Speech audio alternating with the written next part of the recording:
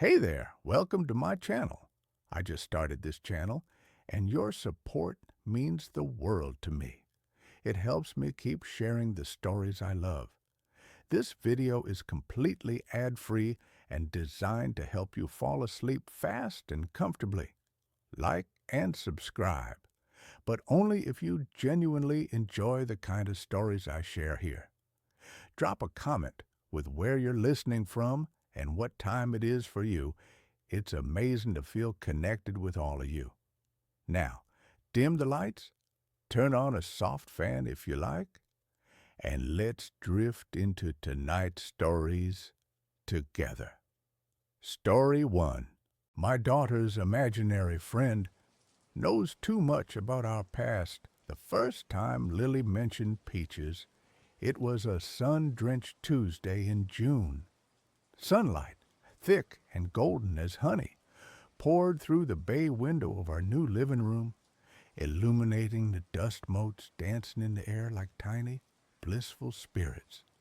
My wife, Sarah, was unpacking a box of books, her brow furrowed in concentration as she tried to decide where the Dickens collection should go.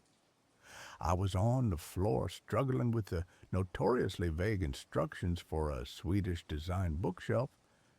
Lily, all of 5 years old with hair the color of spun corn silk and eyes the deep, serious blue of a twilight sky, was having a tea party on the Persian rug we'd bought as a celebratory splurge for the new house.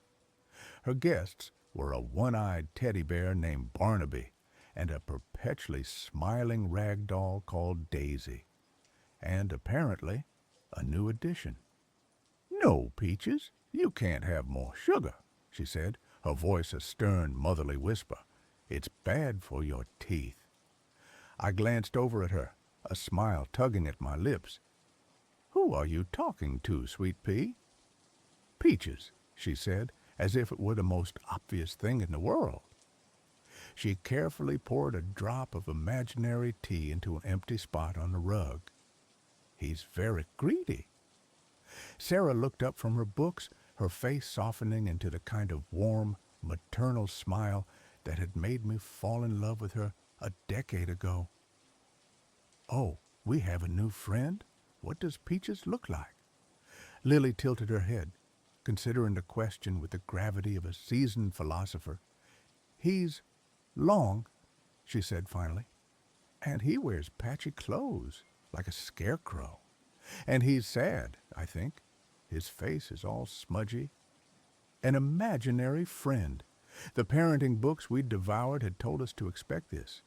It was a normal, healthy part of a child's development, a sign of a vibrant imagination. We smiled at each other over Lily's head, a silent, shared moment of parental pride. Our little girl was creative. She was bright. She was normal. After everything we had been through, normal was the most beautiful word in the English language. We'd bought this house to be our fortress of normal. It was a 2-story colonial on a quiet, tree-lined street in a town where nobody knew our names. It was a deliberate, calculated escape from the city, from the ghosts of our old life, from the constant low-level hum of anxiety that had become the soundtrack to our marriage. This house, with its fresh coat of dove-gray paint and its sprawling backyard, was meant to be a new beginning, a place where the past couldn't find us. For a few weeks it was. Peaches became a fixture in our home.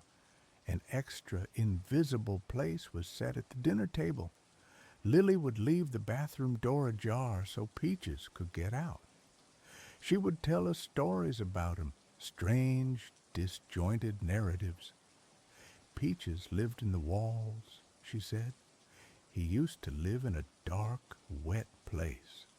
He was always cold." We'd nod and smile, playing along, marveling at the intricate world she was building.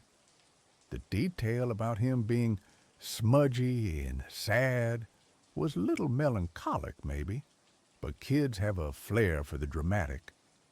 We wrote it off as a harmless quirk, the first tremor, the first sign that the foundations of our new, normal life were built on something deeply unstable came on a rainy Saturday. We were supposed to go to the town's Founders' Day picnic, but a sudden thunderstorm had trapped us indoors. I was trying to teach Lily how to play checkers, and she was, as usual, making up her own far more interesting rules. "Daddy," she said, moving one of my red checkers diagonally and then taking it off the board. "King me." "That's not how it works, sweetie," I laughed. "You have to get to my side of the board first." She looked down at the board, her little brow crinkled. Then she looked up at me, her blue eyes eerily focused. "Peaches says you don't like to play by the rules either." My hand, which had been hovering over the board, froze. A faint, cold prickle ran up my spine. "What do you mean, honey?" "He says you took a shortcut once," she continued, her voice a perfect mimicry of innocent conversation. "On the old road, the one with all the rocks. You were in a hurry." She pushed another one of my checkers off the board. "You were going very, very fast." The air in the room suddenly felt thin and sharp. The sound of the rain against the windows faded to a dull roar in my ears. The old road, the one with all the rocks, the old quarry road. It had been 7 years, but the memory was branded onto the inside of my skull. A dark, winding ribbon of asphalt, slick with rain, hemmed in by woods on one side and a sheer drop on the other. A shortcut we should never have taken. I forced a laugh. It came out sounding brittle and strange. "I don't know what you're talking about, Lilybug. Peaches has a funny imagination." I looked over at Sarah, who was curled on the sofa with a magazine. She had heard. I could see it in the way her shoulders had tensed, in the way her hands were gripping the magazine so tightly her knuckles were white. Her eyes met mine, and for a fleeting second I saw it. The same cold, stomach-dropping fear that was currently coursing through my veins.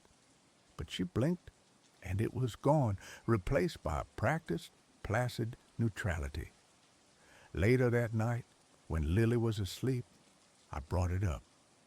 We were in the kitchen, the only light coming from the small lamp over the sink, which cast long, distorted shadows across the room. "What Lily said today," I began, my voice low, "about the quarry road." Sarah didn't look at me. She kept her back to me, scrubbing a pot with a furious circular motion. "She's 5, Tom. She hears things.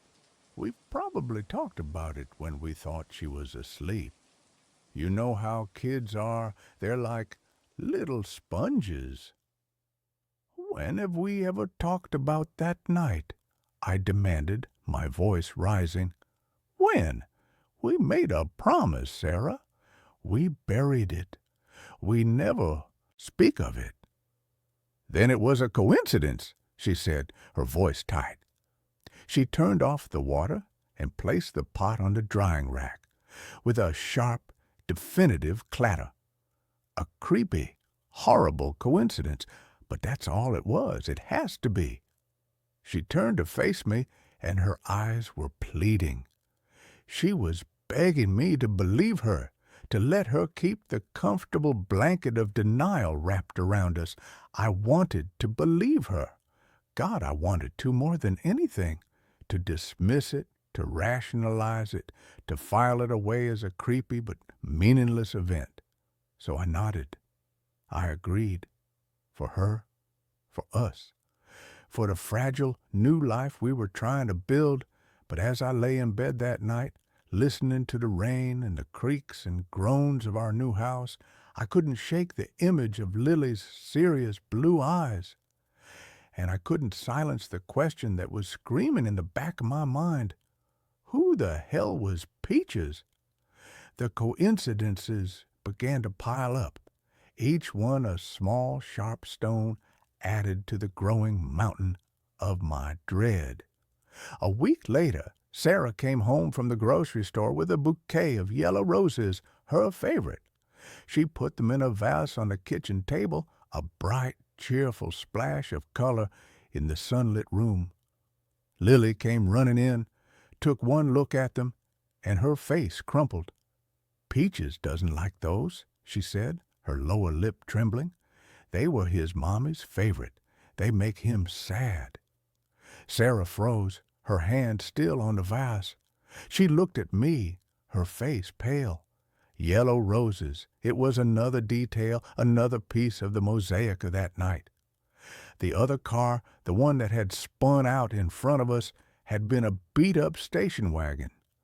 The back was filled with groceries, spilled all over the road, and there had been a bouquet of yellow roses scattered and broken on the wet asphalt, their bright petals bruised and dirt-stained.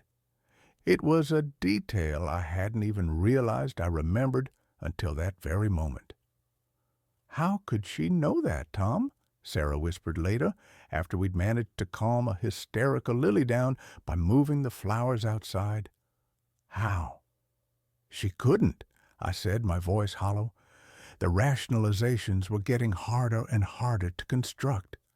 The coincidences were straining the laws of probability to their breaking point. Peach's presence grew stronger, his descriptions more vivid. He wasn't just long and patchy anymore. According to Lily, his hair was the color of mud.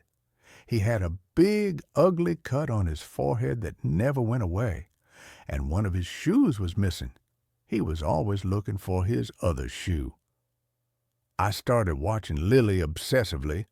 I'd stand in the hallway just out of sight and listen to her one-sided conversations in her playroom. Her voice would be light and cheerful, but the things she said, the things Peaches was supposedly telling her, were chilling. "No, I can't ask them that, Peaches. That's a secret, because secrets are supposed to be quiet. I don't know why they didn't stop. Maybe they were scared." My blood ran cold. I felt like an insect trapped under glass, being watched by something ancient and malevolent. This thing, this Peaches, wasn't a product of Lily's imagination. It was an intrusion. It was something that had attached itself to her, something that was using her as a mouthpiece to terrorize us. The physical manifestation started subtly. A photograph from our wedding, which sat on the mantelpiece, would be turned face down. A single muddy footprint, too large to be Lily's, would appear on the welcome mat, even when it hadn't rained. The temperature in Lily's room would sometimes drop suddenly, becoming unnaturally cold, making the hairs on my arms stand up. Sarah was trying to hold on to her denial, but it was failing. I could see the terror in her eyes, the dark circles that were forming from sleepless nights. We were becoming ghosts in our own home, speaking in hushed tones, jumping at every creak of the floorboards. The silence between us was growing, filled with unspoken horror of what was happening, and the deeper, older horror of what we had done. The night it all shattered, the night we could no longer pretend, started with a song. I was tucking Lily into bed. She was quiet and withdrawn, as she often was now. She was clutching her one-eyed bear, Barnaby, so tightly her knuckles were white. "Daddy," she whispered, her voice small, "can you sing me the Crooked Man song?" I frowned. "I don't think I know that one, Sweet Pea." "Yes, you do," she insisted. "Peaches says you know it. It was on the radio, the night of the shortcut." And then she started to hum, a broken, off-key little tune. but it was unmistakable. It was an old folk song, one I hadn't heard in years, but it had been playing on the radio that night. I remembered it with a sickening lurch of my stomach. It had been playing right at the moment of impact. The cheerful, jaunty melody had been a grotesque counterpoint to the screech of tires and the sickening crunch of metal on metal. My breath hitched in my chest. I couldn't move. I just stared at my daughter, this perfect, innocent little girl who was humming the theme song to the worst moment of my entire life. "He wants you to remember the other man, Daddy," Lily whispered, her eyes wide in the dim light from the hallway. "Peaches says you left him. You left him in the dark, and he was so cold." That was it. That was the moment the floor gave way. I fled the room, stumbling down the hallway, my heart hammering against my ribs like a trapped bird. I found Sarah in the living room, standing by the window, staring out into the darkness. She turned as I entered, and she didn't have to ask. She could see it on my face. "Tom," she breathed. "She knows," I choked out, the words feeling like shards of glass in my throat. "She knows everything. The song, the other driver, leaving him there, this thing, it's telling her everything." The dam of our shared silence, 7 years in the making, finally broke.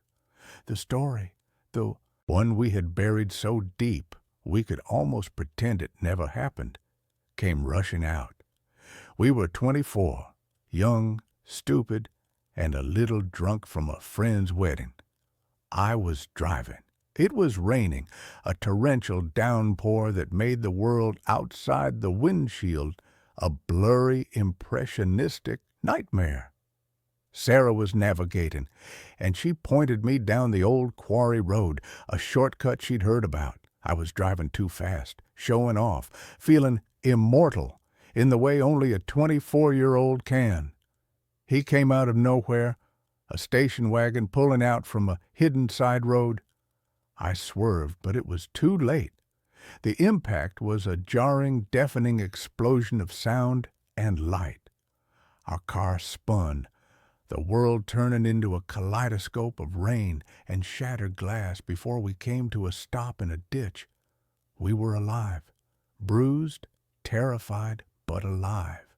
The other car was a wreck, crumpled and twisted, its headlights pointing at crazy angles into the woods. And in the sudden, ringing silence that followed the crash, we heard a groan, a single, low sound of pain coming from the other car. Someone was hurt. Someone was alive. And we were drunk. The smell of the spilled champagne was thick in the car. We looked at each other, and in that moment, a silent, terrible decision was made. Panic, cold and absolute, overrode everything else. It overrode decency, compassion, humanity. We were kids. We were scared of the consequences, of the red and blue lights of the jail cells we imagined. So we did the unthinkable. I put the car in reverse. The tires spun in the mud, and then they caught. I backed out of the ditch, my hands shaking so badly I could barely hold the wheel. We didn't look back. We just drove. We left the scene. We left a man groaning in the wreckage of his car, alone on a deserted road in the middle of a storm. We got home, showered, and pretended it was a bad dream. The next day, scouring the local news online, my hands trembling, I found a small article, a single-car accident on the old quarry road. The driver, a man named Michael Rafferty, a 45-year-old widower and father of one, had been found dead at the scene by a passing motorist hours later. The article said he'd likely died on impact. We clung to that. We told ourselves that lie over and over again until it became our truth. He died on impact. Nothing we could have done would have saved him. Our leaving didn't make a difference. We sold the car for scrap. We moved out of our apartment a few months later. We started over. We built a new life, a good life. We got married. We had Lily, and we buried the ghost of Michael Rafferty so deep that we almost forgot he existed. But he hadn't forgotten us. He had been waiting, and now he had found us. He was in our house. He was talking to our daughter, and he called himself Peaches. The name had been a mystery, a strange, childish moniker. But now, as I stood in my living room, the full weight of our past crashing down on me, I remembered another detail. From the news article, Michael Rafferty had been on his way home from visiting his mother at a nursing home. Her name was Beatrice, but everyone called her Peaches. He was her only son. The entity in our house wasn't just a random spirit. It was him, Michael Rafferty. And he wanted something. After that night, the haunting escalated from psychological warfare to a full-blown physical assault. The whispers were no longer confined to Lily's room. I would hear them in the static of the television, in the rush of water from the faucet, my name spoken in a dry, rasping whisper. "Tom, you left me. It was so cold." Doors would slam shut in empty hallways. The lights would flicker and die, plunging us into darkness, only to flare back on moments later. One morning, I came downstairs to find every cabinet and drawer in the kitchen hanging open, their contents spilled onto the floor. On the kitchen wall, traced in a thin layer of spilled flour, was a single shaky word. Why? Lily was changing. Our bright, bubbly little girl was becoming a shadow. She stopped playing. She would just sit in her room for hours, staring at the wall, sometimes murmuring to herself. The dark circles under her eyes mirrored our own. She started drawing pictures, disturbing childish scribbles in black and red crayon, a drawing of a stick figure lying next to a mangled car, a drawing of a tall, patchy man with a sad, smudgy face standing at the foot of her bed. We were prisoners. The beautiful house we had bought as our sanctuary had become our jail, and Michael Rafferty was the warden. He was feeding on our fear, on our guilt. We knew we had to do something, but what? We couldn't call the police. We couldn't call a priest. We weren't religious, and it felt like a hollow, desperate gesture. We were alone with the monster we had created. The breaking point, the moment I knew we were in danger of losing not just our sanity but our daughter, came a week later. I was in my home office trying to work, though I couldn't concentrate. The house was quiet, too quiet. A sudden, primal instinct, a father's intuition, screamed at me that something was wrong. I ran upstairs to Lily's room. The door was closed. I threw it open. The room was cold, unnaturally so. Lily was standing on a chair, which she had pushed up against the open window. She was leaning out, her small body silhouetted against the gray afternoon sky. "Lily!" I screamed, my voice cracking with terror. She turned, and for a split second, it wasn't her. Her face was slack, her eyes vacant and dark. Her voice, when it came out, was not the high, sweet voice of a 5-year-old. It was a low, rasping whisper, a sound that was both old and full of a terrible, wet-sounding pain. "He wants to show you how it feels," the voice said, coming from my daughter's lips. "How it feels to fall, how it feels to be broken." I lunged across the room, my heart exploding in my chest. I grabbed her around the waist and pulled her back, stumbling, falling to the floor with her in my arms. She started to cry, real terrified sobs this time. The presence was gone. It was just my daughter trembling and weeping in my arms. "Daddy, I was scared," she cried. "Peaches was telling me to jump. He said it would be like flying."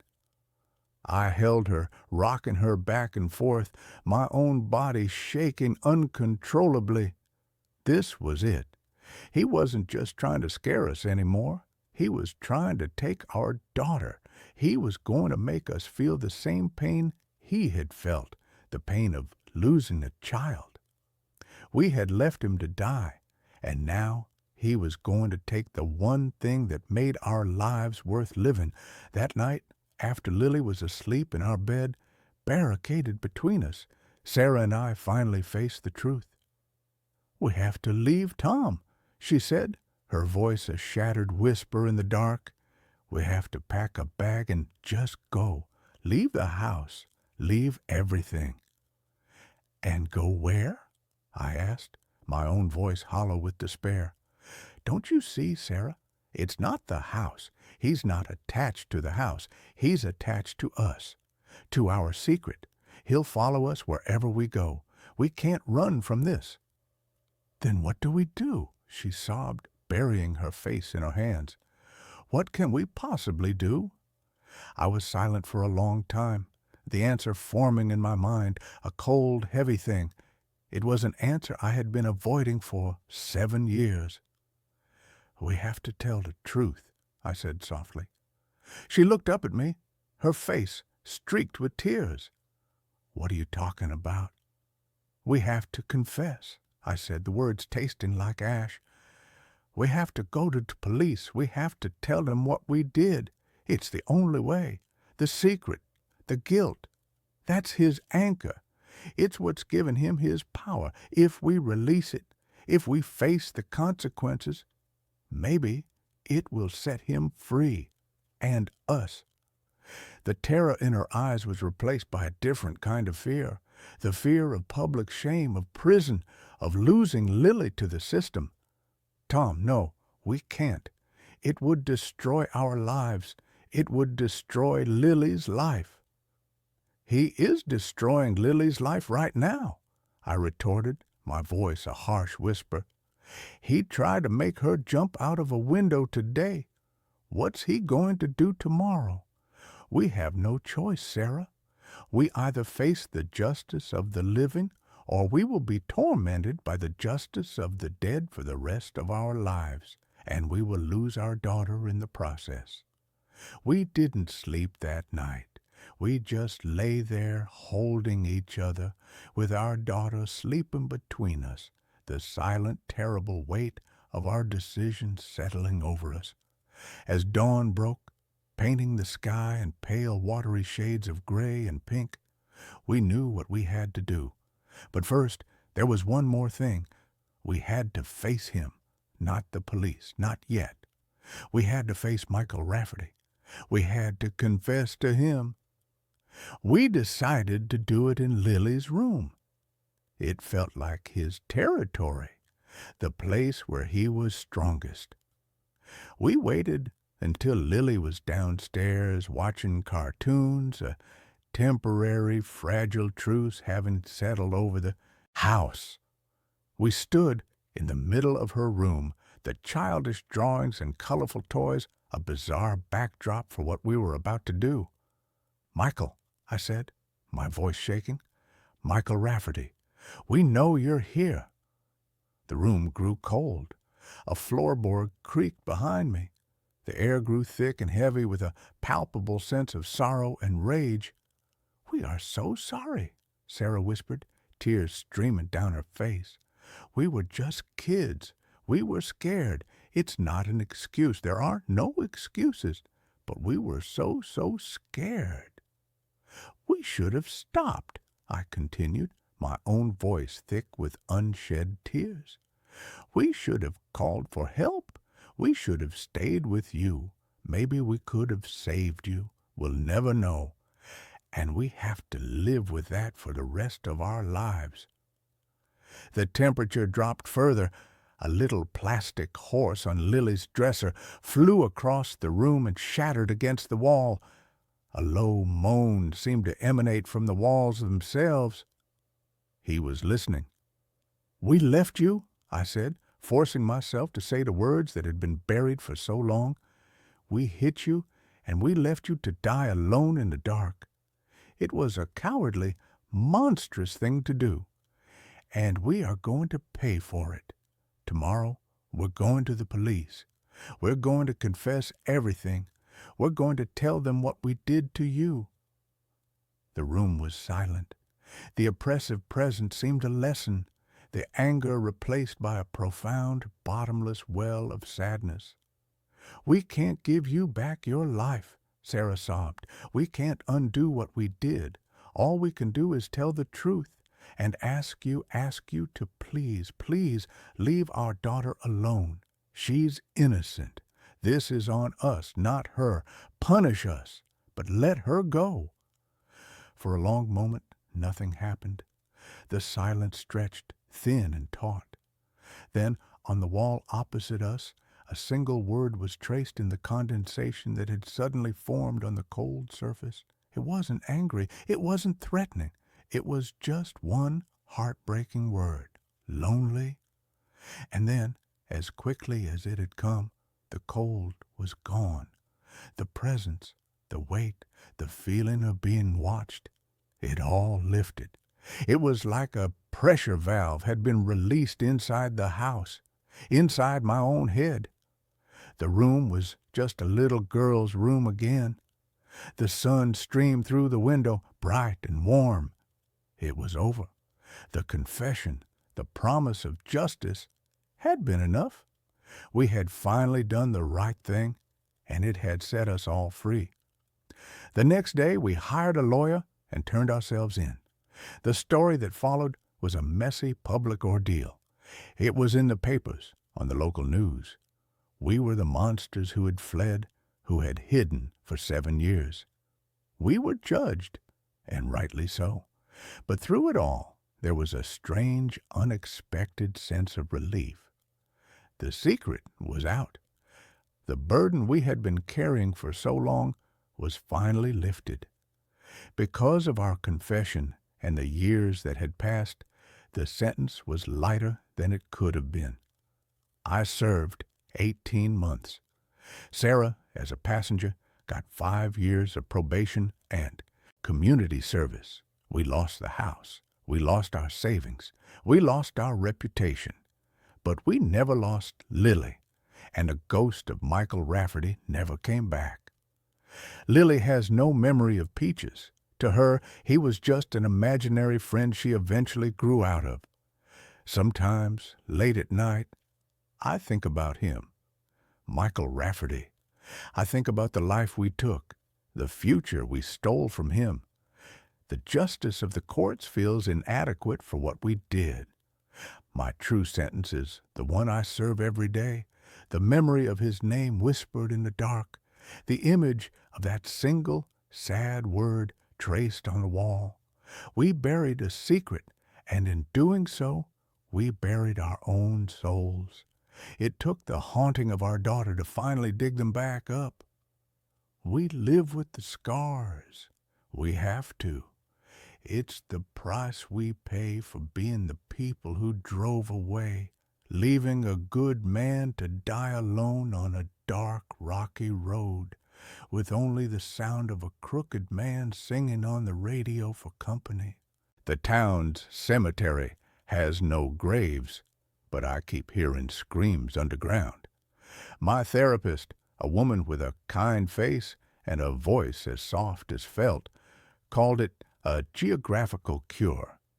The idea that a change of scenery could somehow cauterize the gaping wound in my life. I didn't have the heart to tell her that my grief wasn't a geographical problem. It was a parasitic entity that had taken up residence behind my eyes, and it would pack a bag and come with me wherever I went. Still, the thought of leaving the city, with its million tiny ghosts of a life I'd once shared with my wife Anna, was a compelling one. So I packed my laptop, a few boxes of books, and the metaphorical suitcase full of sorrow, and drove north. The town I chose was called Havenwood. I'd found it on a list of America's most quaint and quiet towns, a bit of online clickbait that suddenly felt like a lifeline. The picture showed a postcard-perfect hamlet nestled in a valley of rolling green hills, a place that looked like it had been put under a glass dome sometime in the 1950s and forgotten about. It was exactly the kind of anesthetic silence I was looking for, and for the first week, it was. I rented a small, furnished cottage at the edge of town, a place that smelled of lemon polish and old wood. The locals were friendly in a cautious, practiced way. They smiled from behind the counters of the general store and the single-pump gas station, their eyes holding a placid, almost unnerving calm. It was a town that seemed to be holding its breath, perpetually waiting for a storm that never came. It was on a walk, during that hazy liminal hour between dusk and true night, that I found a cemetery. It lay on a gentle slope just west of the town, surrounded by a magnificent wrought iron fence that was a masterpiece of Gothic curlicues and spear points. The gate was a grand arched affair with the words Havenwood Memorial Green forged into the iron. I pushed it open, the hinges groaning a low, mournful protest, and stepped inside. The air within the gates was different, cooler, heavier. The grass was a perfect emerald carpet, impossibly lush and manicured, rolling over the soft contours of the hill. Ancient, weeping willows stood like silent, grieving giants, their branches stirring in a breeze I couldn't feel. It was beautiful, and it was profoundly wrong. There were no graves, not a single headstone, no marble angels, no granite crosses, no humble, weathered markers. There were no raised mounds of earth, no flower arrangements, no tiny flags. It was a park, a beautiful, empty, and utterly soulless park that called itself a cemetery. I walked the entire perimeter, my footsteps unnaturally loud on the pristine lawn, a growing sense of dislocation crawling up my spine. A cemetery is a place of names, of dates, of remembrance etched in stone. This place was a blank page, a void. I was standing near the center of the green, watching the last vestiges of sunset bleed across the sky in shades of bruised purple and orange when I heard it for the first time. It was faint, so faint I almost missed it. A high, thin sound, like a distant siren or the cry of a hawk. I tilted my head, straining to hear it over the blood rushing in my own ears. The sound came again, and this time there was no mistaking it. It was a voice, a human voice, stretched and distorted by distance and desperation. It was a scream, and it was coming from the ground beneath my feet. I froze, my body going rigid. The sound was gone as quickly as it had come, leaving behind a silence that was now charged with a terrible, new significance.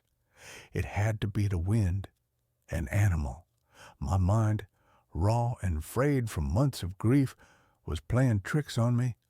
I told myself this, repeated it like a mantra as I backed away from the center of the lawn, my eyes wide, scanning the empty, perfect grass. I didn't stop walking until the iron gate clanged shut behind me, the sound echoing in the twilight like a cell door locking. The next morning, I tried to rationalize it. My cottage was old, the pipes probably groaned. The woods were full of foxes and bobcats whose cries could sound unnervingly human.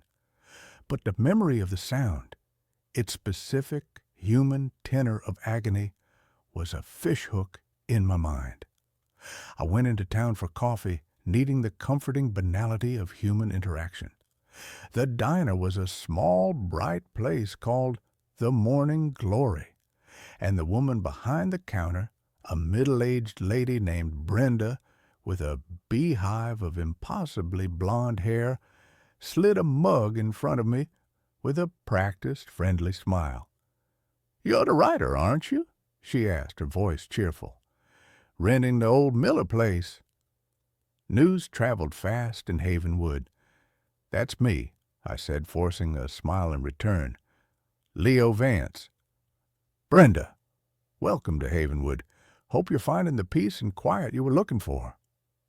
Her smile was so open, so genuine, that I felt a surge of courage. "I am. It's a beautiful town. I was walking by the cemetery last night, the Memorial Green."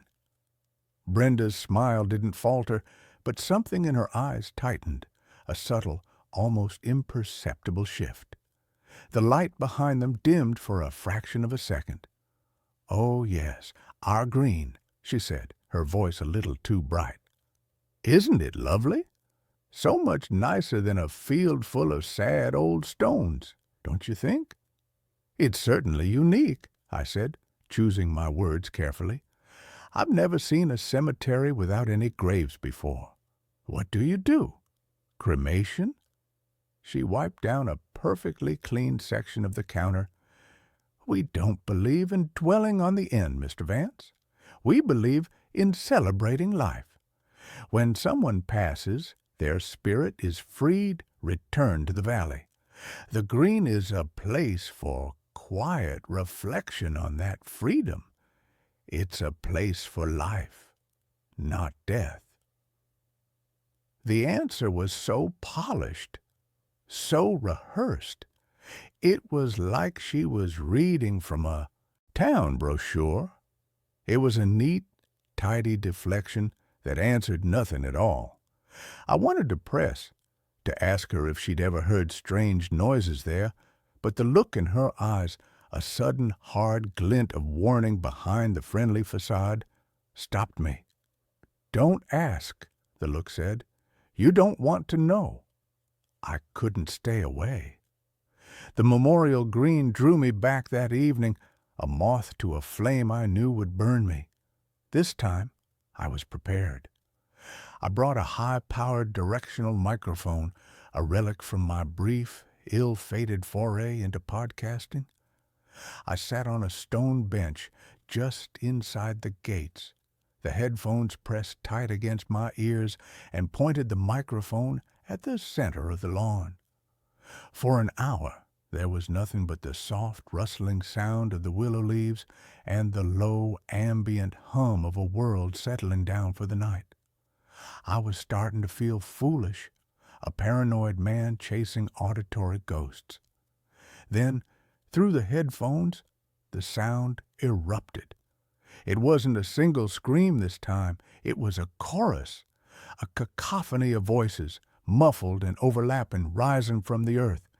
They were faint, but the microphone amplified them, bringing their horror into sharp, terrifying focus. I could distinguish individual voices now, a woman weeping hysterically, a man shouting a single, guttural word over and over again, and a child crying for its mother. They weren't ghosts. They weren't echoes. They were the sounds of living people in unbearable agony. My hands trembled so violently I almost dropped the microphone. I ripped the headphones off, my heart jackhammering against my ribs. The sounds vanished, replaced by the placid evening quiet. The disconnect was dizzying, schizophrenic. The serene, beautiful park, and the charnel house of sound that existed just beneath its surface. My journalistic instincts, dormant for so long, roared back to life, fueled by a potent cocktail of terror and outrage. This was not a haunting. This was a crime, a monstrous, ongoing crime, hidden beneath a blanket of perfect green grass. The Havenwood Town Library was a small brick building that smelled of dust and decaying paper. The librarian was a man named Mr. Abernathy, a creature who seemed to have been grown in the dark dusty stacks he inhabited. He was impossibly old and thin, with skin like parchment stretched over a bird skull, and he watched me with watery, faded blue eyes as I browsed the meager local history section. The official town histories were useless, filled with the same kind of bland, cheerful prose as Brenda's explanation. They spoke of founding fathers, harvest festivals, and a strong, resilient community. But in the back, in a section of brittle, leather-bound ledgers containing the town's vital records, I found the first crack in the story. The ledgers recorded every birth, every marriage, every death in Havenwood since its founding in the late 1700s. I started with the most recent and worked my way back. The death records were meticulously kept. Cause of death, next of kin, place of burial, and up until 1923, every single entry for place of burial read Havenwood Cemetery. Then, in the autumn of 1973, they just stopped. The deaths were still recorded, a flu here, a heart attack there, but the place of burial column was left starkly, uniformly blank. From that point on, for nearly 100 years, not a single burial was recorded in the town of Havenwood. I cross-referenced the date with the old bound copies of the Havenwood Valley Chronicle. The issues from the summer of 1923 were full of the usual small-town news. Then, in late September, the tone shifted. There was a small cryptic article on the front page about a virulent, fast-moving sickness that had taken hold in the town. The article was vague, with no mention of symptoms or official diagnoses. The following week's edition was thinner, half its usual size. It mentioned the deaths of several prominent citizens, including the town doctor. And then the newspaper stopped. The next available issue was from the spring of 1924, and it was like reading a paper from a different town. The tone was relentlessly optimistic. There were articles about a new town charter, about the founding of the memorial green on the site of the old cemetery, a place to look forward, not back. There was no mention of the sickness, no list of the dead. The intervening months had been surgically excised from the town's history. The name that kept appearing in the pre-1923 records was Blackwood. The Blackwood family had founded Havenwood. They had owned the iron mine that had been the town's lifeblood for a century. I found a photograph of the family from around 1920. At its center was the patriarch, Hezekiah Blackwood, a man with a severe black beard and eyes that seemed to burn with a cold, fanatical fire. He looked like an Old Testament prophet, a man who would not suffer fools or sinners.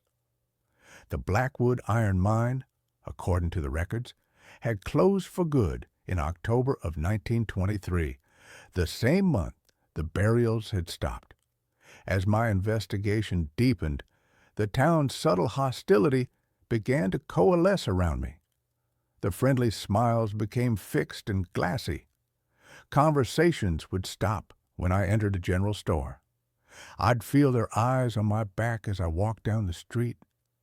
The quiet of the town was no longer peaceful. It was watchful. The phenomena in my cottage began. It started with small things. A book I'd left on the table would be on the floor. The faucet in the bathroom would be dripping, even though I knew I'd turned it off tightly.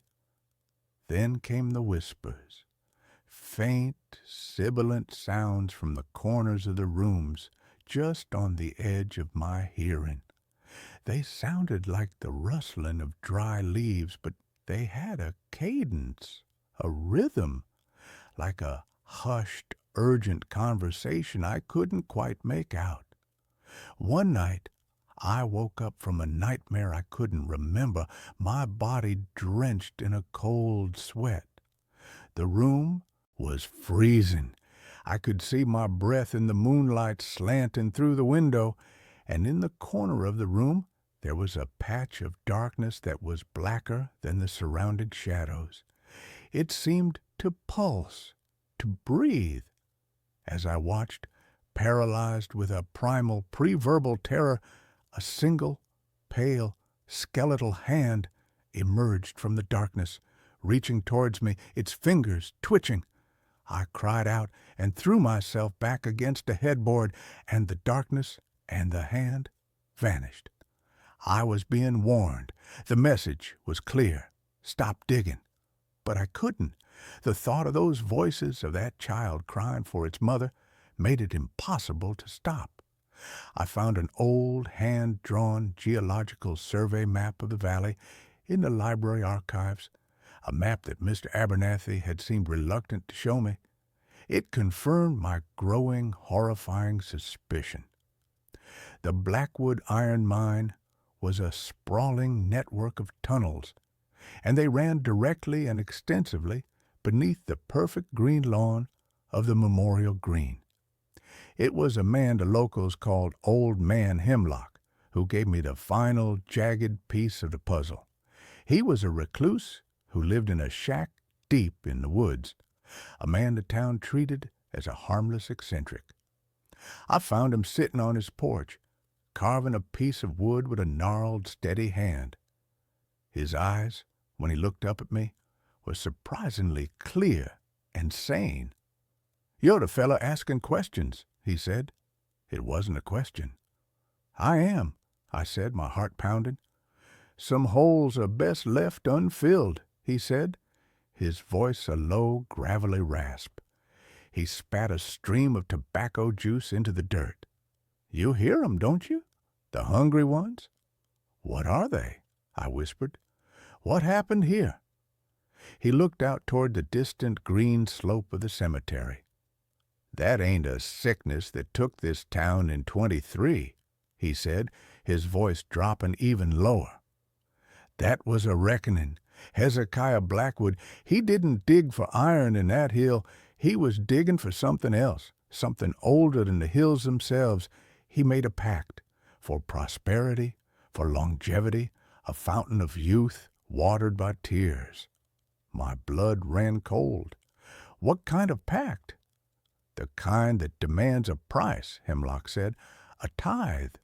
The earth gives, but the earth must be fed. The sickness was a lie to cover the first payment. They didn't die, not really. Hezekiah, he and his chosen, they took the sick, the weak, the old, and they put them in the tunnels, alive, an offering, to keep the darkness in the ground happy." I stared at him, my mind reeling, trying to process the sheer Lovecraftian horror of his words. This wasn't a mass grave. It was a larder, a subterranean prison farm of human suffering, the impossible, vibrant health of the town, its placid calm, its unnatural resistance to the decay of the outside world. It was all being paid for by the screams of the damned. "The townspeople," I started. "They're the descendants," he finished, for me, the jailers. "They live their long, happy lives on top of a symphony of agony, every one of 'em, and they know the rules. The pact must be honored. The tithe must be paid." He looked me straight in the eye, his gaze sharp and piercing. "And you hear that bell in the town square? That ain't a church bell. It's rung when one of them is near the end. It's a dinner bell. Lets the hungry ones know a new resident is on the way. Keeps the cycle going." A wave of nausea washed over me. I thought of Brenda's hard, warning eyes, the watchful silence of the town. This wasn't just a secret. It was a religion. A monstrous, secret-draped religion of human sacrifice. I knew then that my time in Havenwood was running out. I was no longer just a curious outsider. I was a threat. I had uncovered the rotten foundational truth of their perfect little town, and they would not, could not, let me leave with that knowledge. My digging had disturbed a quiet order of things, and the pact, I suspected, demanded balance. The realization that I was the new tithe came with the ringing of the bell. I was in my cottage, frantically packing a bag, my hand shaking so badly I could barely zip it. The sun was setting, painting the sky in bloody, apocalyptic hues. And then it began, a low, resonant bong that echoed through the valley. It was the bell from the town square. Bong. It was a slow, deliberate tolling.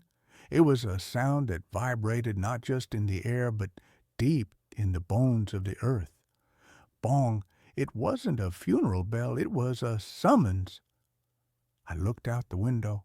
In the twilight, I could see figures emerging from the houses down the street. They moved with a slow, calm, inexorable purpose, and they were all walking in my direction. Their faces, what I could see of them, were blank, their friendly masks stripped away to reveal the grim, determined faces of executioners. I fled out the back door and into the woods. The forest, once a place of quiet solace, was now a labyrinth of grasping shadows and menacing shapes. I could hear them behind me, not crashing through the undergrowth, but moving with an unnerving, practiced silence. They knew these woods. This was their hunting ground. My only hope, my only conceivable path of escape, was to circle around a town. But as I ran, the tolling of the bell seemed to guide my pursuers, its resonant waves a form of sonar pinpointing my location. I stumbled out of the woods and onto the road, and my heart sank. I was on the western edge of town. I had run in a circle, and right in front of me, its iron gates gaping open like the maw of some great beast, was the memorial green. They were waiting for me. A semicircle of townspeople stood at the gate, their faces illuminated in the cold white light of a single bare bulb that hung over the entrance. Brenda from the diner was there, the gas station attendant, Mr. Abernathy, the librarian, looking more like a vulture than ever. They weren't holding weapons in the traditional sense. They were holding shovels, ropes, and thick canvas sacks. There was nowhere to run. They advanced on me, their movements slow and ritualistic. I was herded like a sheep to the slaughter through the gates and onto the perfect emerald grass. The bell continued its slow, hypnotic tolling, and as I was pushed towards the center of the green, the screams from below began to rise, louder and more insistent than ever before, as if in hungry, terrible anticipation. I was thrown to the ground, the air knocked from my lungs. I saw Brenda's face above me, her expression not one of malice, but of a grim, sorrowful necessity. "The pact must be honored," she said, her voice a flat, dead thing. "The valley must be fed." But as they pinned my arms and legs, a different sound cut through the air, a grating, metallic shriek. One of the men was using a heavy iron key to unlock something in the ground. A section of the perfect lawn, I now saw, was not lawn at all. It was a masterfully concealed trapdoor, a sod-covered slab of iron. As they heaved it open, a wave of cold, foul air washed over me, a charnel house stench of damp earth, decay, and profound ancient despair. It was the gateway to hell. And below, in the Stygian darkness, I could see a faint, shifting, phosphorescent glimmer, and I could hear the wet, scrabbling sounds of things moving in that final, desperate moment as they prepared to throw me into the pit, My mind, sharpened by pure terror, found an escape route. It wasn't a route for my body, but for my story, my phone. I had been recording my conversation with Old Man Hemlock, and the phone was still in my pocket, still connected to the cloud. With a final adrenaline-fueled surge, I twisted my body and managed to get a hand into my pocket. My fingers closed around the smooth, cool glass of the phone. I didn't have time to do anything else. As they lifted me, swinging me over the open pit, I hit the live stream button on a social media app I hadn't used in years. I didn't know if I had a signal. I didn't know if it would work.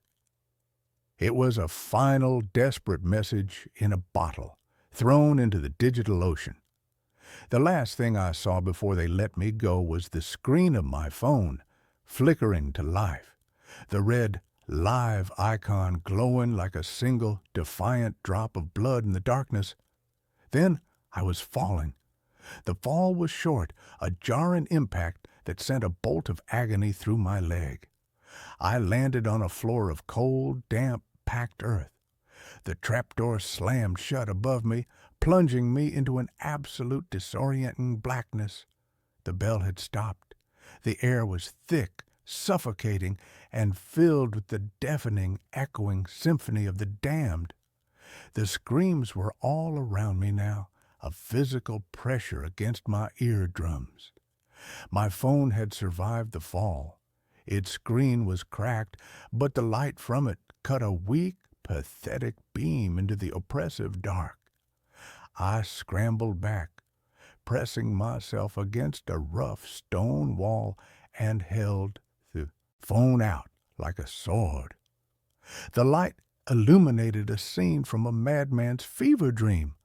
I was in a wide circular chamber, the central hub of the mine, and from the dozens of tunnels that radiated outwards from the chamber, they were coming. They were no longer human. The decades, the century of being trapped in the living dark, had twisted and reshaped them. They were pale, desiccated things. Their skin stretched thin and translucent over their skeletal frames.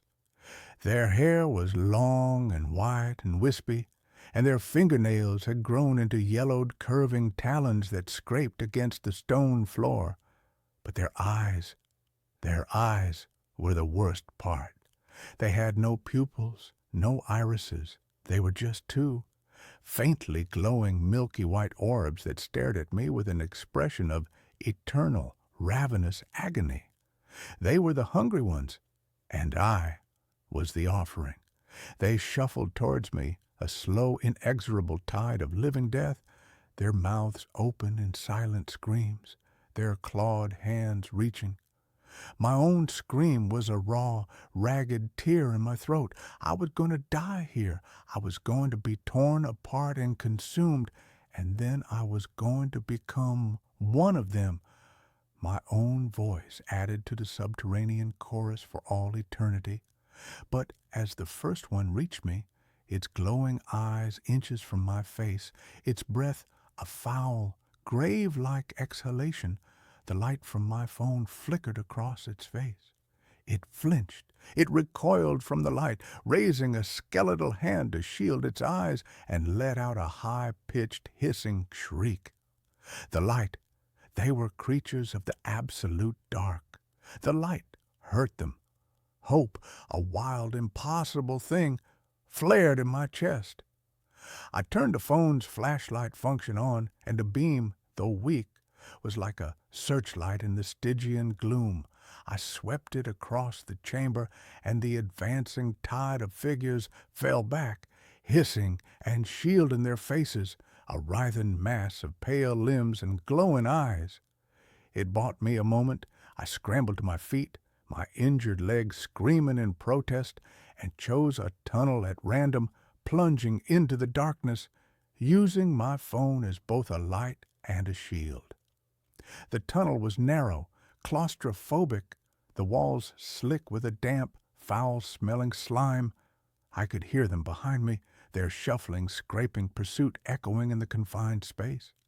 I ran, stumbling, falling, my body a symphony of pain and terror. The tunnel twisted and turned, and every new corner threatened to reveal a dead end. The battery on my phone was at 7%. The light began to flicker, my shield against the encroaching dark growing weaker with every passing second. And then I saw it. Faintly, at the far end of the tunnel, a different kind of light. A small square patch of gray. Air. It was an old ventilation shaft, long forgotten, choked with weeds and roots, but it was a way out. The battery on my phone died. I was plunged back into absolute blackness, and the things behind me surged forward, their hissing growing louder. I ran the last few yards in the dark, my arms outstretched, and threw myself at the square of light. I clawed at the dirt and the roots, my fingers bleeding, and pulled myself up, inch by agonizing inch, into the narrow vertical shaft. I could feel their talons scraping at the heels of my boots, but I kept climbing, pulling myself up towards the sky. I burst out of the ground into the cool, clean air of the deep woods, gasping and sobbing, covered in filth and blood. I was miles from the memorial green on the far side of the hill. I didn't look back. I just ran until the woods gave way to a highway, and I flagged down the first passing truck, a terrified, babbling madman who had just clawed his way out of his own grave. My live stream had worked. For 17 terrifying minutes, the world had watched a shaky, flickering feed of a man being thrown into a pit and then pursued by impossible creatures through a dark tunnel, his screams mingling with the screams of 100 others. The feed cut out, but it was enough.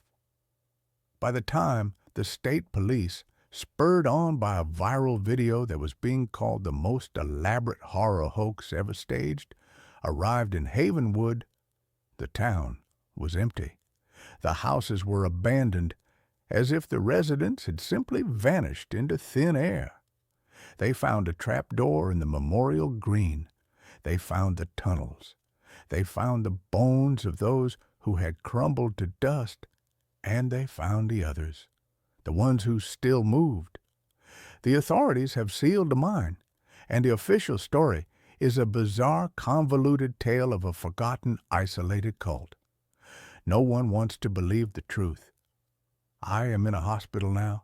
They tell me I'm lucky to be alive. They are treating my physical wounds, but they have no cure for the wounds on my soul. My phone was recovered, its data intact. The recording of Old Man Hemlock, the live stream, the photos of the blank, perfect cemetery, I have my proof, but it has cost me my sanity. Because sometimes, late at night, in the sterile, quiet dark of my hospital room, I can still hear them. It's faint, just on the edge of my hearing, a muffled, desperate chorus. The screams have followed me, or maybe I've just finally learned to hear the sounds of all the other hidden places in the world, the places built on secrets and suffering. Maybe the whole world is a cemetery with no graves, and I am doomed to be the only one who can hear the screaming. The motel was a fossil, a perfectly preserved specimen from an era of chrome, linoleum, and a kind of desperate roadside optimism that no longer exists. It was called the Starlight Vista, a grand, ludicrous name for a low-slung, L-shaped building of peeling paint and buzzing neon that offered a stunning vista of a gas station and a 24-hour diner. I was the night clerk, a post I had occupied for the past 6 years. My name is Arthur, and my life had become a long, quiet, and deeply repetitive night, punctuated only by the arrival of the occasional weary traveler or the distant melancholy wail of a train passing through the dark. The Starlight Vista was a place of ghosts, but not the spooky kind. It was haunted by the ghosts of salesmen with worn-out briefcases, of families on cross-country trips in wood-paneled station wagons, of lovers meeting for clandestine, lukewarm affairs. Every scuff on the floor, every cigarette burn on the Formica countertops was a small, silent testament to a life that had passed through and moved on. I was the curator of this museum of transient lives. My nightly ritual was as fixed and unchanging as the constellations. I'd make a pot of coffee that was strong enough to dissolve a spoon. I'd read the local paper with a kind of detached, anthropological interest, and I'd check the reservation ledger. The ledger was the one anomaly in my otherwise predictable world. It was a thick, leather-bound book, its pages yellowed and soft with age, a holdover from the pre-digital era that the motel's owner, a flinty, unsentimental old man named Mr. Gable, refused to replace. And in that ledger there was the mystery of Room 9. Every single night, for as long as I had worked there, the entry for Room 9 was the same. A single, neat and unchanging line, written in a precise, slightly old-fashioned cursive, J. Corbin. No first name, no payment information, no check-in time. Just the name. The reservation was a permanent, unmovable fixture in the book. The first time I asked Mr. Gable about it, he had given me a look that was as cold and sharp as a shard of broken glass. "Room 9 is not your concern, Arthur," he'd said, his voice a low, gravelly rumble. "It's occupied, permanently. You do not knock on the door. You do not slide a bill under it. You simply leave it be. Is that understood?" It was not an invitation for a conversation. It was an order, and for 6 years I had obeyed it. I had treated Room 9 as if it did not exist. It was a blank spot on the map of my small nocturnal kingdom, but my curiosity, a slow, patient, and persistent creature, had been gnawing at the edges of my obedience for years. I had done the math. I had gone back, page by yellowed page, through the old ledgers that were stored in the back office.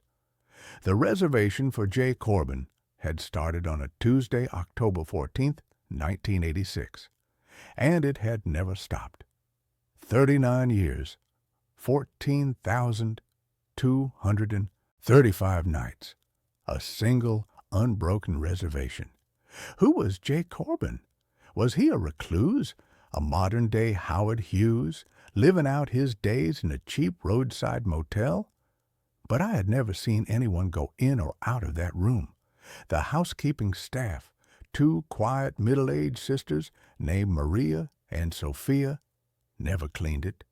When I had asked them, they had just crossed themselves and shaken their heads, muttering something in Spanish about bad air. The room itself was a paradox. It was at the far end of the west wing, the last door on the left. The paint on the door was not peeling. The brass number 9 was not tarnished. The "Do Not Disturb" sign, a small plastic rectangle, hung permanently from the knob. Its red letters faded to a pale, anemic pink. The window that faced the parking lot was always dark, its thick mustard-yellow curtains always drawn. But the room was not dead. It consumed electricity. I had checked the meters in the maintenance closet. Room 9 drew a steady, consistent, and low-level amount of power day and night, the kind of power draw you'd see from a single, low-wattage light bulb, and maybe an old, inefficient clock radio. My quiet, ordered life was built around this one, singular, and deeply unsettling mystery, and for 6 years I had been content to let it remain one. But then Mr. Gable died, a heart attack, swift and efficient in his sleep. his estranged daughter, a brisk, no-nonsense woman from the city, inherited the motel, and her first order of business was to modernize. A team of contractors descended upon the starlight vista, and the comfortable, dusty silence of my life was shattered by the sound of hammers and power saws. They were replacing the carpets, updating the wiring, and, to my horror, installing a new computerized reservation system. The leather-bound ledger, my strange anachronistic Bible, was to be retired. I knew my time was running out. The new system would not tolerate the gentle, unspoken mystery of J. Corbin. It would demand a credit card number, a check-in date, a digital footprint. The ghost in my machine was about to be exorcised by an IT professional. I had to know. I had to understand. Before the bulldozers of the 21st century paved over the one true and profound mystery of my life. The night before the new system was scheduled to go online, I made my decision. The contractors were gone. The motel was quiet, save for the hum of the ice machine and the snores of a traveling salesman in room 3. I took the master key, a heavy, old-fashioned brass key that I had never in 6 years had a reason to use for room 9. My footsteps echoed in the empty parking lot as I walked towards the west wing. The air was cold and still. The buzzing of the neon sign seemed to grow louder, more insistent, as I approached the door. I stood before it for a long moment, my heart a frantic, trapped bird in my chest. The faded "Do Not Disturb" sign seemed to mock me. My hand trembled as I slid the key into the lock. It turned with a smooth, silent, and well-oiled click that was deeply, profoundly unnerving. I took a deep breath, the air tasting of asphalt and impending revelation, and I pushed the door open. The room was not what I expected. It was not a dusty, forgotten time capsule. It was not the squalid den of a recluse. It was a waiting room. The room was immaculate. The bed, a standard motel-issue double, was made with military precision. The cheap polyester bedspread pulled taut, not a single wrinkle on its surface. The carpet, a swirling psychedelic pattern of orange and brown, was perfectly vacuumed. There was not a speck of dust on the faux wood headboard or the formica top of the small round table. But the room was not empty. On the table, next to a small bakelite lamp that was emitting a soft, warm, golden glow, was a single open book. And sitting in the room's only armchair, a worn vinyl monstrosity the color of a bruised avocado, was a man. He was old, but it was an age that was impossible to quantify. He was dressed in a simple, gray, and slightly old-fashioned suit. His face was a road map of wrinkles, but his eyes, a pale, washed-out blue, were clear, sharp, and utterly, completely ancient. He was not a ghost. He was solid. He was real. And he was looking directly at me. He did not seem surprised. He seemed patient, as if he had been waiting for me to open that door for a very, very long time. "Arthur," he said, his voice a low, soft, and impossibly tired sound. "You're early. I wasn't expecting you for another 17 years. I stared at him, my mind a screaming white noise chaos of disbelief. Who are you?" I stammered. "Are you J. Corbin?" He smiled, a faint, sad, and deeply weary smile. "In a manner of speaking, it's a professional name, a designation. You can call me Jonas." "What is this place?" I whispered, my eyes darting around the clean, sterile, and utterly soulless room. "What have you been doing in here for 39 years?" "Waiting," he said simply, "and working. He gestured to the open book on the table. I took a hesitant step into the room. The air was still and cool, and it had a strange, neutral, almost non-existent smell. It was like the air in a clean room, a place where the outside world was not allowed to enter. I looked at the book. It was a ledger, identical to the one I used at the front desk, and it was open to today's date. All the rooms were marked as vacant, except for one, Room 9, J. Corbin, and beneath it a new line had been added in the same neat and precise cursive. Arthur Penhaligon, 11:17 p.m., my name. I looked up at him, a cold, creeping dread, far worse than any simple, superstitious fear, beginning to seep into my bones. What is this? I'm a clerk, Arthur, Jonas said, his ancient blue eyes holding mine. Just like you, a manager of a very specific and very necessary kind of roadside motel. He gestured around the room. This isn't just a room, it's a layover, a transfer station, a place between the road you were on and the one you're about to be on. I don't understand, I said, my voice trembling. You're not supposed to, he said, his voice gentle. Not yet. Your reservation isn't for another 17 years, but you've opened the door. You've checked in early. And the rules are very strict about early check-ins. My mind was reeling, trying to process the sheer cosmic impossibility of his words. This was not a man. This was something else.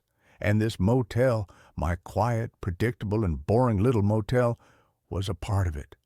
What are you? I whispered. I am the one who helps the lost find their way, he said. The ones who die on the road.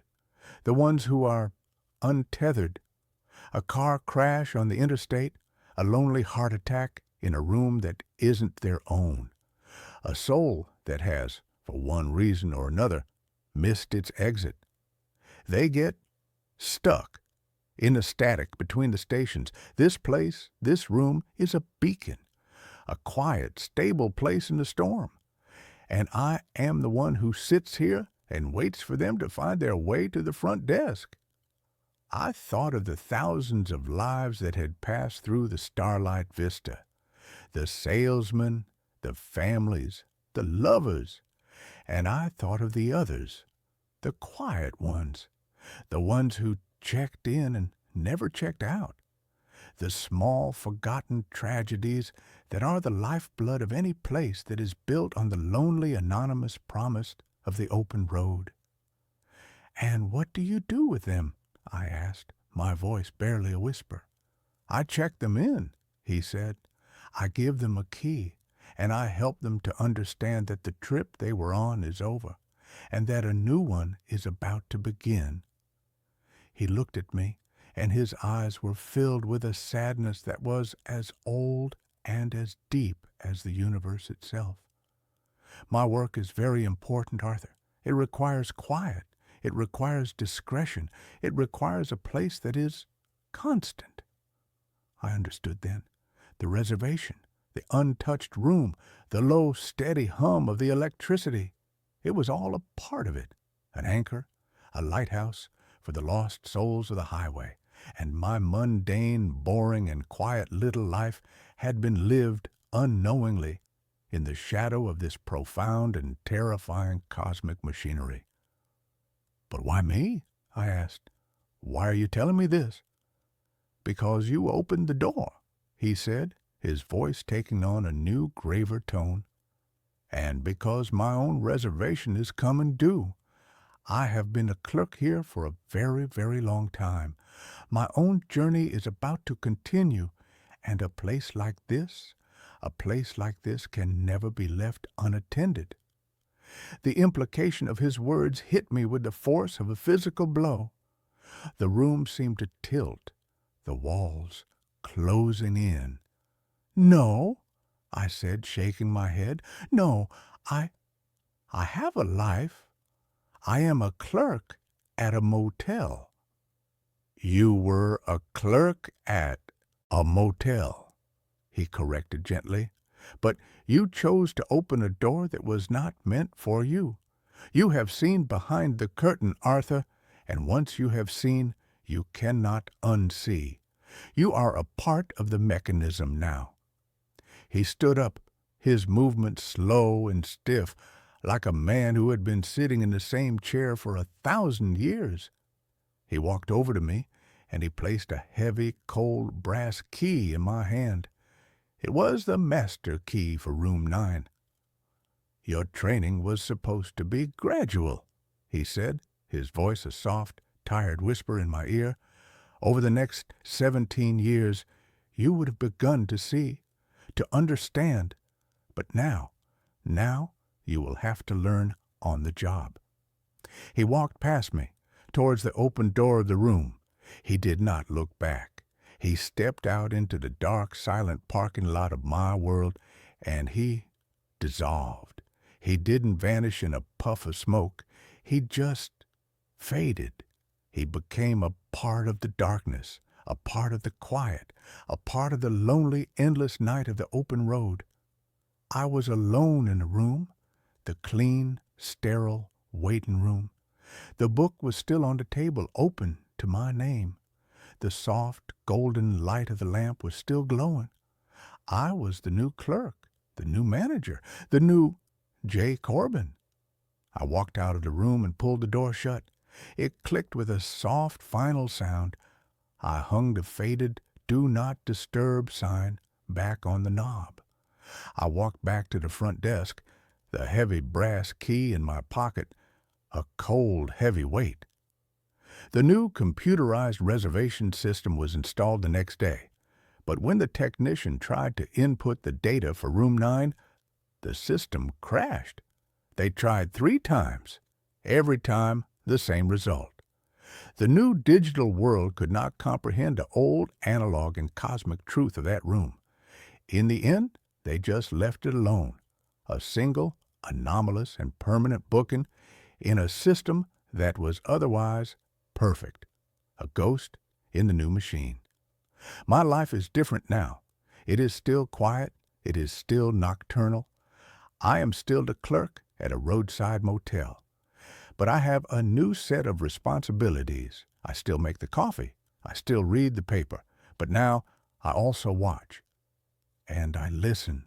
And sometimes, in the dead of night, a new guest will arrive. They will look confused and lost and afraid. They will not have a reservation, but I will know their name. I will check them in, and I will give them a key to a room that is not on any map, a quiet, clean, and peaceful room, a place where they can rest before they continue on their journey. I have 17 years until my own check-in, 17 years to be the quiet, patient, and necessary guardian of the lost souls of the Starlight Vista. It is a strange and lonely and sometimes terrifying job. But I have come to understand that it is also a profound and deeply and strangely sacred one. The road is long and the night is dark, and everyone eventually needs a place to rest, and I am the one who leaves the light on. The winter I turned 34 was the winter the world went silent. It was a silence born of absence, a profound sound-dampening void left by the departure of my wife, Amelia.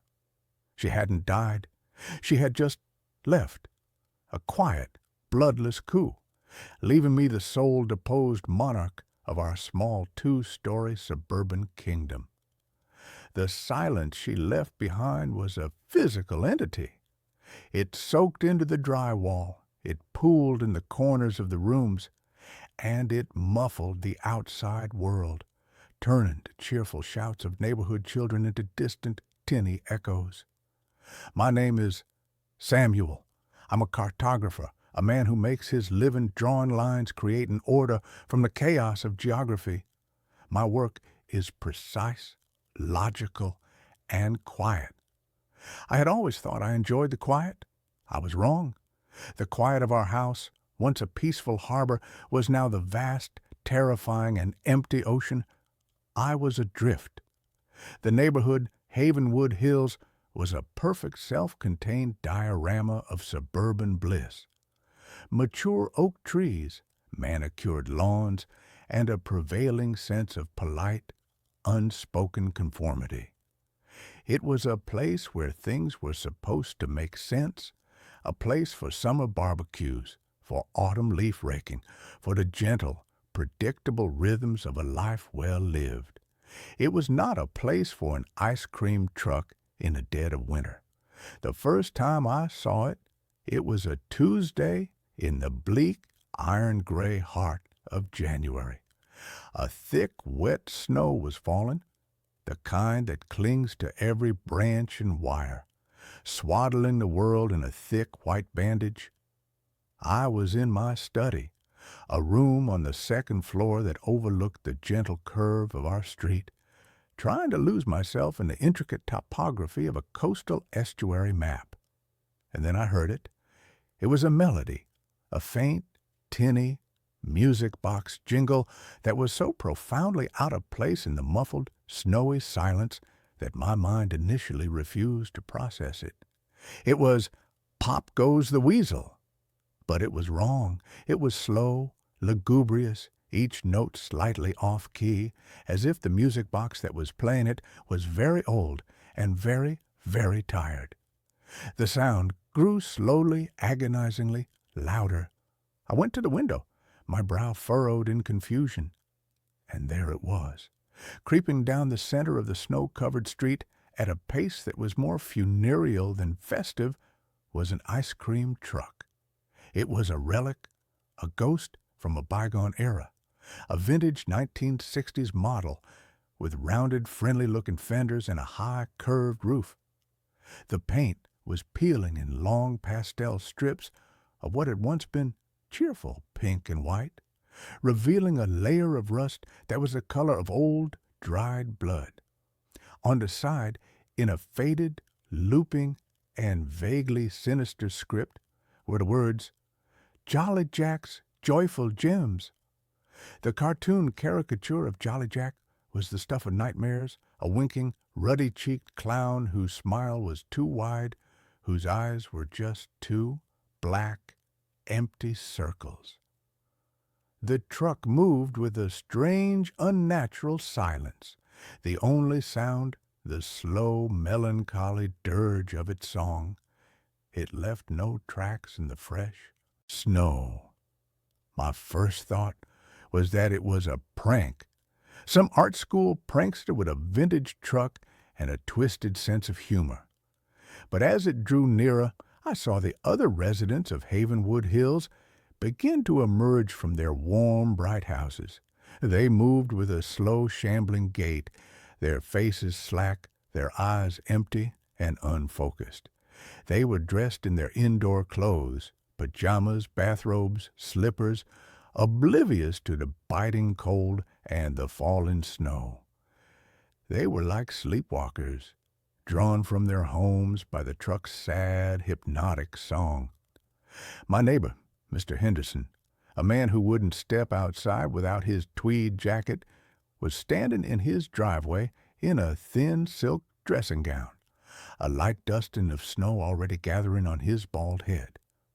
The truck stopped directly in front of my house.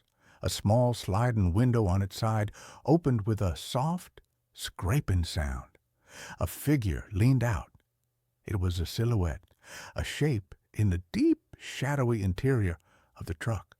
I couldn't make out a face, just the impression of a tall, thin man in an old-fashioned soda jerk hat. A single, pale, long-fingered hand rested on the counter. The neighbors formed a silent, orderly queue. One by one, they would step up to the window, murmur something, and the pale hand would dispense not an ice cream cone, but a small white paper-wrapped block. They would hand over no money. They would simply take the block, turn, and shuffle back to their houses, their faces still wearing the same blank, vacant expression. I watched, my own face pressed against the cold glass of the window until the last neighbor had been served. The sliding window scraped shut. The slow, sad music began its funereal march once more, and the truck continued its crawl down the street, disappearing into the swirling snow, leaving the pristine, trackless white street behind it. The next day, I tried to talk to Mr. Henderson as he was collecting his mail. "Did you see that ice cream truck yesterday?" I asked, my voice a little too loud, a little too eager. He looked at me. His eyes, which were usually so full of a wry, intelligent humor, seemed clouded, distant. "Truck?" he said, his brow furrowed in genuine confusion. "I don't think so, son. Not in this weather." He turned and walked back to his house, leaving me standing in the cold, the seeds of a profound and terrible dread beginning to sprout in my gut. The truck returned the next day, at the same time, in the twilight hour as the world turned from gray to black, and the next. It became a part of the winter landscape, a daily, impossible ritual. And every day my neighbors would perform their silent, somnambulistic pilgrimage. After a week of this, I began to notice a change in the neighborhood, a subtle, creeping decay. The Christmas lights, which had been left up in a cheerful, defiant stand against the winter gloom, were no longer being turned on. The lawns, once so meticulously kept, were becoming shaggy and unkempt beneath. The snow, the people themselves, seemed faded. Their smiles were a little more forced, their greetings a little more hollow. It was as if the color, the life, the very soul of Havenwood Hills was being slowly, methodically leached away. My journalistic instincts, a holdover from a brief pre-cartography career, took over. My fear was being eclipsed by a desperate need to understand. I began to research. I dug into the town's archives, sifting through microfiches of old newspapers, my eyes burning from the strain. I found him in an article from the summer of 1974. His name was Jack. Not Jolly Jack. Just Jack.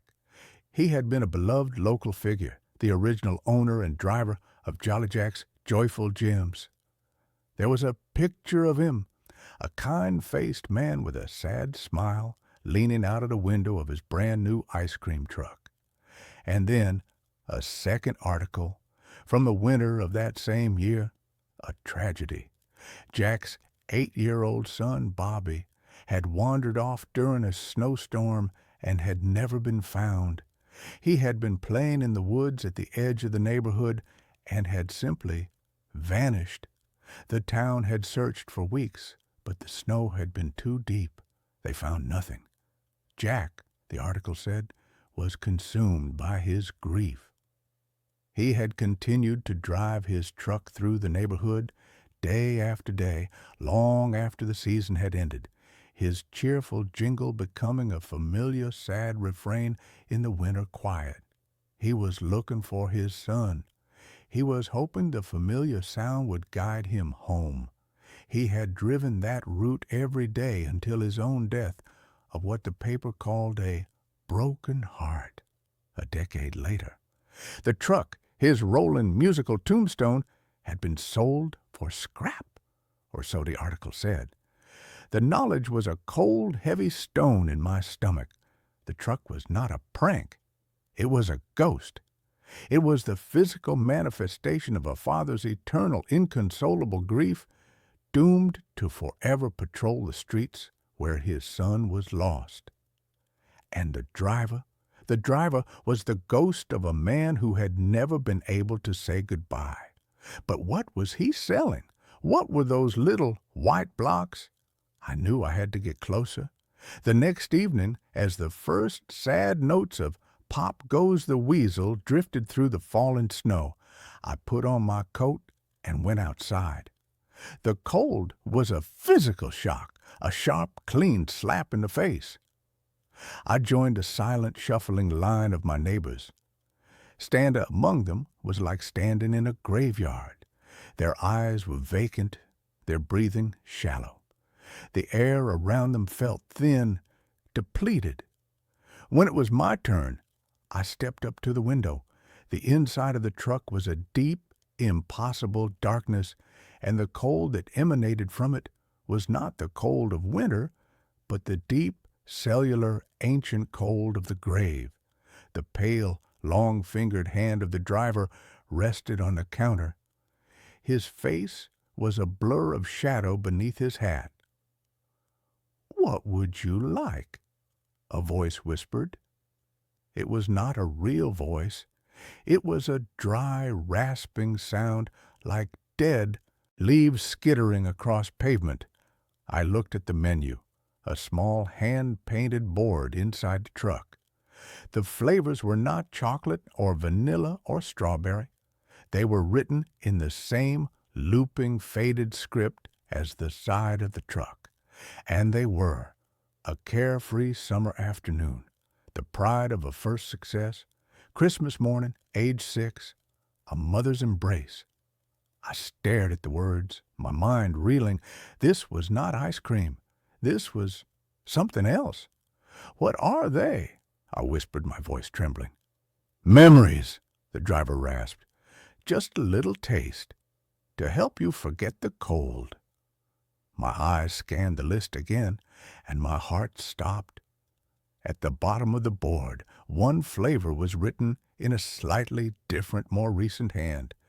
Amelia's laugh, a sound, a memory, a feeling that I had been chasing in my dreams for 6 agonizing months. The sound that had been the anchor of my life, the thought of hearing it again, of feeling the warmth of it, was a siren song so powerful, so seductive, that it drowned out all the alarm bells that were screaming in my head. "I'll have that one," I said, my voice a choked, desperate thing. The pale hand disappeared into the darkness and reemerged with one of the small paper-wrapped blocks. As I reached for it, his cold, dry fingers brushed against my own. It felt like touching a statue. I took the block. It was cold, but it wasn't the cold of ice. It was the cold of absence.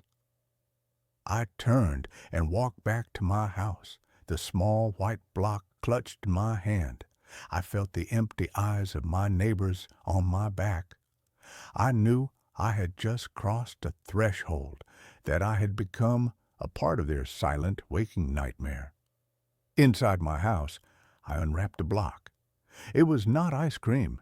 It was a smooth, white, almost translucent substance, like solidified moonlight. It had no smell. I sat in my armchair, the one Amelia had always loved, and I took a small, hesitant bite. The world dissolved. It was not a taste. It was a total sensory immersion. I was no longer in my silent, winter-bound house. I was in our old, sun-drenched garden, in the heart of a perfect July afternoon. I could feel the warmth of the sun on my skin. I could smell the rich, loamy scent of the earth, the sweet perfume of the roses Amelia had planted, and I could hear her. She was laughing, a full-throated, joyous sound that was more beautiful than any music I'd ever heard. She was holding a watering can, a single perfect drop of water clinging to the tip of her nose. The memory was not a memory. It was real. It was perfect. I was there. The experience lasted for what felt like an eternity, and for what was probably only 30 seconds. When it faded, and I was back in my cold, silent living room, the afterglow was so powerful, so euphoric, that I was weeping with a joy so profound it was almost painful. The little white block in my hand was almost gone, melted away into nothing. It was the most beautiful thing I had ever experienced, and it was the beginning of my end. The next morning, I woke up feeling a strange, hollow sensation. The euphoria of the memory was gone, replaced by a gray, aching void. I went to make coffee, and I found myself staring at the coffee maker, a simple drip machine we had owned for years, and I couldn't remember how to use it. The knowledge was just gone. A small, simple, and utterly mundane memory erased.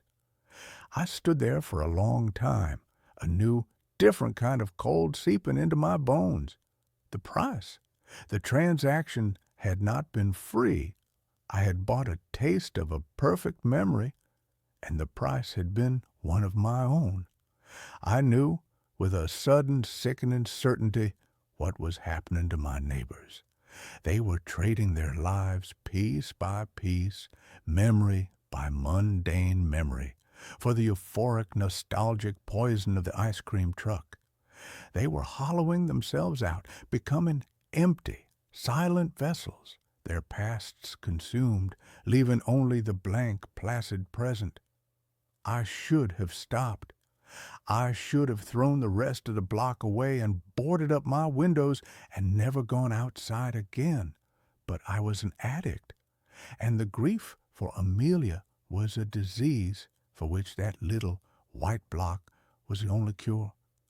I went back the next night, and the next. I traded the memory of my first grade teacher's name for the feeling of Amelia's hand in mine on our first date. I traded the memory of how to tie a Windsor knot for the smell of her hair on our wedding day. I was systematically dismantling my own history, one cherished, perfect, and utterly false memory at a time.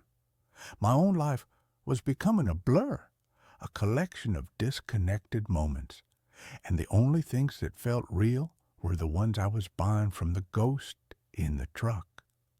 My world grew smaller. I stopped working. The lines on my maps became meaningless squiggles. The only geography that mattered was the 20-yard stretch of frozen lawn between my front door and the curb. It was my neighbor's little girl, a bright 7-year-old named Chloe, who finally broke through my self-induced haze. I saw her from my window, standing in her own yard, building a snowman, and I was struck by a sudden, jarring thought. She was the only child I ever saw outside anymore. The other children of Havenwood Hills were gone, or at least they were no longer visible.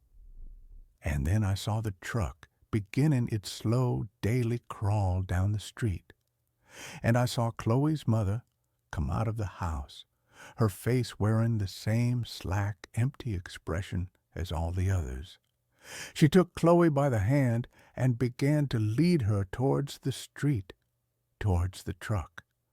A primal, protective instinct, an instinct I thought had been eroded away with all my other memories, roared to life inside me. The truck didn't just take memories from the past, it was taking the future too. It was taking the children. I ran out of my house, not even stopping to put on a coat, my bare feet burning on the frozen snow. "No!" I screamed, my voice a raw, ragged thing. "Stay away from her!" Chloe's mother didn't even look at me. She just continued her slow, inexorable march towards the siren song of the truck. But the driver, the shadowy figure of Jolly Jack, turned his head, and for the first time I felt his full, focused attention on me. It was a wave of pure, glacial cold, a malevolent, possessive hatred. He was not just a sad, grieving ghost. He was a predator, and I was interfering with his hunt. I knew I had to stop him, not just for Chloe, but for the entire hollowed-out, silent town. But how do you fight a ghost? How do you kill a memory? The answer, I realized, was in the transaction itself. The truck traded in nostalgia, in the beautiful, edited, perfect versions of the past. It fed on the sweet, saccharine gloss of memory. It had never occurred to me to ask for anything else. That night, I was the first in line. The truck pulled up, its sad song cutting through the frigid air. The window scraped open. The pale hand rested on the counter. "What would you like?" the dead leaf voice whispered. I looked the shadowy figure in the eye. "I want a new flavor," I said, my own voice steady, resonant with a purpose I hadn't felt in years. The figure was still. The hand did not move. "I want the memory of the night Bobby was lost," I said, the words hanging like icicles in the cold air. "I want to taste the fear, the cold, the grief, the real, ugly, unedited truth of it, not the sad story. I want the moment itself." The shadowy figure recoiled as if struck. A low, guttural moan, a sound of pure agony, emanated from the dark interior of the truck. The pale hand twitched, spasmed on the counter. The truck fed on nostalgia, on the comfort of a lie. I was offering it the one thing it could not digest, the raw, indigestible, and agonizing truth. "Give it to me," I commanded, my voice ringing with a newfound authority. "You owe it to him. You owe it to them all." The figure let out a long, shuddering sigh, a sound that seemed to pull the very heat from the air. The pale hand disappeared and re-emerged with a block. But this one was not white. It was a dark, swirling, angry gray, and it seemed to throb with a cold, internal light. I took it. It was so cold it burned my hand. I unwrapped it, and I took a bite. The world did not dissolve. It shattered. I was not in a memory. I was in the event. I was a small 8-year-old boy lost in a blizzard, the wind a screaming predatory thing, the snow a blinding white abyss. I could feel the biting, numbing cold in my bones, the terror of being small and alone and lost in the dark. I could feel a father's frantic, heart-shattering grief, a grief so powerful it had torn a hole in the fabric of the world. I was experiencing the raw, unfiltered agony that had given birth to this monster. And in the heart of that storm of pain, I felt something else. A small, quiet, and profoundly powerful warmth. It was the memory of a father's love for his son, the love that had existed before the grief had twisted it into this monstrous, hungry thing. It was the original memory, the source code. I opened my eyes. I was back on the street, on my knees in the snow.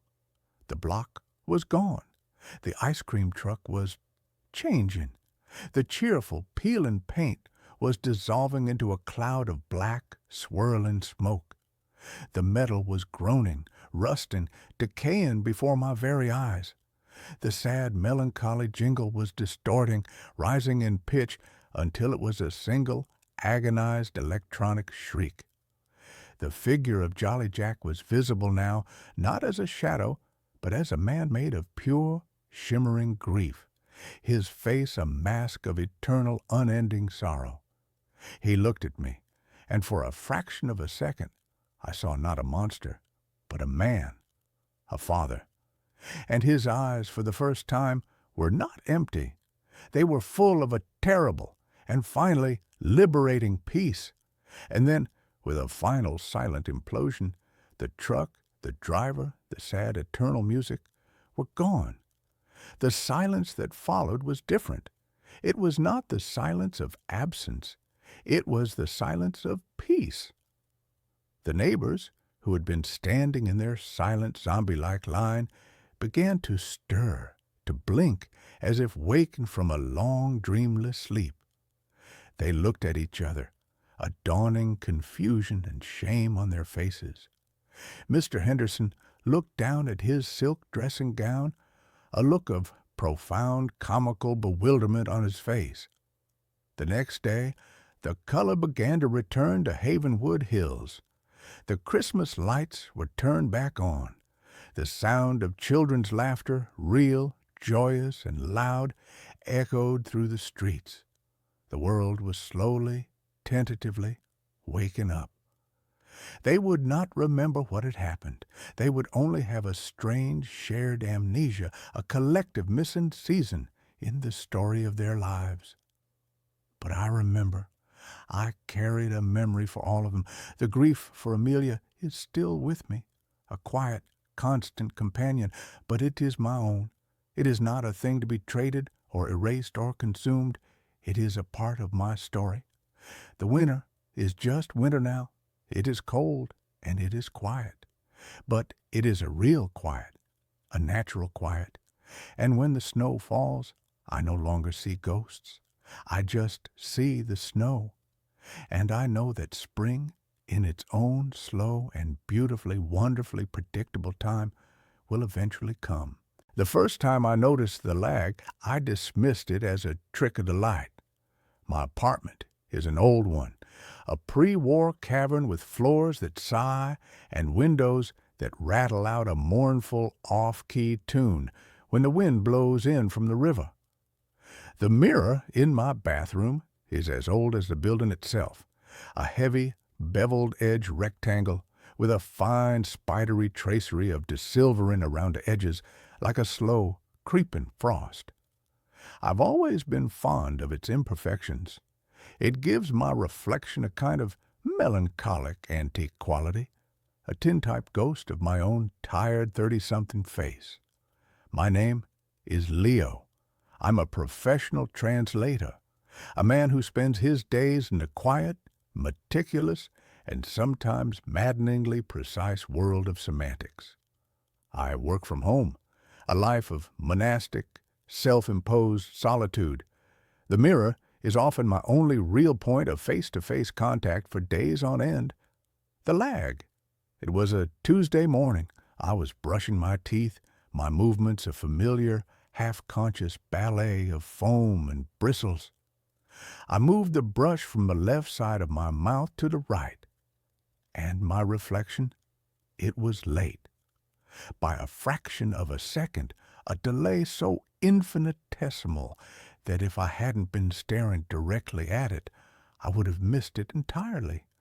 My hand was already on the right side of my mouth, but in the mirror it was still on the left. Then, like a lagging video call trying to catch up, the reflection's arm snapped into place, perfectly mimicking my own. I spat into the sink, my heart giving a sudden, curious thump. I leaned closer to the glass, my breath fogging a small oval patch. I raised my right hand. The reflection raised its right hand.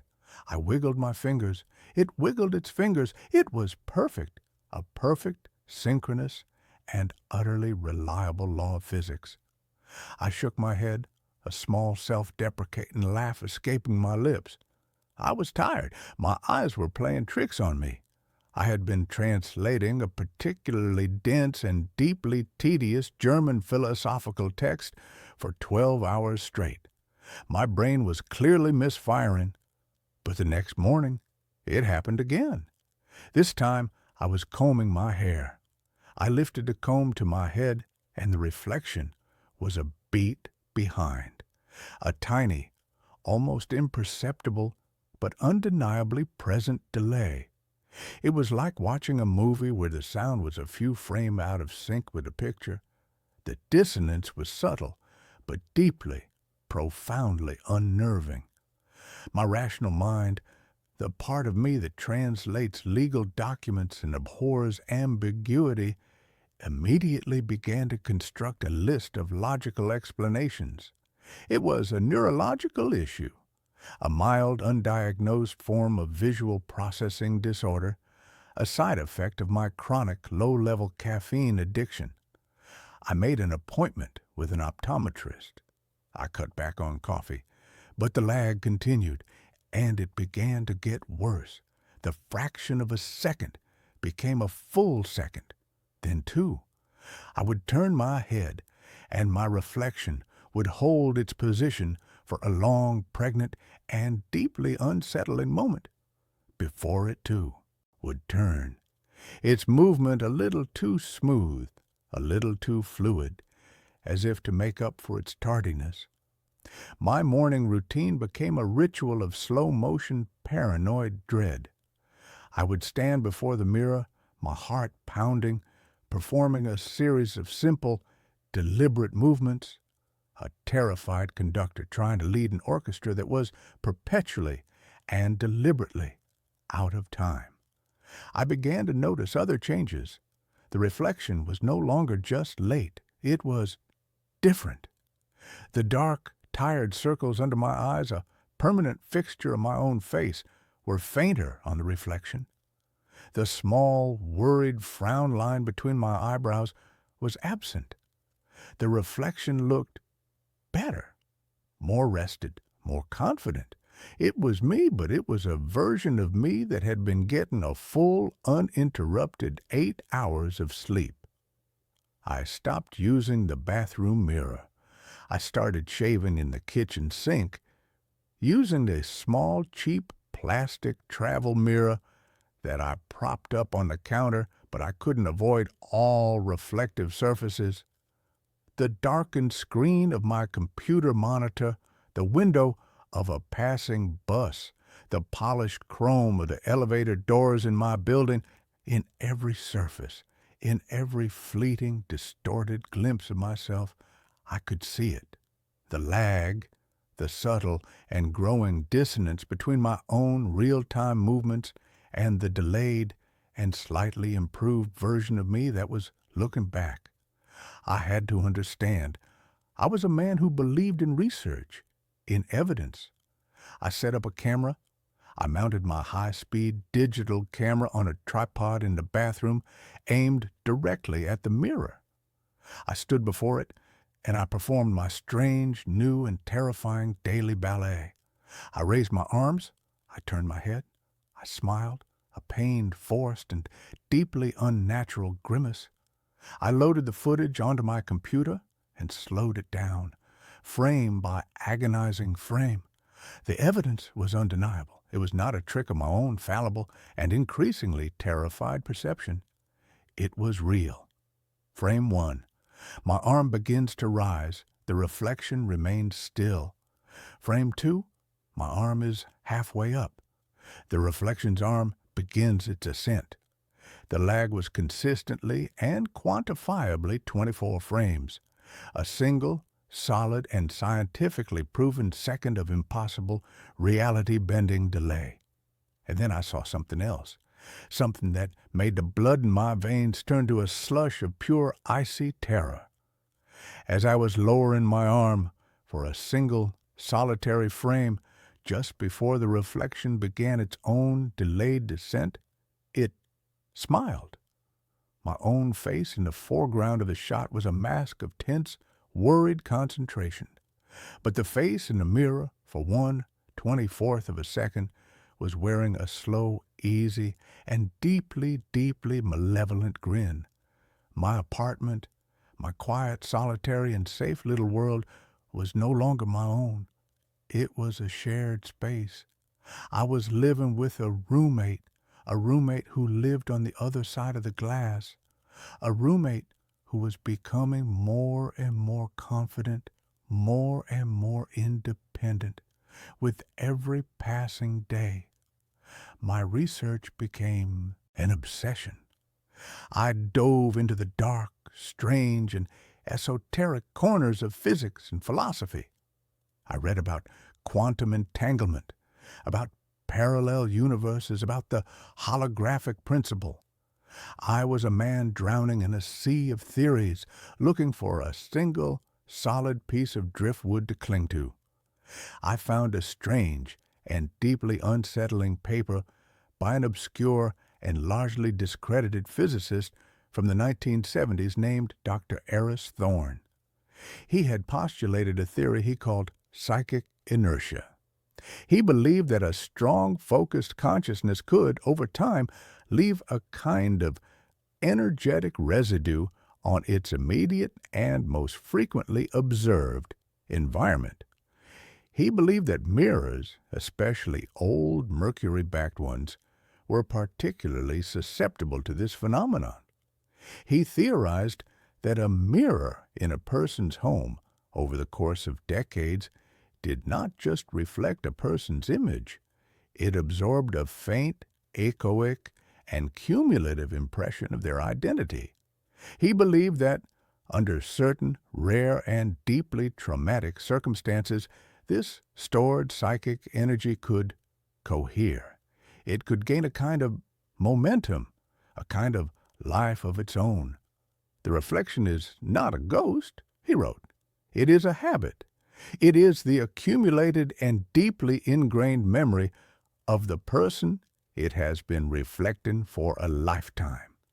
And if the original should undergo a sudden and profound psychological or emotional shift, a deep grief, a debilitating depression, the reflection, the habit, may be stronger than the original.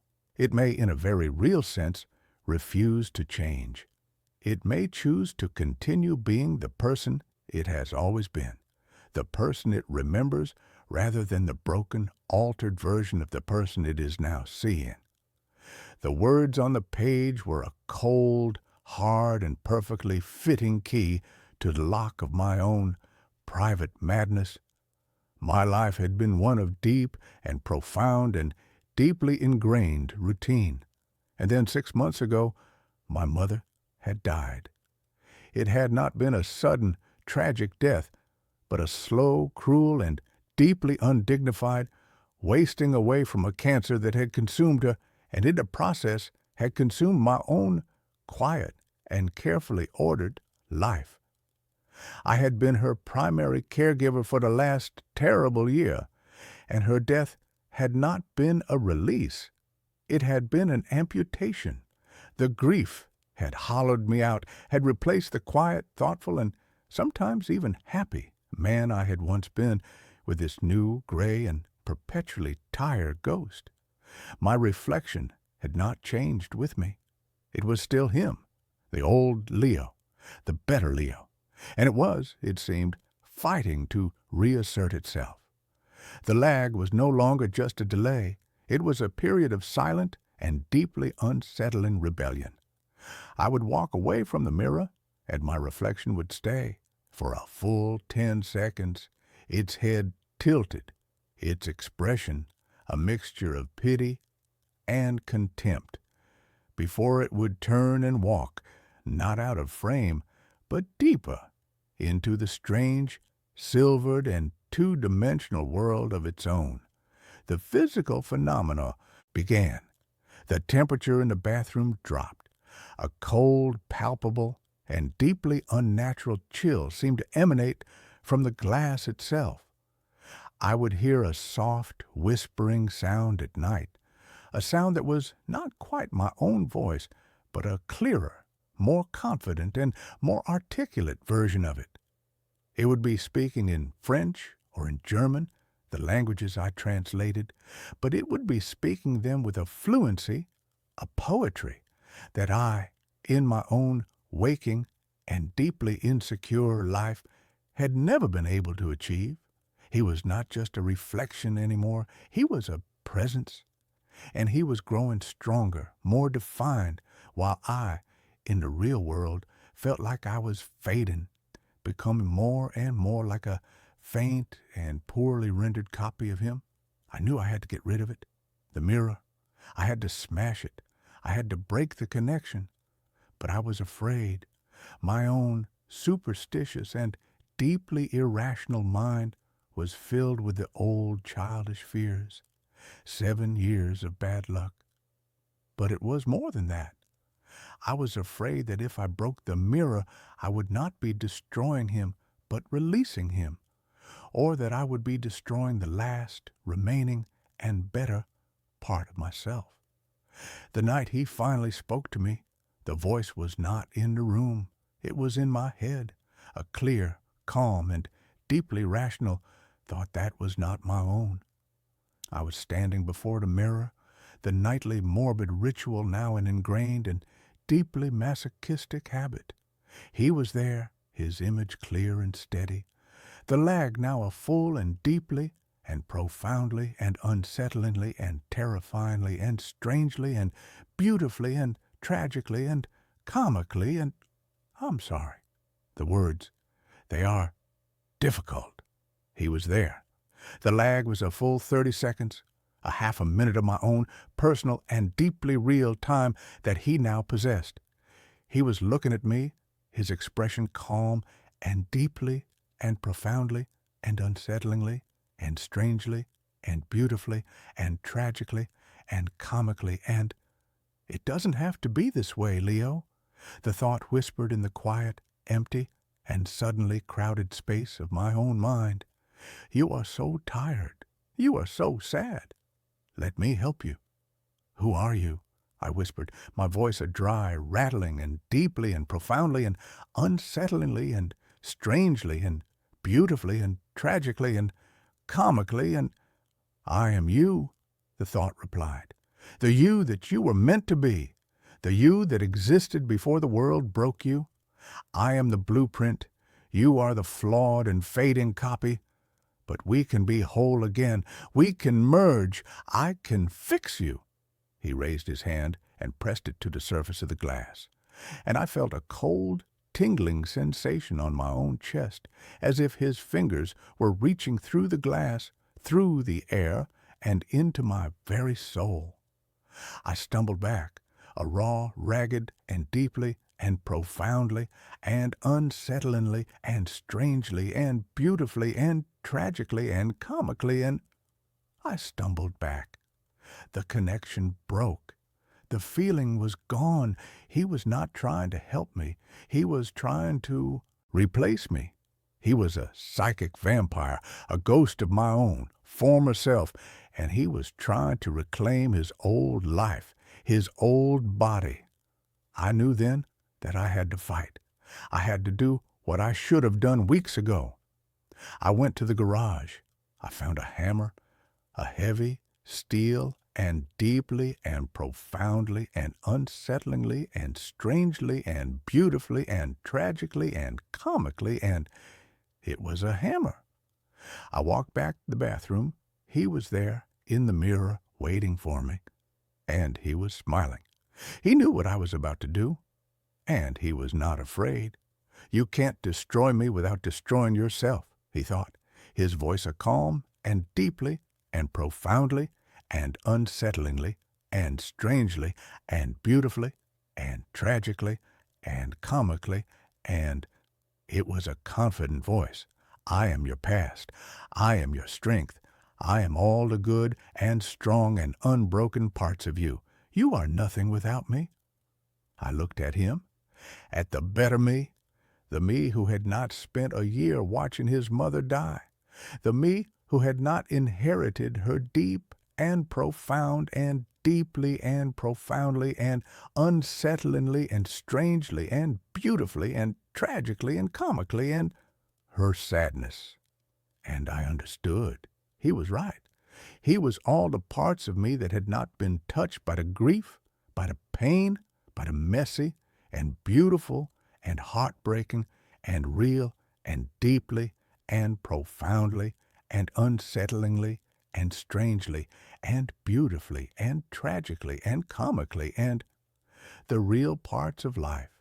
He was not the better me. He was the lesser me. He was the me that had never truly lived. "You are not my strength," I said, my own voice, for the first time in a year, clear and steady and strong. "You are my anchor. You are the ghost of a man I am no longer, and I am letting you go." I raised the hammer. He did not flinch. He just smiled, a sad and deeply and profoundly and unsettlingly and strangely and beautifully and tragically and comically, and it was a pitying smile. And I did not bring the hammer down on the mirror. I turned, and I brought the hammer down with all the strength and all the grief and all the pain and all the rage and all the love I possessed on my own, real and deeply and profoundly and unsettlingly and strangely and beautifully and tragically and comically, and I smashed the sink. The porcelain exploded in a shower of white, sharp, and beautifully and wonderfully and finally, blessedly real fragments. The reflection watched, his smile faltering, a flicker of confusion in his perfect, rested, and deeply and profoundly and unsettlingly and strangely and beautifully and tragically and comically, and his eyes. I was not playing his game. I was not trying to destroy him. I was destroying his world. The perfect, pristine, and untouched bathroom he inhabited. I brought the hammer down on the tiled floor, the tiles cracking and splintering. I smashed the light fixture. I shattered the medicine cabinet. I was a whirlwind of creative and deeply and profoundly and unsettlingly and strangely and beautifully and tragically and comically and a destructive force. I was a man not just accepting his own broken and messy reality, but embracing it. I was making my world as broken and as real and as beautifully and wonderfully and finally, blessedly, imperfect as I was. He screamed, a silent and deeply and profoundly and unsettlingly and strangely and beautifully and tragically and comically, and it was a psychic scream of pure, unadulterated and deeply and profoundly and unsettlingly and strangely and beautifully and tragically and comically, and rage, his world, his perfect and pristine and deeply and profoundly and unsettlingly and strangely and beautifully and tragically and comically, and his world was now a reflection of my own, chaotic and beautiful and wonderful and finally, blessedly real and deeply and profoundly and unsettlingly and strangely and beautifully and tragically and comically, and it was a mess. The lag began to disappear. The dissonance was gone. Our worlds were once again in sync, a perfect and shattered and beautifully and wonderfully and finally, blessedly, real and deeply and profoundly and unsettlingly and strangely and beautifully and tragically and comically, and they were the same. He was no longer stronger. We were equals, two broken men in two broken rooms. And then I did the final and most difficult thing. I looked at him, at my own, sad and tired and broken and beautiful and wonderful and finally blessedly real and deeply and profoundly and unsettlingly and strangely and beautifully and tragically and comically, and I looked at myself and I forgave him. I forgave myself. I forgave myself for the grief. I forgave myself for the sadness. I forgave myself for not being the perfect and strong and unbroken man that he was. And in that act of forgiveness, he faded. He was not destroyed. He was reabsorbed. The echo was reconciled with the source. The habit was broken. The two separate and warring parts of me were once again whole. The mirror was just a mirror again. My reflection was just my reflection. The lag was gone. I live in a broken bathroom now. I have not fixed it. It is a monument, not to my grief, but to my victory. It is a reminder that the most beautiful things in the world are not the perfect and pristine and untouched ones. They are the ones that have been broken and have been put back together. They are the ones that have the scars to prove that they have survived. They are the ones that are finally and blessedly real. The babysitter I hired doesn't exist, but she still sends me pictures. It began with a lie. though at the time I thought it was a lifeline.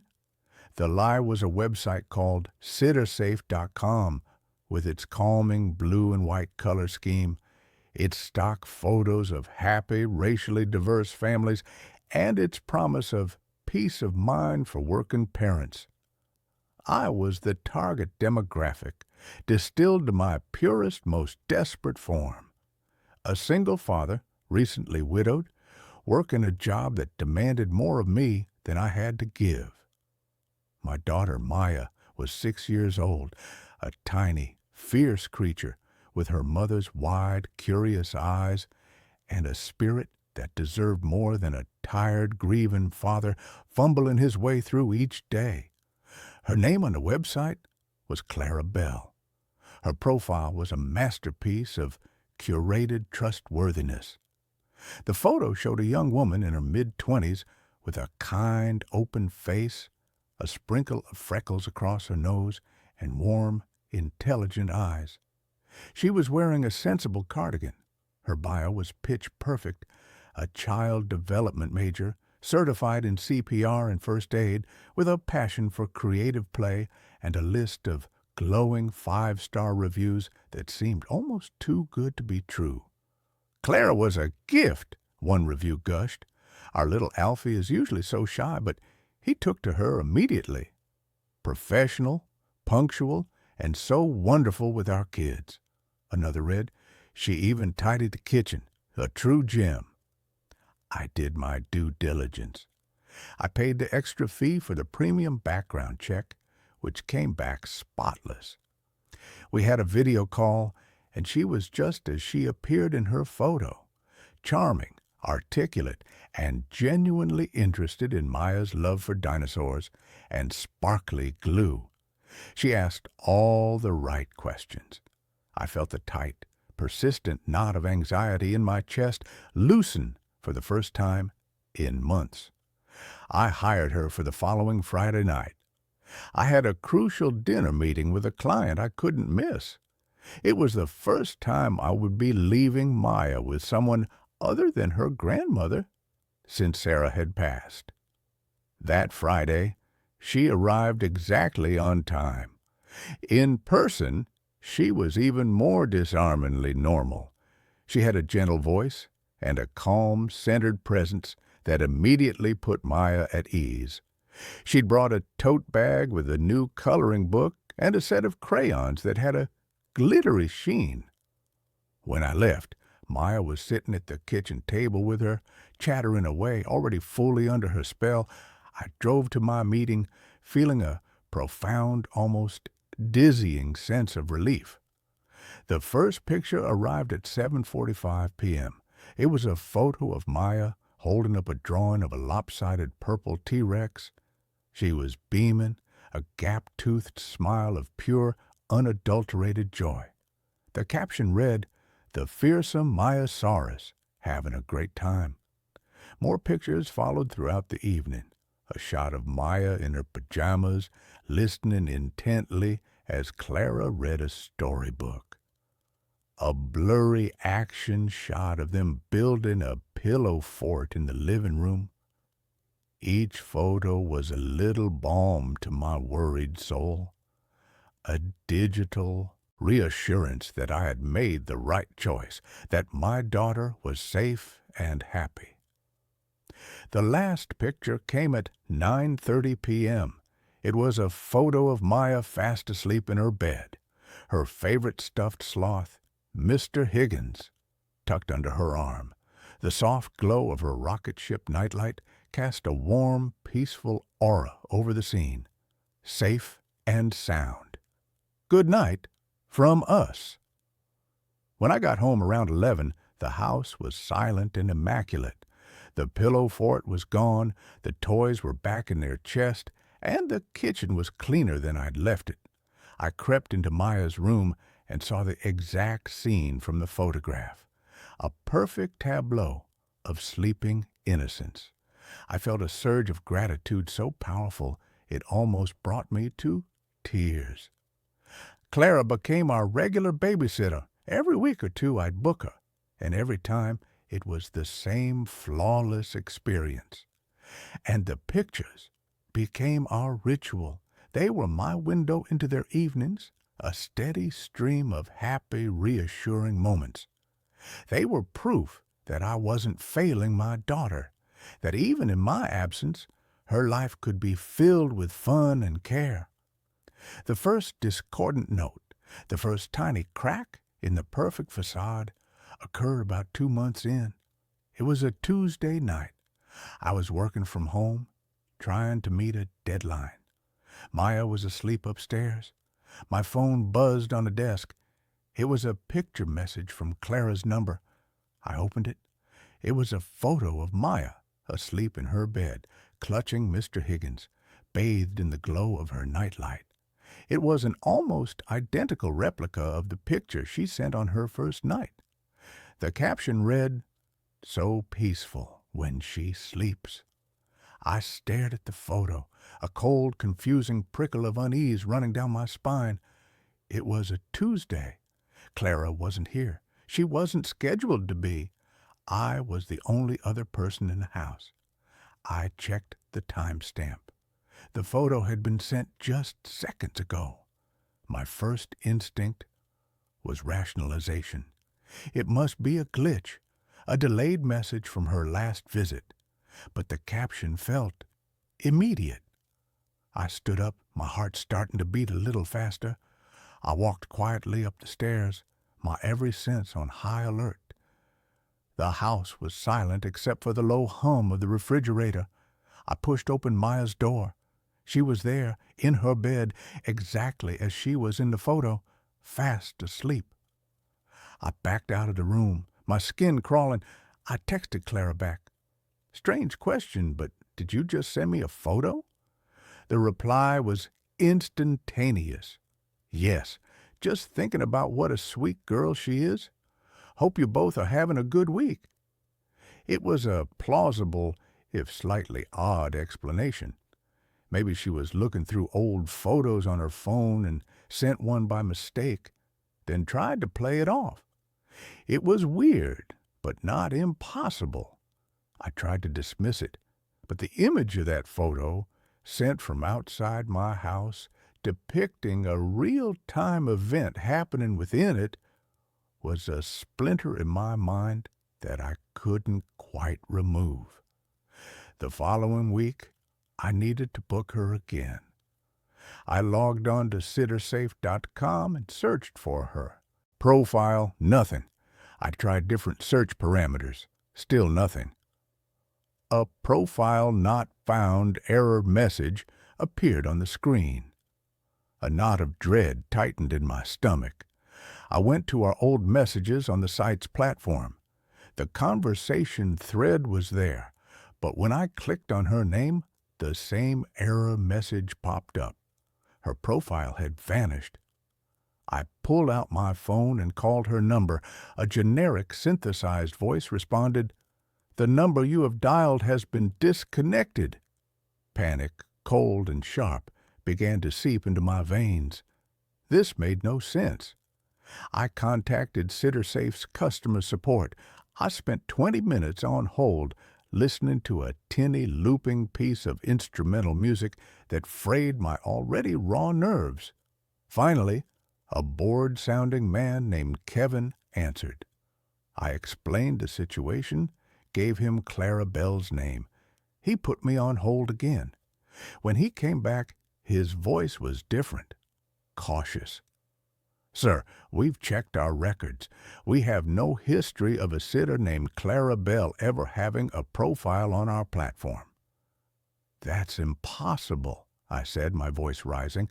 "I hired her through your site. I have the messages. I paid for a background check." "We have a record of your payments, sir," Kevin said slowly. "But they were for background checks on 3 other potential sitters, all of whom you declined to hire. There's no record of you ever even viewing a profile for a Clara Bell, let alone hiring her." My blood ran cold. I felt the floor drop out from under me. I hung up the phone, my hand trembling. I was in a nightmare. A woman had been in my house. She had been alone with my daughter, and according to the very service that had supposedly vetted her, she didn't exist. My first overwhelming impulse was to protect Maya. I changed every lock in the house. I bought a state-of-the-art security system with cameras covering every entrance, every angle. I spent the next few days in a state of hypervigilant terror, jumping at every creak of the floorboards, my phone clutched in my hand like a talisman. The pictures stopped. For 3 weeks, there was silence. I started to breathe again. I told myself it was some elaborate, terrifying scam, a phantom hacker who had created a ghost profile to get my credit card information. I told myself the danger had passed. Then the pictures started again. It was a Monday morning. I had just dropped Maya off at school. As I was pulling away from the curb, my phone buzzed. An unknown number. The picture was of Maya on the school playground. She was on the swings, her head thrown back in laughter. It was a beautiful, candid shot, except for the angle. It was taken from high up, as if from the roof of the school, a place no one should have been. And the photo was unnervingly intimate, a stolen moment of pure joy. Beneath it, a single line of text. She has your laugh. I almost crashed the car. My vision tunneled. My lungs felt like they were collapsing. It wasn't a scam. It wasn't over. Whoever or whatever Clara was, she was still watching us.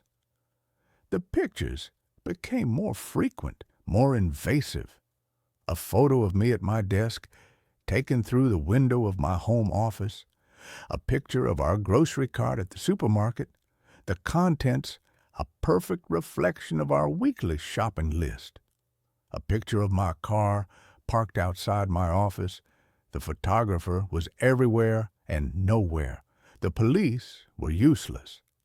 I went to him, my phone in my hand, a wild-eyed, sleep-deprived man trying to explain that he was being stalked by a ghost. They looked at me with a mixture of pity and suspicion. They took a report, but without a suspect, without a crime beyond sending unsolicited photos, there was nothing they could do. They suggested I block the numbers. I did. She just used new ones. Maya started talking about her. She didn't call her Clara. She called her the picture lady. The picture lady was watching me play today, she said one evening, pushing her peas around her plate. What do you mean, sweetie? I asked, my voice tight. At the park. She was hiding behind a big tree. She waved at me. What did she look like, Maya? She was blurry, Maya said, frowning, like a picture that's all fuzzy. And she smells like old books, like Mommy's old books in the attic. The attic, my wife's collection of antique photography books. The air left my lungs in a painful rush. The next day, after dropping Maya at her grandmother's, I tore the attic apart. In the back, under a dusty canvas sheet, was a heavy wooden trunk I hadn't opened since Sarah died. It was filled with her prized possessions, old cameras, development equipment, and stacks of antique photographs and glass plate negatives she had bought at estate sales. I spent hours sifting through them, my heart pounding with a nameless dread. I was looking for a face, the kind, freckled face from the CitiSafe profile. I didn't find it, but I found something else. It was a series of family portraits from the late 1800s, all from the same estate. The family was stern-faced and severe, posing stiffly for the camera, and in the background of several of the photos, slightly out of focus, was a young woman in a nanny's uniform. Her features were indistinct, but there was a certain posture, a certain tilt of the head that made my skin crawl. In the final photograph of the series, a picture of two small children playing with wooden hoops. The nanny was in the background, standing by a window, and she was staring directly at this camera. Her face was a pale oval blur, but her eyes were clear, sharp, and filled with a possessive, unsettling intensity. At the bottom of the trunk, I found an old, leather-bound ledger from the estate. It was a record of household staff. My finger traced down the list of names until it stopped. 1888, 1891. Governess, Clara Bell. The entry was followed by a single, spidery notation. Dismissed. Unwholesome attachment to the children. I felt like I was going to be sick. This wasn't a stalker. This was something else entirely, something ancient and impossible. A ghost who had imprinted herself onto these photographs, who had lain dormant in my attic for years. Had our grief, our loneliness, somehow woken her up? Had my desperate search for a caregiver on the internet provided her with a new medium, a new way to manifest? The pictures changed. They were no longer just of our present. One morning, I received a photo of me as a child, playing in the front yard of my childhood home, a home that was 1,000 miles away, a home my parents had sold 20 years ago. It was a real photograph, one I recognized from an old family album, but it was altered. Standing in the background, partially obscured by a tree, was the faint, translucent figure of a woman in a long, dark dress. She was inserting herself into my past. She was rewriting my history, weaving her ghostly presence into the very fabric of my life. The final straw came last night. My phone buzzed on my nightstand. I've become conditioned to the sound, reacting to it with a Pavlovian jolt of fear. I knew what it would be, but I was compelled to look. The picture that loaded on my screen was not from the past. It was not of the present. It was of a future I couldn't comprehend. It was a family portrait. I was in it, standing beside an older, grayer version of myself. Maya was there too, a young woman now, with the same sad, vacant expression as the man who was her father. We both looked pale, drained, like faded copies of ourselves, and standing between us, her arms wrapped around both of our shoulders in a gesture of maternal possession, was Clara Bell. Her face was perfectly clear, no longer a blur, no longer a photo on a website.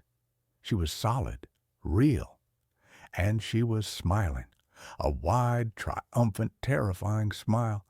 She wasn't just watching us anymore. She was joining us. She was feeding on our lives, our memories, our very vitality. The caption beneath the photo was the most chilling of all. Soon we'll all be together, a perfect family, forever. I'm writing this now because I don't know what else to do. I've packed a bag. Maya and I are leaving. We're going to drive until we run out of road. I'm going to throw my phone into a river. I'm going to get a new one, a new number, a new life. But I know it won't matter. She's not tied to a place, not anymore. She's not just a ghost in the attic or a phantom on the internet. She's attached to us. She's a virus in our lives, and she's been sending me snapshots of our own destruction. I look at my beautiful sleeping daughter, and I know I have to try.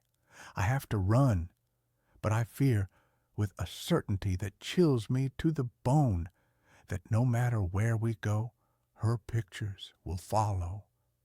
And one day, I'll receive that final faded photograph, not as a warning, but as a welcome home. I woke up in a hospital. The staff won't tell me what year it is. The first sensation was the hum, a low, soft, persistent thrum that seemed to vibrate not just in my ears, but in the very marrow of my bones. It was the sound of a perfectly functioning, utterly sterile machine.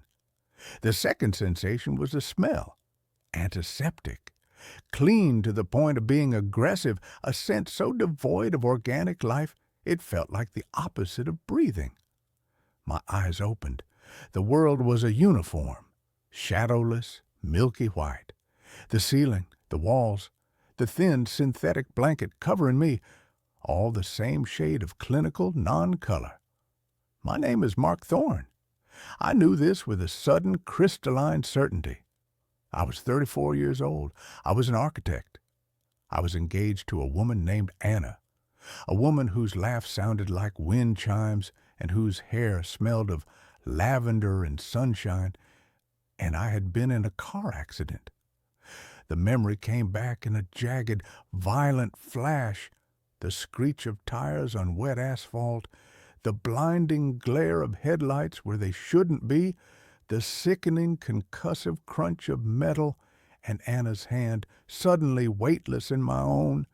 Panic, cold and sharp, clawed its way up my throat. I tried to sit up, but my body refused to obey. It felt like a borrowed suit, heavy and disconnected.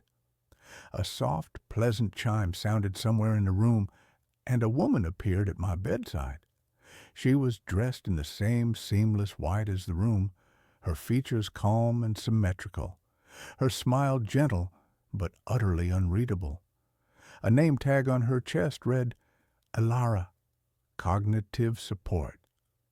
"Welcome back, Mark," she said, her voice as smooth and placid as a still lake.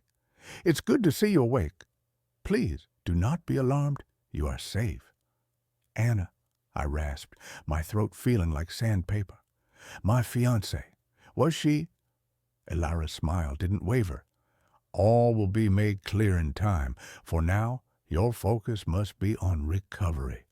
Your body has been dormant for a significant period. We must reestablish your baseline functions." Her words were like pillows, soft and designed to smother any hard, sharp questions. But one question pushed its way through the fog of my confusion. It felt like the most important question in the world, the anchor I needed to tether myself to reality. "How long?" I asked. "How long have I been out?" She took a small silver device from her pocket and ran it over my chest. A soft, green light pulsed from it. "Your vital signs are stabilizing nicely. That's a very positive indicator." "You didn't answer my question," I said, a flicker of irritation cutting through my weakness. "The concept of how long is relative, Mark," she said, her placid expression unwavering. "Temporal awareness can be disorienting after a significant trauma. Our priority is your cognitive and physiological well-being. We will address all your questions during your scheduled sessions." She tapped a small, almost invisible panel on the wall, and a tray slid out, holding a small bowl of a thick beige paste. "Your nutrient intake is critical at this stage. Please consume this. It has everything your body needs." I stared at the paste, then back at her. Her refusal to answer was so deliberate, so unnatural. It wasn't that she didn't know, it was that she wouldn't say. A new, colder fear began to snake its way around the hot core of my grief for Anna. "What year is it?" I asked, the words stark and loud in the quiet room. Elara's smile finally faltered, just for a fraction of a second. A tiny micro-expression of something. Annoyance? Pity? It was gone as quickly as it came. "That is not a productive question at this stage of your recovery, Mark. We find that focusing on the present moment yields the best results. Now, please, your nutrients." She left the room as silently as she had entered. I was alone with the humming, the antiseptic smell, the beige paste, and a profound, terrifying sense of dislocation. It was the first day of my new life, a life in which the simple act of asking for the date was considered an unproductive question. The days that followed blurred into a monotonous, disorienting routine, a life lived in a white box. My physical strength returned with an almost unnatural speed. The nutrient paste, which tasted of nothing at all, seemed to repair my atrophied muscles at a cellular level. A man named Coyle, a physical therapist with the same calm, detached demeanor as Alara, would guide me through exercises that felt both alien and familiar. My body remembered how to move, but it was a distant, echoic memory. My real work, they told me, was in the cognitive sessions with Alara. We would sit in 2 white chairs in my white room, and she would ask me questions.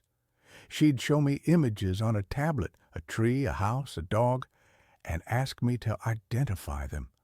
At first, it felt like a test for a toddler, but the questions grew more complex, more personal. "Tell me about your childhood home, Mark," she'd say, her pen poised over a data pad. "It was a 2-story colonial on Maple Street," I'd begin. "A big oak tree in the front yard with a tire swing." She would listen patiently, and then she would gently correct me. "Our records indicate it was a single-story ranch house on Elm Avenue. The tree was a sycamore. The memory of a tire swing is a common confabulation, a memory echo from a piece of media you likely consumed." It was maddening. Every detail I provided, every memory I held dear, was met with a calm, clinical refutation.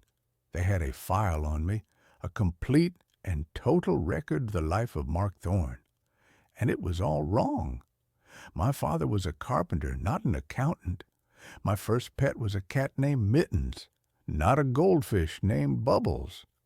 Anna and I met in a coffee shop during a rainstorm, not through a university-sponsored social mixer. "The trauma of your accident was significant, Mark," Alara explained, her voice dripping with synthetic sympathy. "It has created inconsistencies in your neural pathways. Think of your memory as a corrupted file.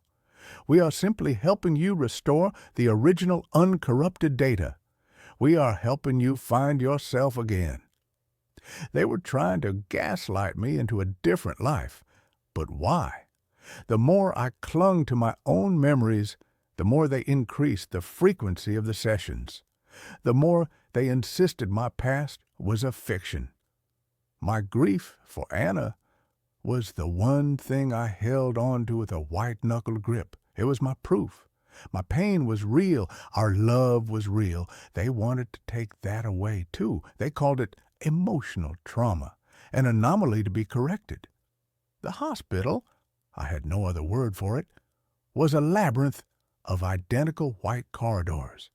There were no windows, not a single one. There was no way to see the sun, the sky, the outside world. There was no way to know if it was day or night. The soft, ambient light in the ceiling never changed. The staff, there were perhaps a dozen of them that I saw, moved with a silent, synchronized efficiency. They all wore the same white uniforms, the same placid smiles. They were like a hive of well-meaning, soulless insects. I never saw another patient. My repeated questions about this were met with the same frustratingly vague responses about individualized recovery protocols. The need to know the year became an obsession, a gnawing, desperate hunger. It was the key. It was the one piece of information that would unlock this whole nightmare. I tried every tactic I could think of. I tried pleading. I tried demanding. I tried feigning a breakdown. Nothing worked. They would simply sedate me with a small, painless injection, and I would wake up in my bed, the lost hours, a terrifying blank space in my mind. The first crack in their perfect white wall came in the form of a child's drawing. I had been permitted a recreational period in a room that was slightly larger than my own, filled with simple geometric objects that were meant to be stimulating. A maintenance panel in the wall was slightly ajar. My curiosity, the one part of me they hadn't managed to sedate, took over. I glanced at the camera in a corner, then quickly pried the panel open. Inside was a tangle of fiber optic cables, and tucked away in a corner, a folded piece of paper. My hands trembled as I unfolded it. It was a drawing done in the clumsy, earnest style of a young child. It depicted a family of stick figures standing under a sky that was a violent, angry shade of orange-red, cracked with jagged black lines. Beneath the drawing, in shaky block letters, was a single phrase, "Before the broken sky." The broken sky. The phrase echoed in my mind, resonating with a deep, primal sense of dread. I tucked the drawing into the waistband of my uniform, my heart pounding. It was a piece of the puzzle. It was proof that something had happened, something terrible, something that they were trying to erase. That night, I faked taking my mandatory sedative. I palmed a small dissolvable tablet and hid it under my tongue until the orderly left. For the first time, I was awake when I was supposed to be asleep. The humming of the facility seemed louder in the artificial night. I slid out of bed and crept to my door.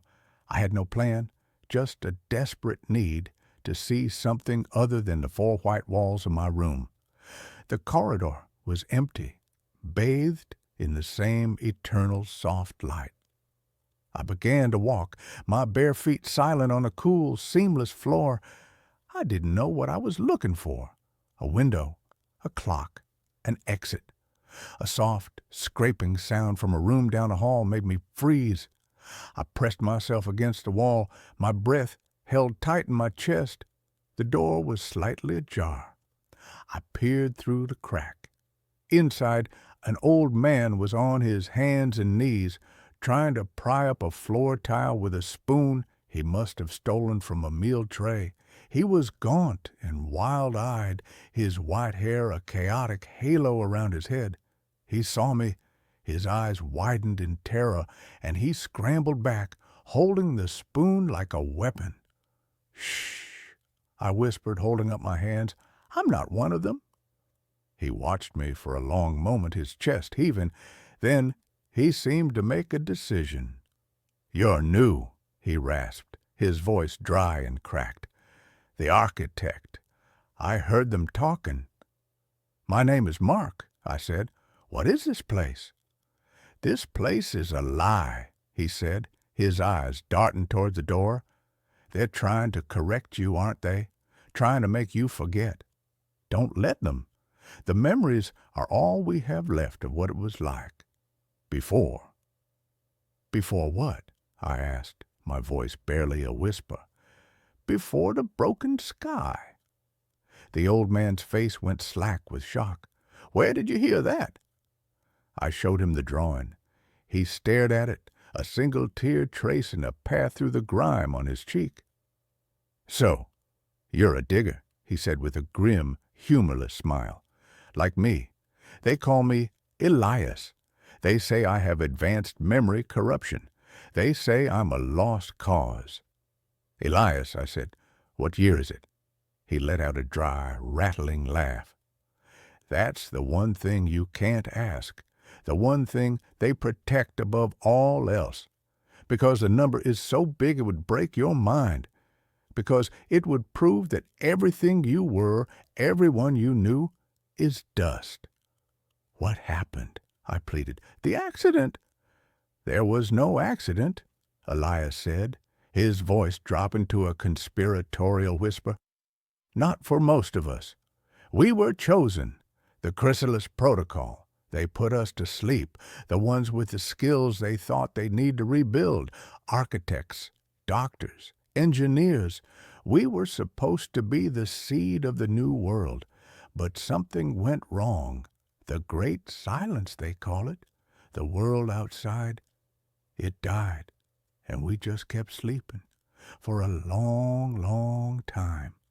His words were the ravings of a madman, but they resonated with a terrifying, intuitive truth. This place wasn't a hospital.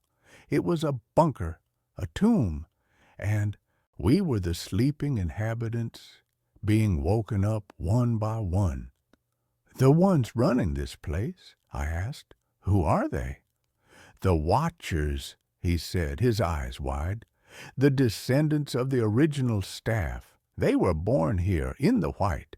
They've never seen the sun. They've never felt the rain.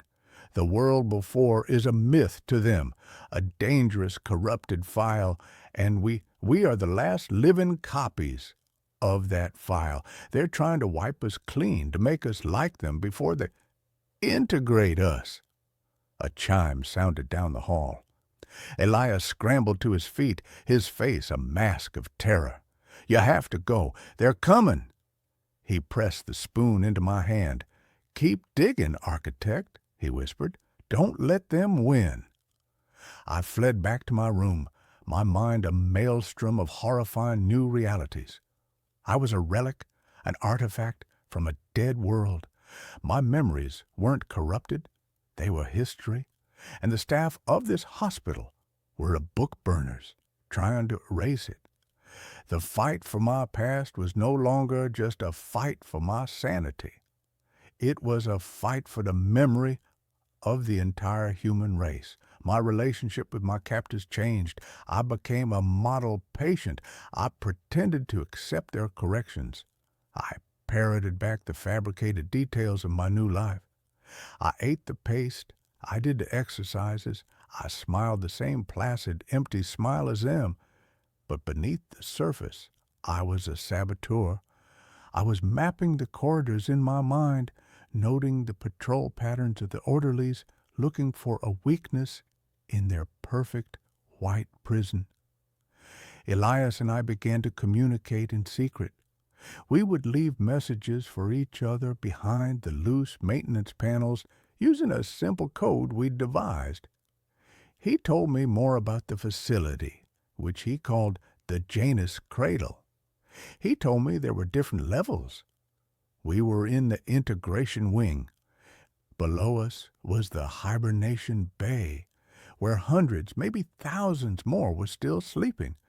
Above us was command, where the Watchers lived, and somewhere there was an exit, a door to the outside world. Our goal was simple and insane. We had to get out. We had to see the broken sky for ourselves. Elias had a plan. He had been here for years and had managed to steal a low-level key card from a careless orderly. It wouldn't get us to command, but it might get us into the maintenance tunnels that honeycombed the facility. Our chance came during a system-wide diagnostic, a monthly event where the surveillance system was briefly rebooted, leaving small gaps in the camera coverage. The escape was a heart-stopping, terrifying blur. Under the cover of the reboot, we slipped out of our rooms and met in a deserted corridor. Elias swiped the card, and a nearly invisible seam in the wall hissed open, revealing a dark, narrow shaft. We plunged into it, the door hissing shut behind us, sealing us in the dusty, humming darkness of the cradle's guts. The tunnels were a different world. They were dark, cramped, and filled with the ghosts of old technology. Thick bundles of cables coated in a thick layer of gray dust snaked along the walls. Here and there, I saw logos and brand names that were achingly familiar, relics from my own time. General Electric, IBM, Panasonic. They were like fossils from a prehistoric age. We were moving through the skeleton of a dead world. We found a maintenance nexus, a small chamber where several tunnels converged. In the center was a dusty computer terminal, an ancient-looking desktop computer from the early 21st century. It was dead, of course, but beside it, on a shelf, was a stack of leather-bound logbooks. We opened the first one. The entries were handwritten, the ink faded, but still legible. The date on the first page made my breath catch in my throat. October 23rd, 2026. My accident had been in August of 2026. The logbook was the journal of Dr. Eris Thorne, the original director of the Janus Cradle. Not a cold young man who was my doctor, but his ancestor, his namesake. I read his words, my horror growing with every page. He wrote of a world teetering on the brink of collapse, not from war, but from something far more insidious. A series of cascading ecological disasters, a runaway greenhouse effect that was melting the poles and turning the skies a permanent, hazy red. He wrote of the chrysalis protocol, a desperate last-ditch effort to preserve a select group of humanity's best and brightest, to put them to sleep until the earth could heal itself. October 29th, 2026. The great silence has begun. All external communications went dark this morning. We are on our own now. The sky is the color of rust. May God have mercy on the souls of those we left behind. May 12th, 2048. The first of the cradle-born generation has come of age. They have never known a blue sky. They look upon us, the sleepers and the original staff, with a mixture of awe and pity. They call our world the before times. July 3rd, 2091. I am the last of the originals. The others are gone. The cradle-born run this place now. They are good, pragmatic people, but they fear the past. They see the memories of the sleepers not as a history to be preserved, but as a sickness to be cured.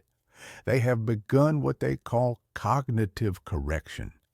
They believe they are doing a kindness, sparing the newly awakened the grief of a world that is gone forever.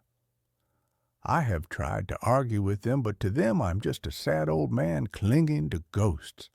The last entry was dated a week later. The writing was shaky, almost illegible. They are wrong. Memory is not a sickness. It is the only thing that proves we were ever alive at all. I have hidden these logs. Maybe one day one of the sleepers will find them. Maybe one of them will be strong enough to remember for us all. I looked up from the book, my eyes stinging. 100 years. 200. The number didn't matter. Elias was right. The world I knew, the world of Anna, of Maple Street, of blue skies and rainstorms, was not just gone. It was ancient history. A noise from the tunnel behind us made us jump. The sound of footsteps. They knew we were gone. We had to move.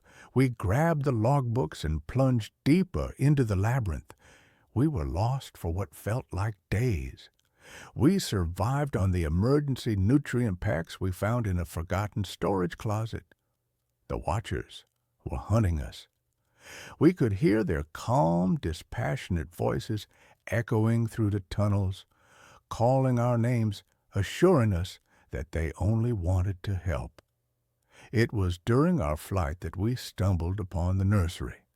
It was a large circular room, filled with rows upon rows of cryogenic pods, far smaller than the ones in the hibernation bay. These were for children, but the most horrifying part was a large glass-walled observation room.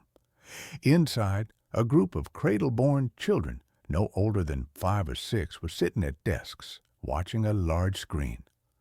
On the screen was a pastoral scene from the before times, a family having a picnic in a sunny green field.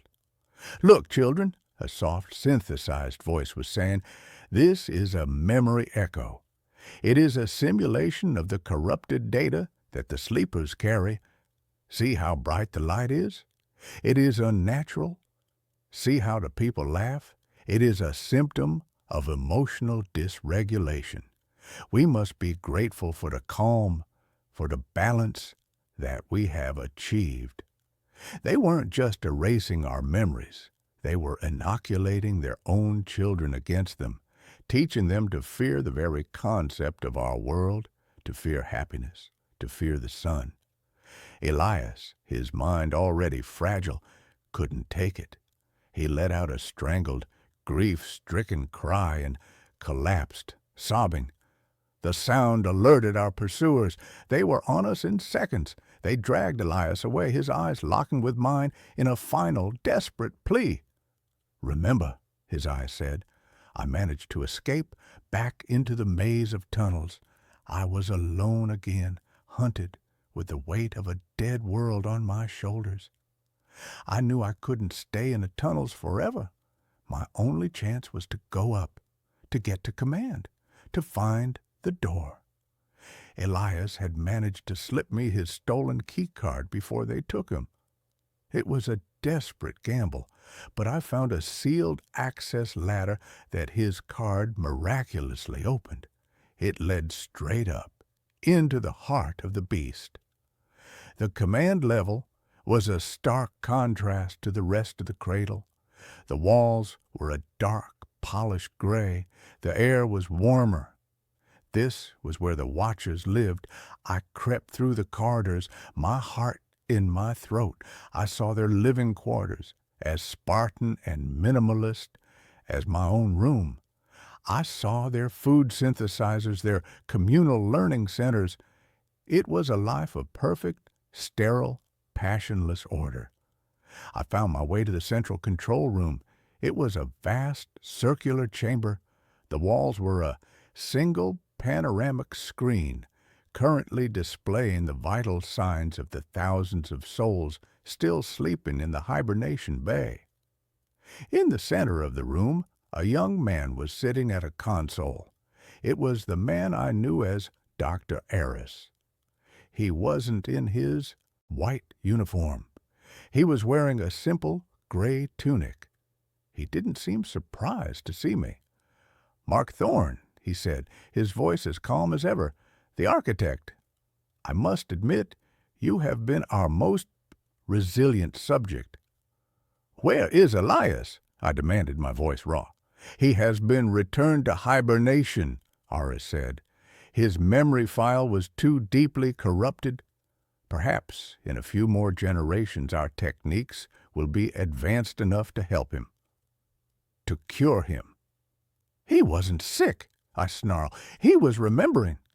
"Remembering a world of chaos, of pain, of uncontrolled emotions that led to its own destruction," Aris countered, his gaze unwavering. "We are offering you a gift, a second chance, a life of purpose, of balance. You can help us build the new world, but first you must let go of the old one." "My world had love," I said, my voice thick with emotion. "It had art. It had Anna." For the first time, I saw a flicker of something in Aris's eyes. It wasn't pity. It was a deep, almost academic curiosity. "Anna," he mused. "The primary emotional trauma, the core of the corruption. Her file is fascinating. The depth of the codependent pathology is unlike anything we have on record." He gestured to the main screen. The vital signs were replaced by a photograph. It was a picture of me and Anna on a beach, laughing, the sun in our hair. The sight of it was a physical blow. "What you call love, we call a destabilizing fixation," Aris said. "It is the very thing we have worked for centuries to eliminate. The world outside is stable now, healed, but it is a delicate, fragile piece. We cannot risk contaminating it with the diseases of the past, with grief, with rage, with love." "I want to see it," I said, my voice a whisper. "I want to see the sky." He looked at me for a long moment. Then he nodded slowly. "Very well," he said. "You are resilient. Perhaps you are strong enough to see the truth and accept it. Perhaps then you will understand the kindness we are offering." He pressed a sequence of panels on his console. A section of the far wall began to retract, revealing a massive circular airlock door. "This is the main egress," Eris said. "It has not been opened in over 300 years. He led me towards it, my legs feeling like lead. I was about to see it, the broken sky, the world after the great silence. "What year is it, Eris?" I asked one last time. He paused, his hand on the final locking mechanism. "By your old calendar," he said, his voice devoid of all emotion.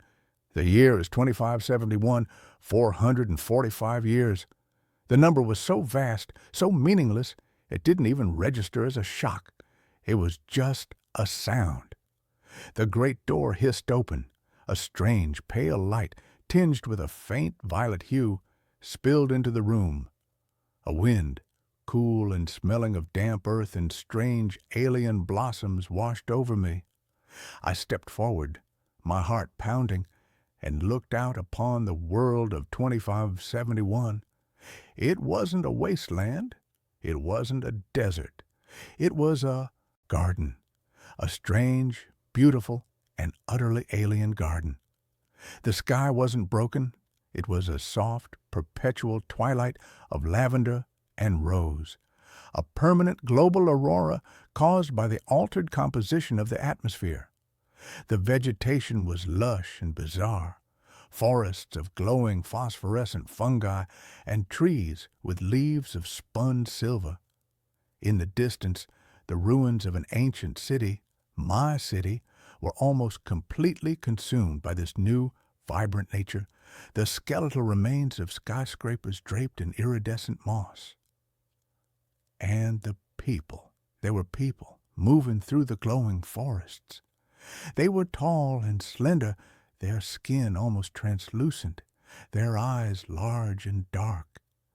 They were the cradle-born who had left generations ago to resettle the surface. They were beautiful, peaceful. They moved with a slow, graceful purpose, their faces calm and serene. They were the children of the Watchers, the end result of a program to engineer a new, balanced humanity. And I was a monster, a relic from the age of chaos, a carrier of the emotional plague. The hospital wasn't a prison to keep me in. It was a quarantine to protect them from me. Eris stood beside me. "This is what we have built," he said, his voice filled with a quiet, profound pride. "A world without pain, without grief, without the destructive passions that burned your world to the ground. You can be a part of this, Mark. All you have to do is let her go. Let Anna go." I looked out at the strange, beautiful, silent world. A world without pain, a world without Anna's laugh, a world where the memory of her was a disease. I thought of the logbook. Memory is not a sickness. It is the only thing that proves we were ever alive. I had turned to Eris. His face was a mask of calm expectation. He believed he had won. He believed that seeing this new, perfect world would make me surrender my broken, chaotic past. "No," I said, the word feeling like the first real thing I had said since I woke up. I didn't wait for his reaction. I turned and walked out of the airlock, down the ramp, and into the strange violet twilight of the new earth. I was a ghost, a man out of time, a walking museum of dead emotions. I was utterly, completely alone. But for the first time since I had opened my eyes in that white room, I was free. I didn't know where I was going or what I would do. I only knew that I would not forget. I would carry the memory of Anna, of our world, into this silent, peaceful future. I would be the sickness. I would be the chaos. I would be the ghost that haunted their perfect, passionless garden. I would remember for them all. I found a hidden room behind my mirror. Someone was living there. I inherited the apartment from my great-aunt Beatrice, a woman whose life had been a meticulous study in quiet routine right up until the point where she wasn't quiet anymore. It was a pre-war brownstone unit, 3 floors up, with impossibly high ceilings, crown molding that looked like carved icing, and a labyrinthine heating system that hissed and groaned like a sleeping dragon. The whole place smelled faintly of mothballs and old dry paper, and while it was beautiful, it was undeniably old, full of architectural secrets and the kind of strange permanent shadows that modern lighting couldn't seem to dispel. I moved in because the rent was non-existent, and because I, too, enjoyed the quiet routine that the building seemed to enforce. The apartment's master bathroom was particularly strange. It was large and overly ornate for a bathroom, featuring a clawfoot tub and a massive, antique-looking mirror that dominated the entire wall above the pedestal sink. The mirror was huge, framed in dark, heavy carved oak, and it was bolted directly into the plaster. It wasn't the kind of mirror you could simply lift and move. It felt like a fixture, a permanent portal in the room's history. I tried to clean it, but glass had an inherent subtle distortion, a kind of rippling imperfection that made my reflection seem slightly warped, stretched, or sometimes just out of sync with my movements. I put it down to the age of the glass and the silver backing, but I always felt an unpleasant chill when I stood too close to it, a strange, localized cold spot that lingered no matter how high I cranked the radiator. It was that cold spot that first became a nuisance, and then a horrifying clue. I am a meticulous person, a creature of habit and order, and I hate inefficiency. The draft, or whatever it was wasting my heat. I started my investigation with a thermal gun, the kind used for home energy audits. The plaster wall around the mirror registered a consistent 72 degrees, the room temperature. But the exact center of the mirror, the focal point where my reflection's face usually was, registered a baffling 58 degrees. It was a localized, persistent cold, not a draft, but a chill coming from inside the wall. Intrigued, I tapped the glass. The sound was solid near the edges, a heavy, dull thud of glass against plaster. But as I moved my knuckles toward the cold spot, the thud changed. It became hollower, lighter, and echoing, unsettling tap, tap, tap that suggested a significant, unsupported cavity behind the frame. I ran my hand over the oak frame, feeling for a hinge or a latch, but the thing was bolted down with iron screws that had been painted over and sealed with layers of glossy enamel. I decided I had to see what was back there. It was likely a bricked-up chimney flue, a long-forgotten service shaft, or maybe just a clumsy repair job. I told myself it was for the sake of energy efficiency. It took me 3 hours with a screwdriver, a utility knife, and a lot of swearing to chip away the paint and pry the decorative molding off the mirror's frame. The frame itself was held in place by 4 enormous heavy-gauge bolts sunk deep into the wall. As I loosened the last one, the massive mirror gave a shudder and pitched forward an inch, revealing a shocking amount of dust and grime and a thin, dark line of shadow between the frame and the wall. I slowly, carefully, lowered the mirror onto the bathroom floor, the glass reflecting the ceiling and the frantic, pale image of my own face. What was revealed was not a bricked-up flue, but an archway. It was a small, crudely cut opening in the plaster and lath, roughly the size of a man's torso, almost perfectly centered where the cold spot had been. The edges of the opening were ragged, showing the inner structure of the wall, but there was no plaster dust on the floor below it. That meant the opening had been there for a long time. The biggest shock, however, was what the opening led to. It didn't lead to darkness or a void or the back of a chimney. It led to a space that was clearly a room. I shone the flashlight of my phone into the cavity. It wasn't a standard crawl space. It was a narrow, elongated room, maybe 6 feet wide and 15 feet long, running parallel to the bathroom wall and extending into the dead space between my apartment and the building's main staircase, or maybe another unit. The walls were unfinished brick, and the floor was covered in a layer of old, fine, metallic-smelling dust, the kind that accumulates in forgotten, unventilated spaces. But the dust had been disturbed. There was a clear, swept pathway leading from the opening deeper into the dark. And then I saw the objects. The first thing I registered was a sleeping cot, a simple canvas military-style bed positioned in the furthest corner. It was neatly made, but the pillow was dented, the blanket slightly rumpled, a clear sign of recent use.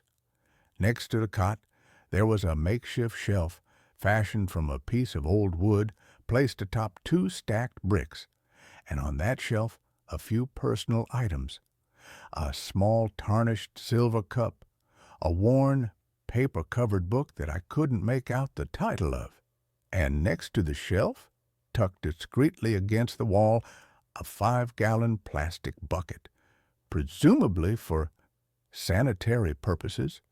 But the detail that locked the horror in my throat, freezing the air in my lungs, was the tray.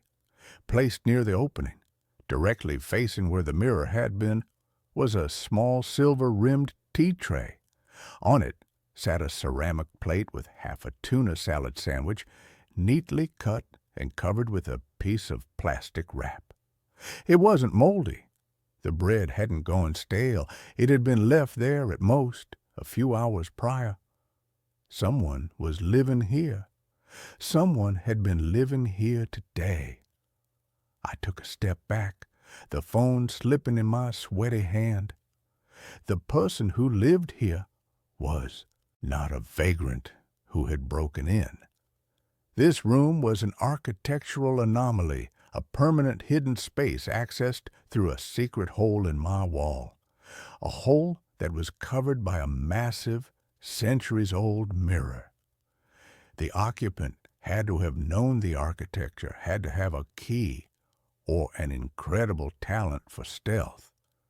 Then my eyes snapped back to the opening, and specifically to the inner side of the mirror frame that was now resting on my floor.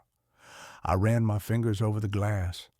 On the side that had faced the wall where the archway was, there was a patch of clear, pristine glass about the size of a small window pane. The rest of the backing was opaque and silvery, but this one section had been chemically stripped, replaced by a specialized translucent film. It wasn't a mirror on that side at all. It was a cleverly disguised one-way window. The realization hit me like a physical blow, a rush of nausea that made the already close air of the bathroom feel suffocating. I hadn't just been looking at my reflection for the past 2 months. I had been observed. Every morning, shaving, brushing my teeth, staring into the glass, I hadn't been alone. The person inside had been watching me, their cot positioned perfectly so that my face, my routine, the minutiae of my solitary life were their entertainment, their window to the outside world. The slight distortion I had always complained about was the result of the crude one-way film, not the age of the glass. The cold spot was their breathing, their body temperature, their proximity to the pain. I scrambled out of the bathroom, shutting the door and locking it with a desperate, frantic click of the cheap brass bolt. I called the police. When they arrived, they were skeptical. They were thorough, though, and they crawled into the space. They found the cot, the bucket, the shelf. But the sandwich was gone. The plate was empty, wiped clean. The book was closed and pushed further back on the shelf. The police found no fingerprintable surfaces, no documents, no evidence of a crime beyond trespassing. They theorized it was a transient, a squatter who knew the old building's layout, who had been hiding there, and who had fled when I started removing the mirror. They taped off the area, filed a report that mentioned a likely unhoused individual, and left. I knew they didn't believe the part about the one-way mirror, suggesting I was overreacting due to the shock. I didn't replace the mirror. I couldn't. Instead, I boarded up the archway with 2x4s and several layers of drywall, sealing the opening with a thick coat of plaster, the smell of which was meant to replace the metallic dust I had smelled. I tried to convince myself it was over, that the person had fled the building, but the knowledge of the hidden room had irrevocably altered my reality. That's when the sounds began. They weren't coming from the sealed-up mirror room, or at least not only from there.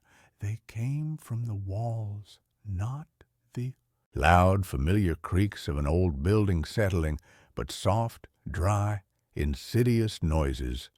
A faint, rhythmic scrabbling like fingernails on dusty plaster, or the movement of a tiny animal, but too controlled, too deliberate to be a mouse.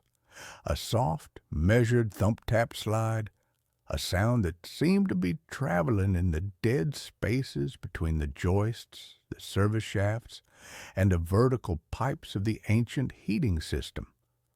I would be reading in my living room, and the sound would be directly behind the bookcase.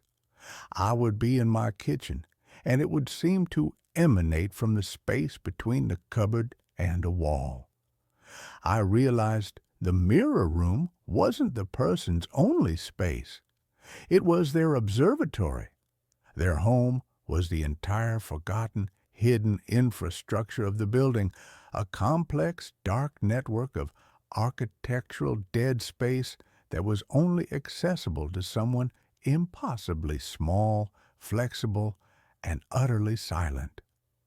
They were living in the negative space of the brownstone like a parasite in the host's body, and my apartment was merely one visible surface of their sprawling, invisible habitat.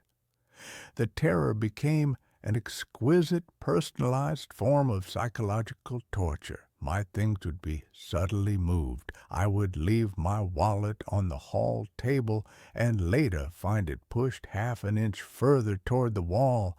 I'd be certain I'd close the window latch before leaving for work, only to find it slightly ajar when I returned. One evening I reached for my toothbrush and noticed it was distinctly wet when I knew I hadn't used it for hours. These were not the signs of a burglar or a vandal. They were the signs of an intimate observer, someone who had learned my habits so well they could use the briefest moments of my absence to slip out, move freely, and then retreat back into the silent, dusty labyrinth. The ultimate psychological attack came one night when I was asleep. I woke up suddenly with that visceral jolt of someone watching you. The room was black, silent, the kind of absolute darkness that presses down on your eyelids. I held my breath, listening, the frantic hammering of my own heart deafening in my ears.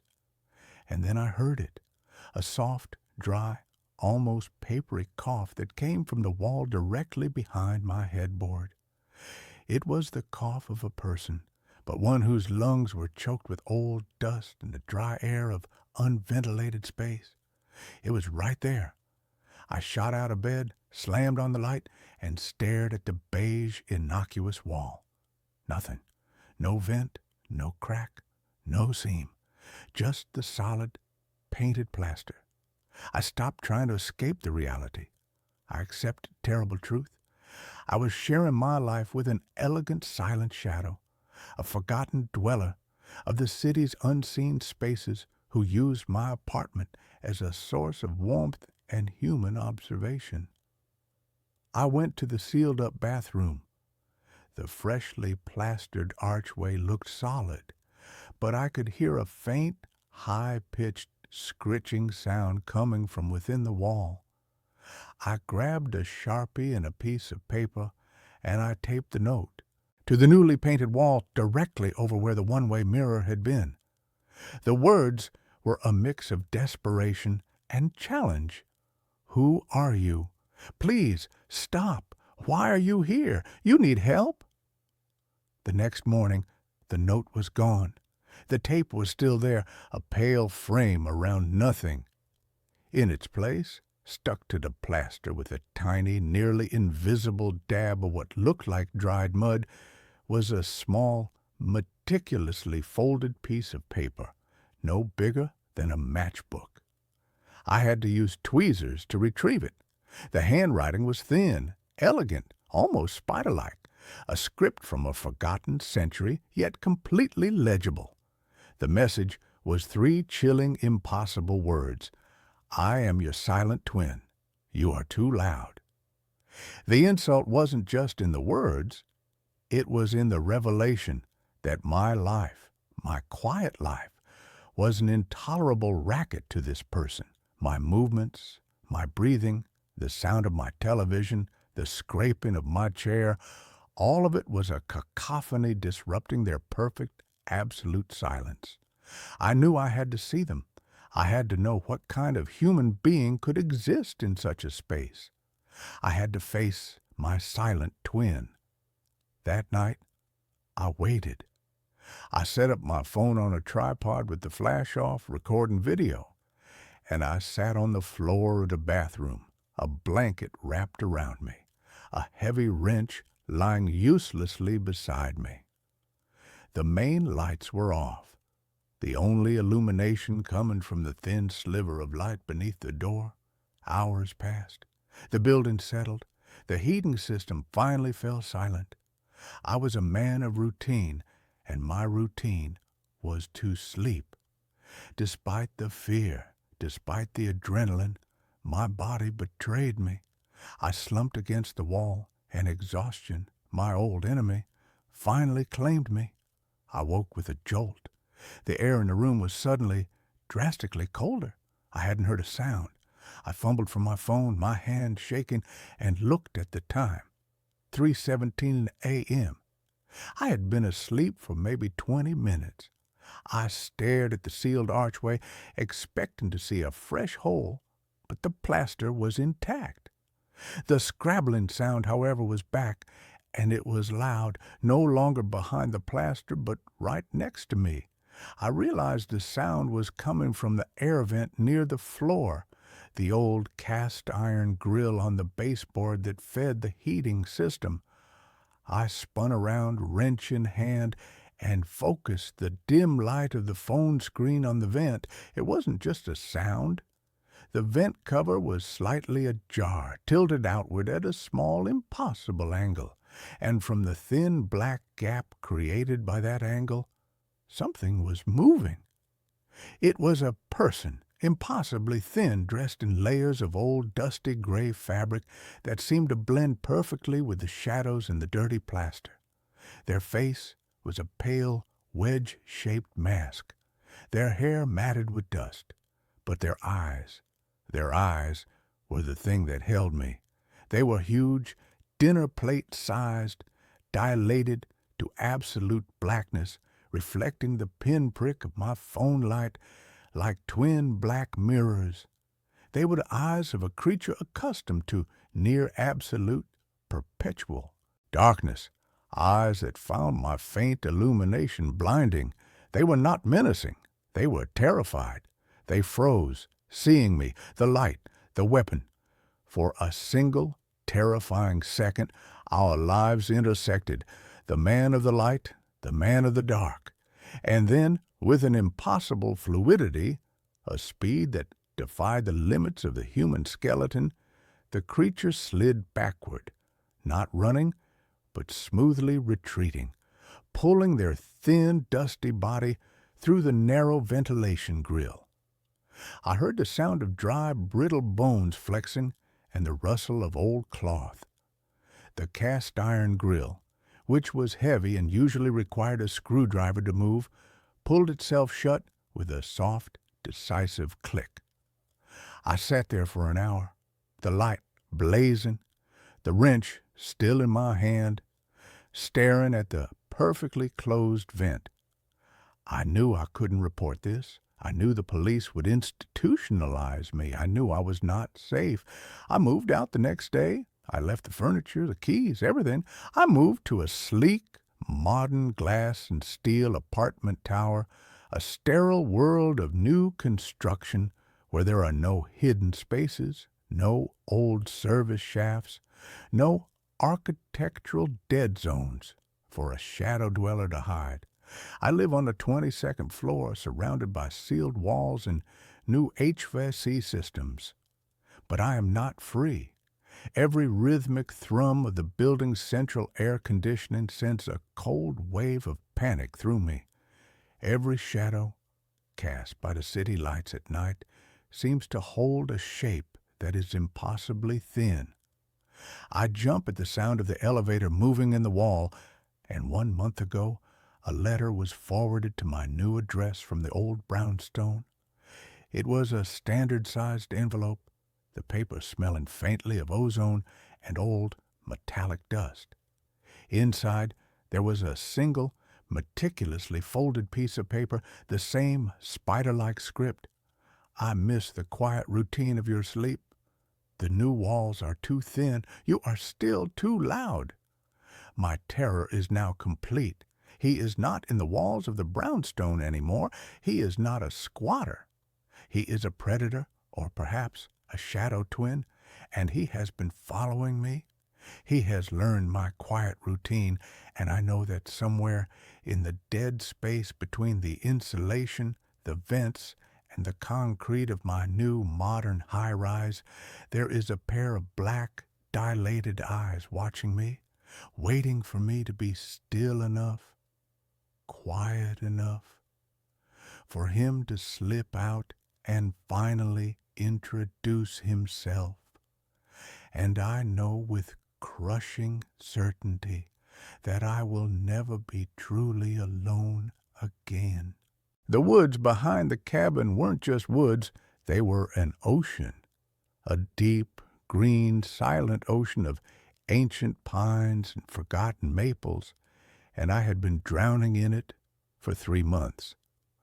My wife, Eleanor, had always called me a creature of the city, a man who found comfort in the predictable grid of streets and the constant reassuring hum of other people's lives.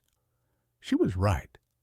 The silence of the forest was a physical thing, a pressure against my eardrums, a constant reminder of the much larger silence she had left behind in my life. I came here to write, or at least that was the official story, the one I told my concerned friends and my well-meaning but utterly bewildered parents. I was a novelist, and novelists, according to cliché, are supposed to retreat to rustic cabins to wrestle with their muse, but my muse had died in a sterile beige hospital room 6 months ago. Her final breath, a quiet, unassuming sigh that had somehow sucked all the oxygen out of my world. I didn't come here to write. I came here to disappear. My name is Thomas Weaver, and I was a ghost haunting the life I had failed to save. My days were a featureless landscape of aimless wandering. I would walk for hours, following deer trails that petered out into nothing, my feet sinking into a thick carpet of pine needles and decaying leaves.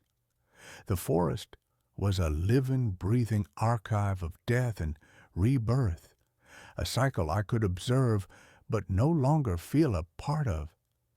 It was on one of these walks, pushing deeper into the woods than I ever had before, that I found it. I was following the ghost of a creek, a dry, rocky bed that snaked its way through a particularly dense thicket of ironwood trees.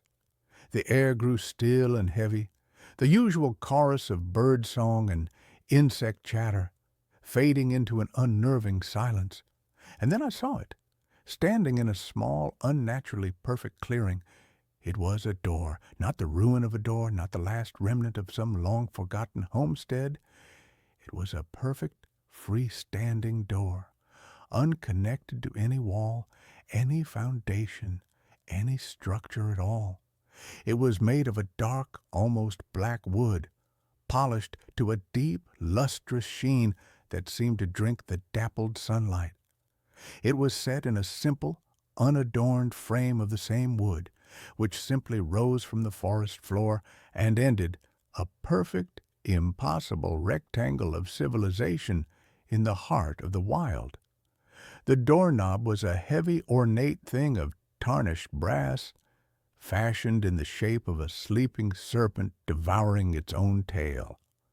My first thought was that it was an art installation, some strange surrealist project left to be reclaimed by nature.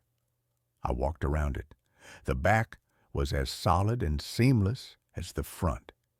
There were no hinges visible, no seams in the frame.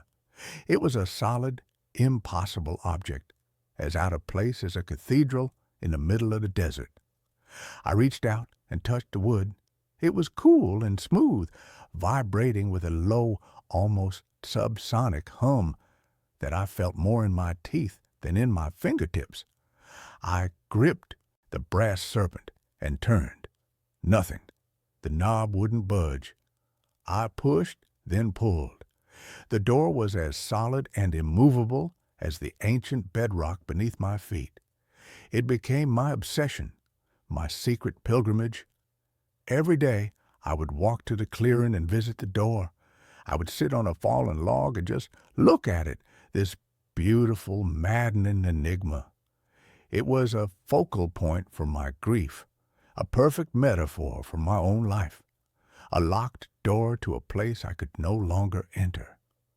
I would talk to it, my voice a raw, quiet whisper in the silent clearing. I would tell it about Eleanor, about the way she would bite her lip when she was concentrating, about the smell of her hair after a summer rain. I was a man confessing his sins to a wooden god, and the forest was my silent, indifferent cathedral. The first time it opened, it was an accident. I was in town, a small, weary-looking place called Black Creek, picking up supplies at the general store. The woman behind the counter, a kindly, grandmotherly type named Martha, was talking in hushed tones to another customer. Old Mr. Abernathy, a man who had lived in the valley his entire 94 years, had passed away peacefully in his sleep the night before. I didn't think much of it. It was the kind of sad, inevitable news that is the lifeblood of any small town. But when I returned to the cabin, the compulsion to see the door was overwhelming. I walked through the woods, my mind a numb, gray fog. As I stepped into the clearing, I felt a change in the air. The low, humming vibration was more intense, a palpable thrum that seemed to make the very leaves on the trees tremble. On a whim, born of nothing more than the ritualistic habit of my daily visits, I walked up to the door and placed my hand on the brass serpent. I turned. This time it moved. With a soft, sighing click, the latch disengaged. The door swung inward, silently, revealing not the forest behind it, but an impossible, shimmering darkness. It wasn't the darkness of a moonless night. It was a deeper, more absolute black, a velvet void that seemed to absorb all light and sound. And from it, a scent wafted out, a scent that hit me with the force of a physical blow. It was the smell of cinnamon, old books, and Eleanor's favorite Earl Grey tea. It was the smell of Sunday mornings in our tiny, sun-drenched city apartment.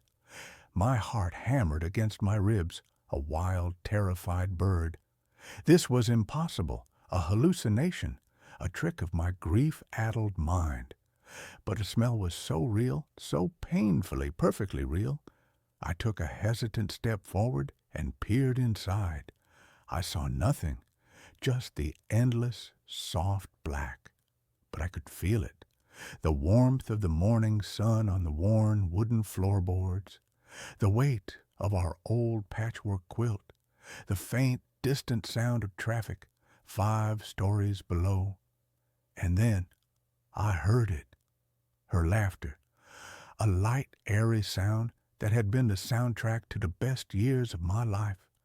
It wasn't a memory of her laughter. It was the thing itself, a perfect, resonant echo in the impossible space beyond the door. Tears streamed down my face.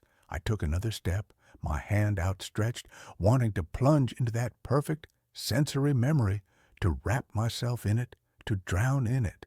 But a sudden, primal fear, a deep, instinctual sense of self-preservation, held me back.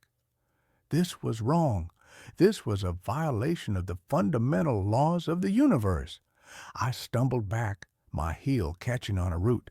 I fell hard, scrambling away from the open door like a frightened animal. As soon as I was outside the immediate circle of the clearing, the door swung shut with the same soft, final click.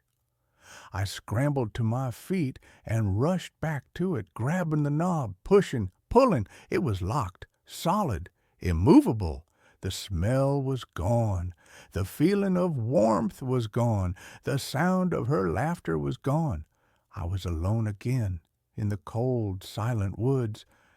It took me 2 days to make the connection. 2 days of frantic, sleepless obsession, replaying the event in my mind over and over. The door, Mr. Abernathy, the timing. It was a hypothesis so insane, so monstrous, that my rational mind rejected it outright. But the part of me that had seen the impossible, that had smelled a ghost of a perfect Sunday morning, knew it was the truth. The door only opened when someone died. The thought was a venomous, seductive whisper in the back of my mind. I became a ghoul, a vulture of sorrow.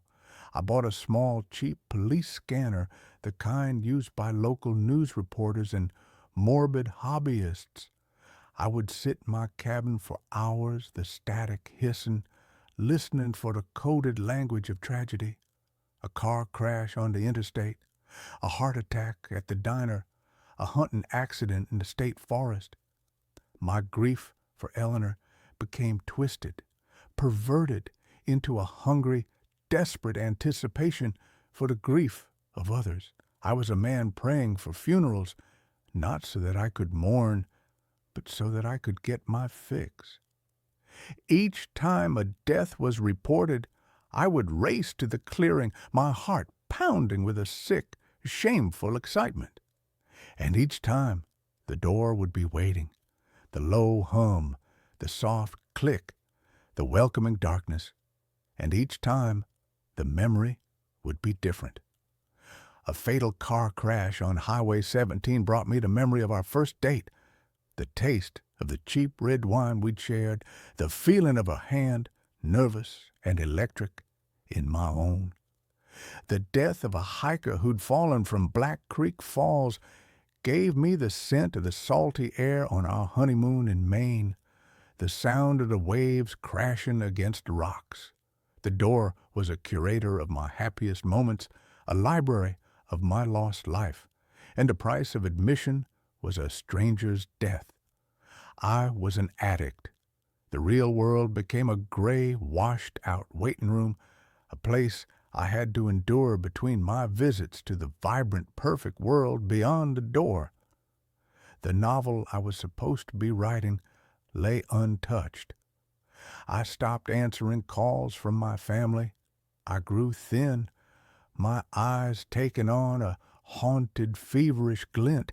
The townspeople in Black Creek began to look at me differently, their friendly smiles replaced with wary, cautious glances. I was the strange, gaunt man from the city who bought too much canned food and seemed to be listening to something no one else could hear. And then the deaths stopped. For 3 weeks, the scanner was silent. The town of Black Creek, with a stubborn, infuriating resilience, refused to offer up a sacrifice. The door remained locked. I was in withdrawal, and it was an agony far worse than the initial raw grief. The memories, which had been a comfort, were now a torment, a paradise I had been exiled from. My grief, which I had thought I was processing, came roaring back, amplified and distorted. The door hadn't been healing me. It had been enabling me, keeping me in a state of suspended animation, a perfect, preserved stasis of sorrow. I became desperate. I would spend all day at the door, pleading with it, sometimes screaming at it until my throat was raw, my fists bloody from pounding on the unyielding wood. The silence of the forest mocked me. It was during one of these desperate, frantic visits that I found the bird. It was a small brown sparrow lying at the base of the door, its wing bent at an unnatural angle.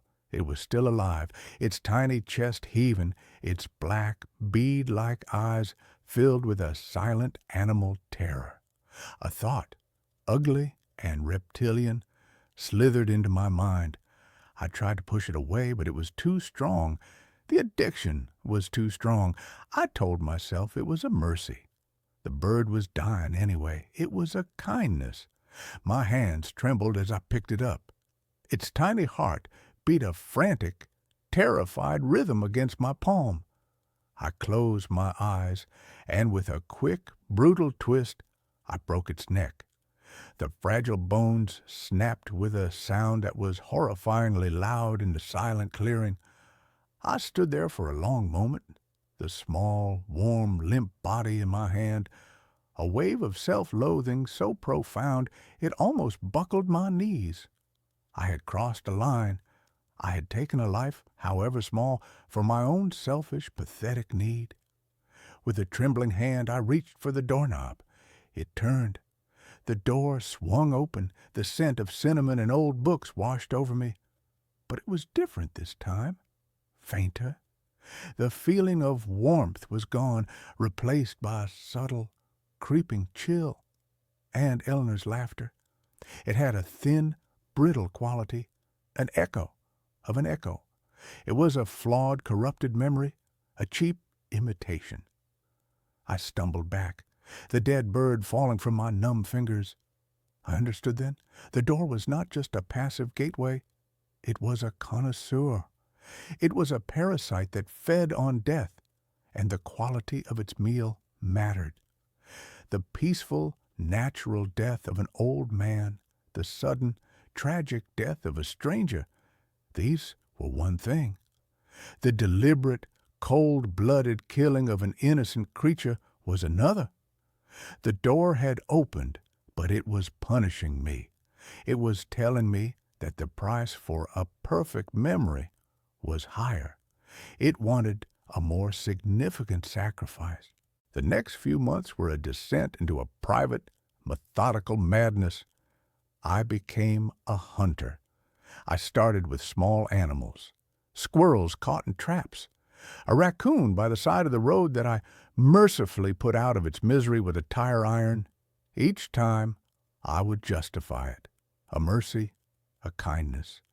And each time I would run to the door, a desperate, pathetic supplicant, and each time the memory of Eleanor would be a little more faded, a little more distorted, a little more soulless. The door was starving, and I was feeding it scraps. It was making me hungrier, more desperate. The day I found the deer was the day I knew I was lost. It had been caught in a barbed wire fence at the edge of my property, its leg torn and bloody, its eyes wide with panic and pain. It was a large, beautiful buck, full of a powerful wildlife force, and my first thought, the one that rose unbidden from the dark, twisted pit of my soul, was, "This one will be enough." I went back to the cabin and got the hunting rifle that had come with the rental, a dusty relic I hadn't even known was there. I told myself the same lie. It was a mercy. I couldn't let it suffer, but as I raised the rifle, my hand steady, my eye looking down the sight, I knew it was not about mercy. It was about me. It was about my need. The shot was deafening, a profane violation of the forest's sacred quiet. The deer fell, and as I stood over its magnificent dying body, watching the life drain from its dark liquid eyes, I felt nothing, no pity, no remorse, just the cold, clinical anticipation of the addict about to get his fix. I left the deer where it lay and ran to the clearing. The humming of the door was a triumphant, resonant thrum. I turned the knob. It swung open. The memory was perfect. It was our wedding day, the scent of the white roses in Eleanor's bouquet, the feeling of the cool gold ring on my finger, the sound of her voice as she said her vows, strong and clear and full of a love that I had believed was eternal. It was so real, so powerful, that I fell to my knees, sobbing, completely lost in the sensory perfection of the moment. When the door closed, and I was once again on my knees in the dirt and the cold, I knew with a chilling, absolute certainty what the door wanted next. The progression was logical, inevitable. It wanted a human life. It wanted me to become a monster. And the most terrifying part was that a part of me was considering it. The town of Black Creek was full of old, lonely people who might not be missed. The thought was a flash of pure demonic insanity, and I recoiled from it, horrified at the thing I was becoming. I was a man trapped in a feedback loop of grief and horror, and the only escape seemed to be to descend deeper.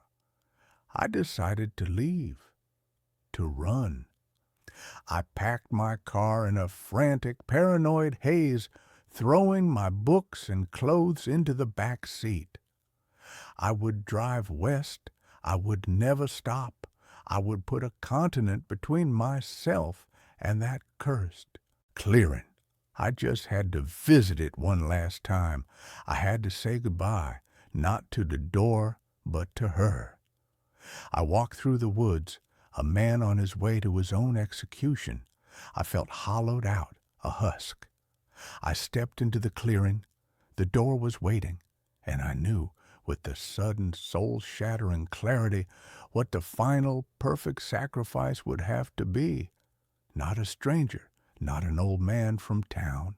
Me, my own life, the ultimate offering, the final perfect death that would surely purchase the final perfect memory, not just a fleeting sensory echo, but the thing itself.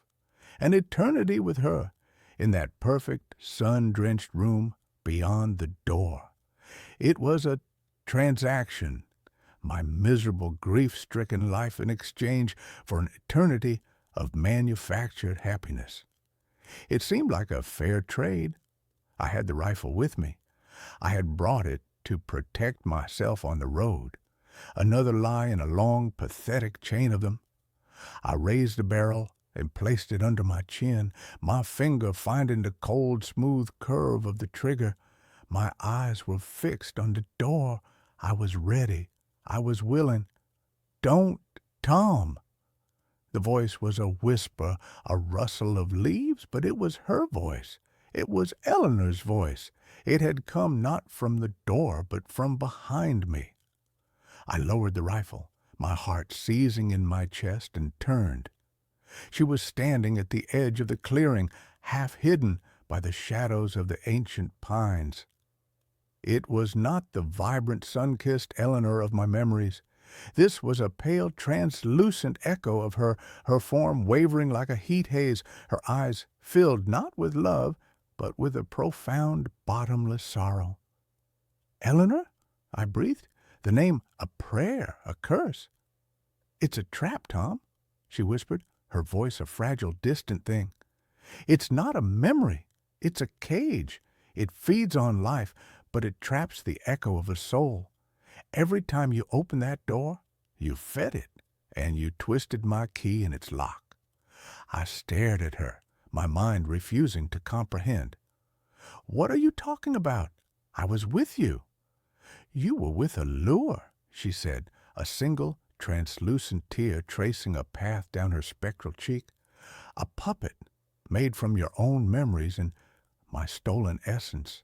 It's a parasite, a lonely, ancient thing that has been here since the first tree fell in this forest. It promises comfort, but it only offers oblivion. It promises reunion, but it only creates prisoners. Your death would be the final lock on the door. It would give it both of us forever." The truth hit me with the force of a physical blow. The beautiful, perfect memories were a lie, a bait. I had not been visiting my wife. I had been desecrating her memory, feeding her soul piece by piece to a monstrous, timeless entity. My grief had not been a key. It had been the hook on which I had been caught. The door behind me began to hum, a low, angry, possessive sound. It knew I was being swayed. The air grew cold. "What do I do?" I cried, looking from the ghost, my wife, to the terrible, beautiful door. "Live," she whispered, her form beginning to fade. "Live for both of us, Tom, the real way, the hard way, and let me go." She was gone. I was alone in the clearing with a humming, hungry door, and for the first time in a year I knew what I had to do. I was faced with a choice, a swift, easy death that would lead to an eternity in a beautiful, gilded cage, or a long, hard life filled with the real, painful, and ultimately cleansing fire of true grief. I chose the fire. I didn't run. I walked back to the cabin, my steps heavy but firm. I gathered the cans of gasoline I had for the generator and the axe from the woodshed. I returned to the clearing, a man with a purpose for the first time since Eleanor had died. I stood before the door, the source of all my monstrous actions, the altar of my twisted worship. I could feel its rage, its hunger. It was trying to lure me one last time, sending out the faint scent of cinnamon and old books. But it smelled like a lie now. It smelled like death. I swung the axe. The blade bit deep into the dark, polished wood, which screamed with a sound that was not wood, but a chorus of 1,000 trapped, tormented voices. I swung again and again, the wood splintering, a dark, viscous, sap-like substance bleeding from the wounds. I doused it in gasoline and threw a single lit match. The door erupted in a pillar of black, greasy smoke and an unnatural violet-colored flame. The screams from within it grew to a deafening crescendo, the voices of all its victims, all its prisoners, finally being released in a fiery, agonizing exorcism. I saw faces in the flames, fleeting, contorted masks of pain, and finally, of peace. And for a fraction of a second, I saw Eleanor, not the pale, sad echo from the woods, but the real Eleanor, her face full of light and love, her lips forming a single, silent word. "Thank you."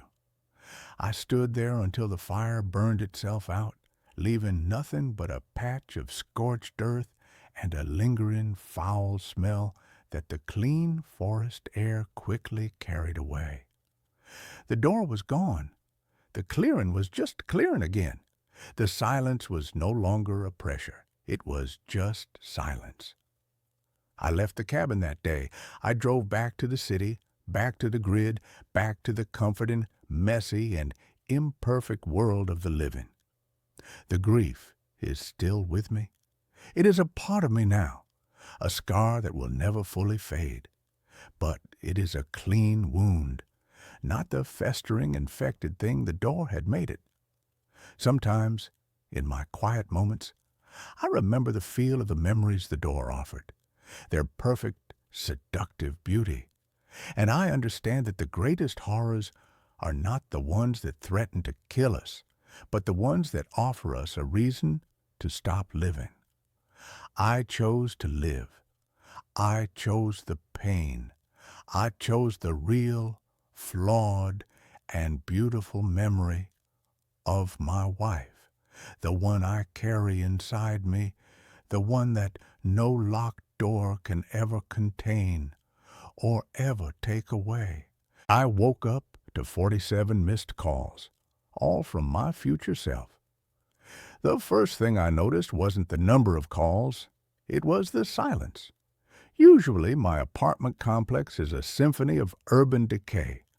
I live on the 4th floor of a brick walk-up in Chicago. By 8 a.m. on a Saturday, I should hear Mrs. Giamatti's beagle yapping 3 doors down. I should hear the rumble of the L train vibrating the steel fire escape outside my window. I should hear the heavy bass of the teenager's stereo in 4B. But there was nothing, just a heavy, suffocating silence that felt like cotton wool stuffed into my ears. I rolled over, my head pounding. I'd taken 2 melatonin gummies the night before. A mistake. They always gave me vivid, sticky nightmares, and I felt like I was swimming through molasses to surface into consciousness. I reached for my phone on the nightstand. The screen was blindingly bright in the dim room. I squinted, trying to focus. 47 missed calls. My stomach gave a weird lurch. 47? Who calls someone 47 times? An emergency, mom, dad, an accident. I unlocked the screen, my thumb hovering over the Recents tab. I expected to see mom or maybe my boss if the building had burned down. I stared at the list. The blood drained out of my face so fast I felt dizzy. Missed call, me, mobile. Missed call, me, mobile. Missed call, me, mobile. The list scrolled down, screen after screen. All 47 calls were from my own contact number. I sat up, the sheets pooling around my waist. The room was cold, unnaturally cold for September. I checked the timestamps. The first call had come in at 3:12 a.m. The last one was at 7:59 a.m. 1 minute ago. I held the phone like it was a live grenade. A glitch. It had to be a glitch. Maybe the cell towers were messed up. Maybe someone was spoofing my number. That happens, right? Scammers use your own number to bypass spam filters, but 47 times. Then I saw the voicemail icon. 1 new voicemail. Only 1? If they called 47 times, why leave only 1 message? I pressed the speakerphone button. I didn't want to hold the plastic against my ear. The robotic female voice announced, "Message received today at 7:59 a.m. A burst of static. Then a voice. "Don't. Static.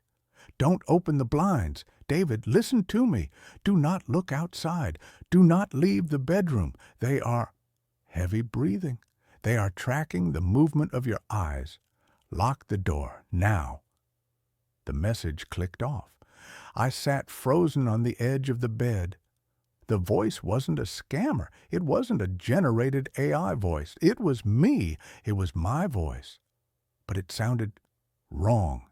It was rougher, hoarse, like I had been screaming for hours. And there was a tremor in it, a hysterical edge that I had never heard in myself, not even when I broke my leg skiing, not even when my dad died. It was the sound of raw, unadulterated terror. They are tracking the movement of your eyes. My gaze instantly darted to the window. The blinds were drawn, thank God, but there was a gap, a tiny vertical sliver of light where the slats didn't quite meet. I felt a primal urge to look, to peek, to prove that this was insane. Buzz up! The phone vibrated in my hand, startling a yelp out of me. Incoming call, me, mobile. I stared at the screen. My own face, a goofus selfie I used for my contact card, grinned back at me. I answered. Hello? My voice cracked. You listened to the voicemail, the voice on the other end said. It was definitely me, but the audio quality was crystal clear. No static. It sounded like I was standing right next to myself. Who is this? I demanded, trying to sound tough but failing miserably. Is this some kind of deep fake prank? Because it's not funny. It's not a prank, David. It's 10:15 a.m. I'm you, or I was you. Look, we don't have time for the sci-fi explanation. You have about 30 seconds before the first one gets to the door. The first what? Who? The sweepers, the voice said. Listen to me carefully. Get up. Go to the hallway door. Lock the deadbolt, the chain, and the bottom latch. Do it now. Why? Because at 8:05 a.m., Mrs. Giamatti walked out to walk her dog, and they took her. They took everyone, David. The building is empty. You're the last one left because you sleep like the dead. I looked at the clock. 8:03 a.m. You said it's 10:15 where you are? Yes, I'm calling you from 2 hours in the future. I'm trying to keep us alive. I failed the first time I opened the door. Please, lock it. The desperation in the voice was nauseating. It was the sound of a man begging for his life. I stood up. I didn't believe it, not really, but the fear was contagious. I walked out of the bedroom, down the short hallway to the front door of my apartment. I stared at the locks. The deadbolt was already turned. I always locked it. The chain, the voice on the phone whispered, and the bottom latch, the one you never use. I hesitated. Thump. A sound from the hallway outside. It wasn't a knock. It sounded like a wet sandbag being thrown against the wood. My heart hammered against my ribs. Lock it! I screamed at myself through the phone. I fumbled with the chain, sliding it into the groove. I kicked the bottom latch into place. The doorknob turned. It turned slowly, grinding the mechanism. Then a force slammed against the door. The wood groaned. The frame shuddered. If I hadn't done the chain and the latch, the deadbolt might have held, but the door would have bowed enough for what? Open up, David. The voice from the other side of the door wasn't mine. It was Mrs. Giamatti's, but it was flat, monotone. David, it is time for the walk. The dog needs to walk. Open the door. I backed away, clutching the phone. Mrs. Giamatti? Don't answer her. My future self hissed in my ear. That's not her, not anymore. Go back to the bedroom, quietly. I retreated, stepping softly on the hardwood. I went back into the bedroom and shut the door. What is happening? I whispered into the phone. Is this an invasion? Zombies? Not zombies, future me said. They're listeners. They mimic. They take the shape of the people they touch, but they need permission to enter. They need you to open the barrier. If you open the door or the window, they get in. Once they're in, they assimilate you. Assimilate? It hurts, David. God, it hurts. I can still feel it happening to me right now. That's why I'm calling. If I save you, maybe I save myself. The logic is fuzzy. My memory is going, okay, what do I do? Call the police? No, the police came at 8:45. They're part of it now. You'll hear the siren soon. Don't look out the window. I looked at the blinds again. The urge to look was overwhelming. It was like a magnet pulling at my eyeballs. Why 47 calls? I asked. Why didn't you leave a message earlier? I tried. Future me sounded exhausted. The signal, it's hard to reach back. The connection keeps dropping, and every time I call, I lose a little more of myself. I think this is the last time I can get through. Okay, so what's the plan? How do I get out? You don't get out, not yet. You have to wait for the shift. The shift? At 11 a.m., the sunlight hits the fire escape at a specific angle. They hate direct UV. They retreat into the shadows of the hallway. That's your window. You have to go out the fire escape, climb up to the roof, and jump to the next building. The gap is 6 feet. You can make it. I can't jump 6 feet. You can when something with Mrs. Giamatti's face and a mouth full of needles is chasing you. You make the jump. I made the jump. Wait, I paused. If you made the jump, then why are you calling me? If you survived, why do you sound like you're dying? Silence on the line. Then a heavy sigh. I made the jump to the roof, but I didn't check the roof access door. It was open. One of them was waiting inside the stairwell. I got bit, David. I've been hiding in the utility closet on the roof for 2 hours, bleeding out, watching my skin turn gray. I'm calling you to tell you to check the door. Check the damn door before you run past it. My blood ran cold. Okay, check the door. Got it. I'm fading, the voice said. The signal is breaking up. Stay inside. Don't make a sound. Wait for 11 H. And David? Yeah? I'm sorry. The line went dead. I sat there in the silence. 8:10 a.m. I had nearly 3 hours to wait. The next 2 hours were an exercise in psychological torture. At 8:30, the scratching started. It sounded like fingernails being dragged down the hallway drywall. Long, slow strokes. At 8:45, just like the voice predicted, the sirens came. But they didn't wail. They chirped, short and aggressive, then cut off abruptly right outside the building. I heard heavy boots on the stairs. I heard shouting, "Police! Is anyone in there?" It sounded like Officer Miller, a guy I'd seen around the neighborhood. "Open up! We have reports of a gas leak." A lie. Future me said they need permission.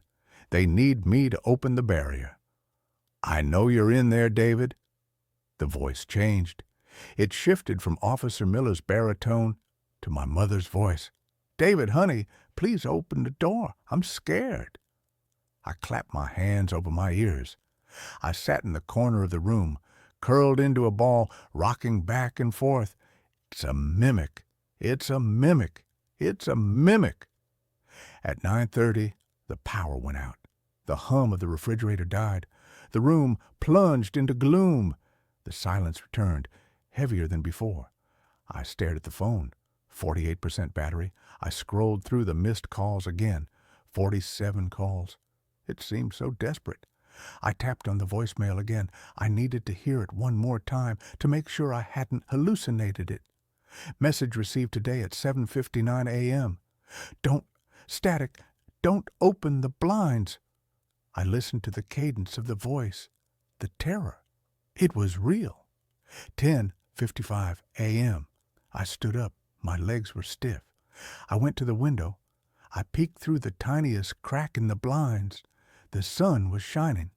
It was a bright, beautiful day. The fire escape steel was gleaming. I grabbed my sneakers and tied them tight. I grabbed a kitchen knife. Useless, probably, but it made me feel better. 10:58 a.m. I moved to the window. I unlocked the sash. 11 a.m. I took a deep breath. "Check the roof access door," I whispered to myself. I threw the window up. The noise of the city rushed in. But it was wrong. No cars, no people, just wind. I scrambled out onto the fire escape. The metal was hot under my hands. I looked down into the alley. It was filled with them. They were standing in the shadows of the dumpsters, looking up.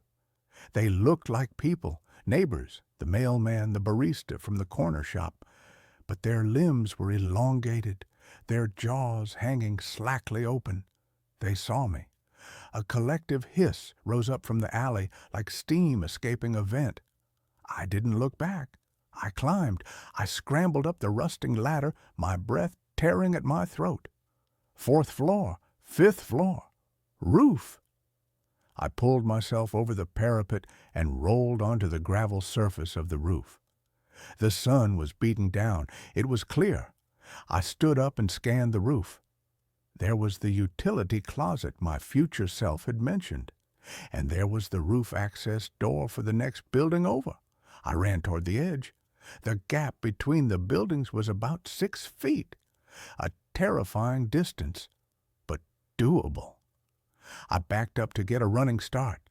Then I saw it, the utility closet door. It was slightly ajar. I stopped. Future me said he was hiding in there. He said he was bleeding out. If he was in there, could I help him? Could I help me? I took a step toward the closet. David. The voice came from inside the dark gap of the closet door. It was weak, wet. "I'm here," I whispered. "I'm here." "Don't come closer," the voice rasped. I'm changing. I can feel my teeth moving. "I can get you help. We can jump together." "No, I can't move. Listen, did you check the door?" "What door?" "The roof access door on the other building." I looked across the gap. The door on the other roof was closed. "It's closed," I said. "Good." The voice in the closet groaned. "Good. Then you have a chance." I looked at the closet. I felt a surge of insane empathy. That was me in there, dying. "I can't leave you," I said. "You have to go." I turned and ran.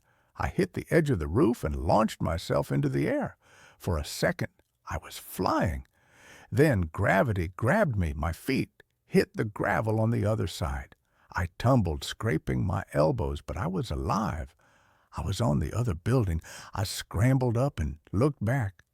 The door to the utility closet on my building swung open. A figure stepped out. It was me. But it wasn't injured. It wasn't bleeding. It was wearing my clothes, but they were crisp and clean. It stood on the edge of the roof, looking at me. It smiled, and as it smiled, its jaw unhinged, dropping down to its chest. It raised a phone to its ear. My phone rang in my pocket. I stared at the figure across the gap. I pulled my phone out. "Incoming call. Me. Mobile." I answered it, staring directly at the monster that wore my face. "Hello?" I whispered. The monster on the roof didn't move its mouth, but the voice came through the phone, perfectly clear. "You made the jump," it said. The voice wasn't raspy anymore. It was smooth, predatory. "You lied," I said. "You weren't dying." "I lied about a lot of things," the voice purred. "I told you to wait for 11 a.m. Do you know why?" I looked around. The sun was high. "Because at 11 a.m., the shadows on the west side of the building stretched just enough to cover the roof access door you're standing next to." I froze. I spun around. The door to the stairwell of the building I was currently standing on, the one I had just jumped to, was in the shadow of a water tower. And it was open. Standing in the doorway, shrouded in darkness, were 3 of them. They were all wearing police uniforms. "I didn't want you to jump to save you, David," my voice on the phone said. "I wanted you to jump because my building was fully harvested. We needed fresh meat, and you just delivered yourself to the colony next door." I dropped the phone. The figures in the doorway stepped out. I backed up, but there was nowhere to go. Just the 6-foot gap and the monster waiting on the other side.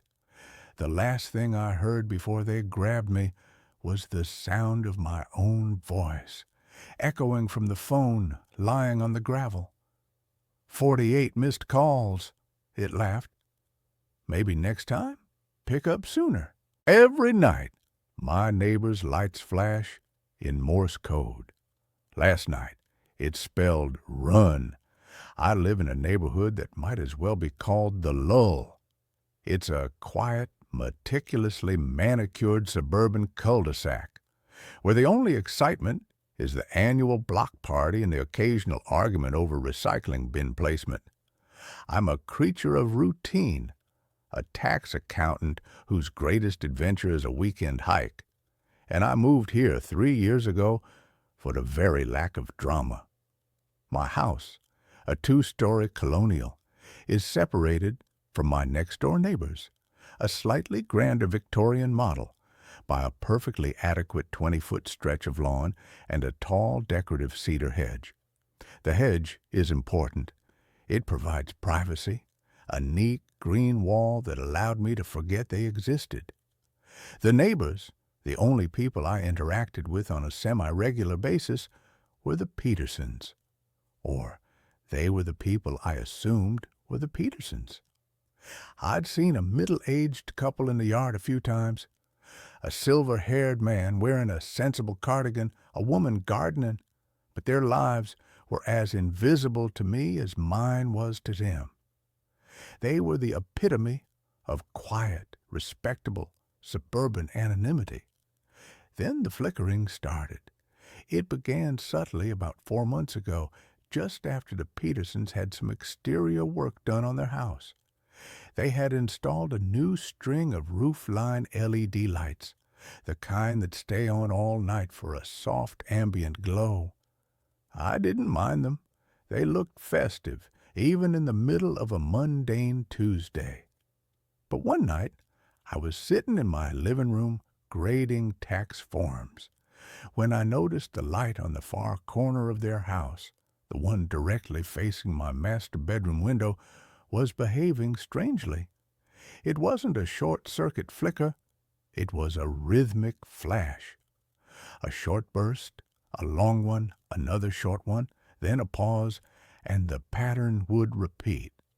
I initially dismissed it as a faulty wire, a cheap Chinese LED that had finally given up the ghost. But the pattern was too clean, too precise. It had a deliberate mechanical cadence that was unsettlingly familiar. I have a strange, almost photographic memory for obscure data. As a teenager, I was briefly obsessed with Barodio 2 cryptography, spending one summer memorizing the International Morse code chart for a school project that, naturally, no one else cared about. I pulled my laptop closer, pulled up the International Morse code standard, and watched the rhythm again. Short. Long, long, long. Short. It repeated. I felt a cold knot tighten in my stomach. The pattern, repeating every 30 seconds, translated perfectly to a single, solitary letter. The letter B. I spent the entire next week watching that light, feeling an obsessive need to decode the message. Every night, exactly at 11 p.m., the light would turn on and begin its silent, rhythmic transmission. B, B, B. It was relentless.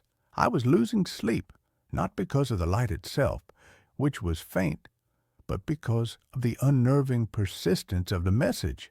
I considered walking over there, knocking on the door, and asking the Peterson family about their malfunctioning light. But the fear of sounding completely unhinged, "Excuse me, your faulty LED is sending me a distress signal in outdated naval code," stopped me. I decided I needed more data. The message changed on Friday.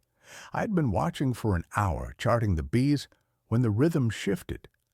The single bulb flashed a short burst, then a long one, then a final short burst. Then a long pause, followed by 3 short bursts. Another pause. A long burst, a short, a long, a short. I typed it into my code chart, my fingers flying across the keys, my breathing shallow and fast. Short, long, short, R. Short, short, short, S. Long, short, C. R. S. C. I waited another 30 seconds, watching the light. The pattern repeated, R. S. C. Over and over. R. S. C. Was it a name? A radio call sign? It felt like gibberish, an abandoned fragment of a thought. But it was definitely code, and it was being directed at my window. The light was positioned so that anyone inside the Peterson house would have had to manually adjust the fixture to achieve that specific trajectory. The next day, Saturday, I decided to break the routine. I walked over to the Petersons' house, crossed the perfect lawn, and approached the front door. I intended to ask about the light, feign a neighborly concern about their electrical wiring. But as my hand rose to knock, I saw a subtle detail that made me hesitate. The blinds on the front window were not merely drawn. They were taped shut from the inside with black electrician's tape, sealed against the frame so that not a single sliver of light or shadow could escape or enter. The house was not just quiet, it was inert, a crypt of respectable suburbia. I backed away and returned home, the unease now a deep, throbbing ache beneath my ribs. I watched the lights again that night, but with a new awareness. I was no longer an analyst. I was a target. At 11:00 p.m., the light turned on and began its sequence. Long, short, long, short, long, short, long, short. I worked through the sequence on my desk, the numbers and letters blurring under the fluorescent lamp. Long, T. Short, long, short, R. Long, short, long, K. Short, E, T, R, K, E. Not a common word, perhaps a name, perhaps a brand. Then the message repeated, slightly faster this time. T, R, K, E, T, R, K, E, T, R, K, E. The frantic repetition felt like a cry for help. The following night, the message was longer, taking nearly a minute and a half to transmit. I sat in the dark, notebook on my knee, meticulously recording every flash, the frantic dots and dashes turning into a desperate narrative. Long, long, long, short, short, long, long, short, short, short, long, short, short, short, short, long, short, short, short, short, short, long, long, short. I transcribed the letters one by one, writing them down without looking at the whole word until the final letter was confirmed. WHAT, SUP. The message wasn't frantic or pleading. It was a question. What's up? A casual conversational inquiry directed at me through the silent language of light. The sheer audacity of it, the cold, calculated normalization of this clandestine communication, made my hands shake. I wasn't just observing a faulty light anymore. I was now part of the exchange. Someone inside that silent house knew I was watching, and they were initiating a dialogue. The question wasn't, "Who are you?" or "Are you watching?" It was, "What's up?" They were assuming I was already involved, a partner in this bizarre, covert correspondence. I couldn't sleep. The implication was paralyzing. If they knew I was watching, they must have placed the light, adjusted the direction, and started the conversation specifically for me. I needed to respond, to end this, to force the reality of the situation into the light of day. But how do you talk to a cryptic entity that communicates through light pollution and a dead language? I went into my attic and found an old, powerful camping floodlight I used for power outages. I dragged it to my bedroom, set it on a tripod, and aimed it at the Petersons' corner light fixture. At 10:55 p.m., I sat down, my finger poised over the power button. I had chosen my response carefully. It was simple, direct, and unassailable. At 11 p.m., the Peterson light turned on and began its sequence: short, long, short, R, short, short, short, S, long, short, C. The RSC from the previous night, the one I had dismissed as gibberish. This time, I realized what it was. It wasn't a name. It was a call sign, a way to establish a two-way channel. I waited for the full sequence to complete, took a deep breath, and began to flash my floodlight back. Long, long, long, O. Long, short, long, K. The light I had bought was far too bright for the suburbs, and my OK was a blinding, disruptive burst aimed squarely at their window. I held the light steady on the final long flash of the K and then turned it off, my heart hammering like a drum. For a full minute, the Peterson light continued its RSC sequence, repeating the call sign, seemingly oblivious to my response. I started to think my message hadn't been seen, that my signal had been too crude, too fast. Then, the RSC sequence cut off midway. The light went completely dark for 10 seconds. Then it came back on and began a new, slow, deliberate transmission. Long, long, long, long, long, short. Long, short, short. Long, short. Short, long, short, long. Long, long. Long, short, long. Short, short, long. Short, short, short. Short, long, short, long.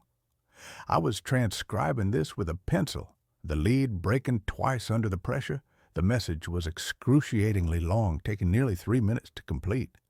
The decoded message was a terrifying, almost poetic answer to my question: FINDRAWAWERTHHHIDDEN.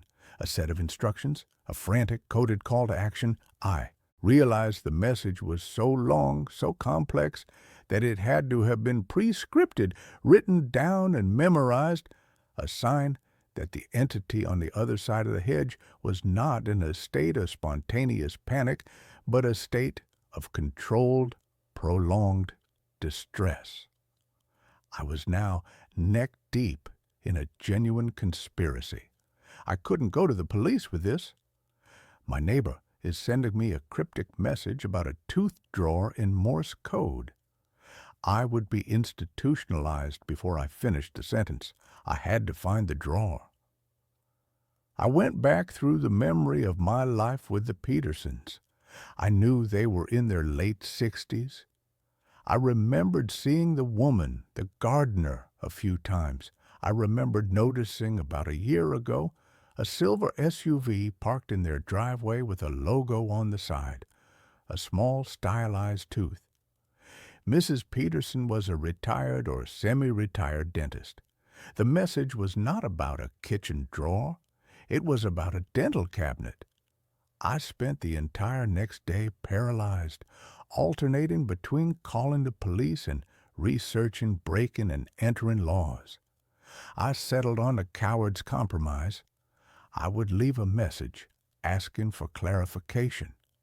That night, 11 p.m., the Peterson light turned on. RSC, RSC.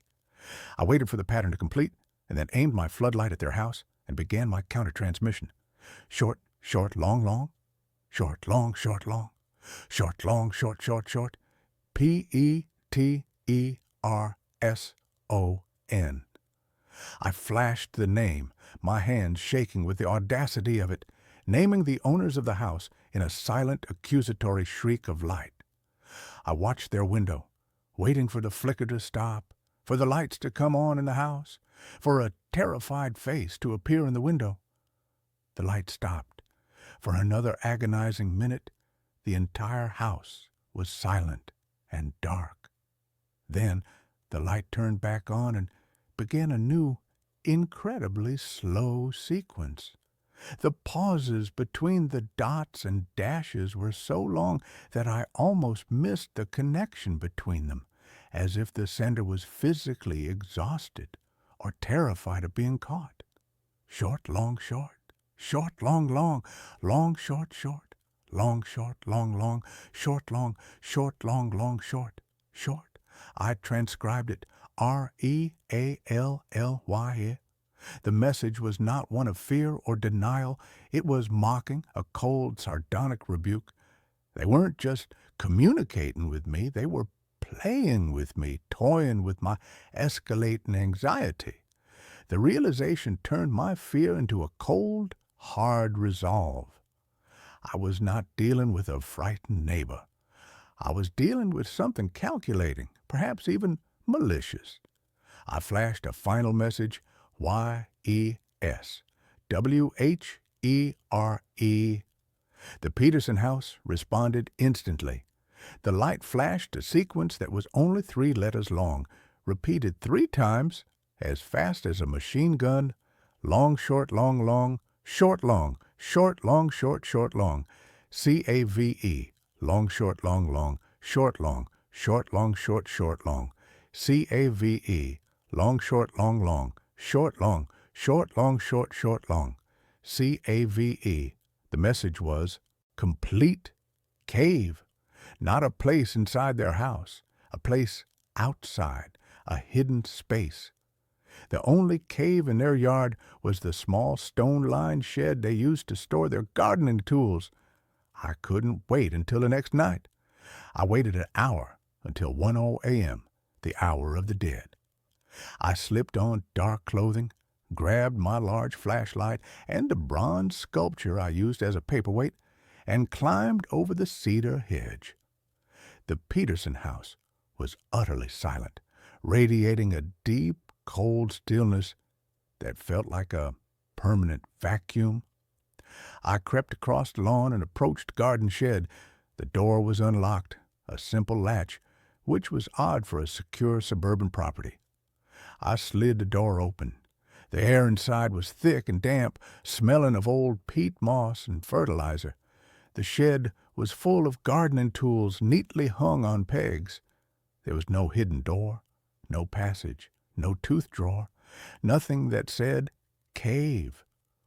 I turned to leave, the fear starting to turn into self-loathing for having been drawn into this insane game, when the floodlight I had aimed at the house earlier clicked on, aimed directly at me.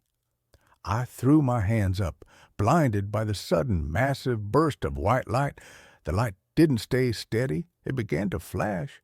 Short, long, short, R. Long, short, long, long, U, short, long, N, R, U, N. The most primal, terrifying message, a simple, one-word command delivered by a blindingly bright floodlight. I didn't hesitate. I sprinted out of the shed, across the lawn, and scrambled back over the cedar hedge, throwing myself onto my own side of the property. I lay there, panting, the smell of cut grass filling my nostrils, listening. I heard a small, distinctive click from the Peterson house, the sound of the floodlight turning off. I stayed on my side of the lawn, clutching the bronze sculpture, watching the house. Nothing moved, nothing stirred. The house was once again dark, silent, and entirely inert. I waited until morning, then packed a bag, left a note for my cleaning lady, and drove 300 miles to a remote cabin I owned in the mountains. I did not call the police. I knew the Petersons were involved, that they had set the light, but the nature of the message, R-U-N, suggested they were either a prisoner or a deeply disturbed tormentor.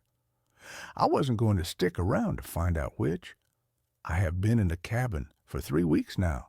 No internet, no television, no phone signal, just the trees, the snow, and the quiet. I was finally starting to decompress, to allow the impossible events to fade into a nightmare.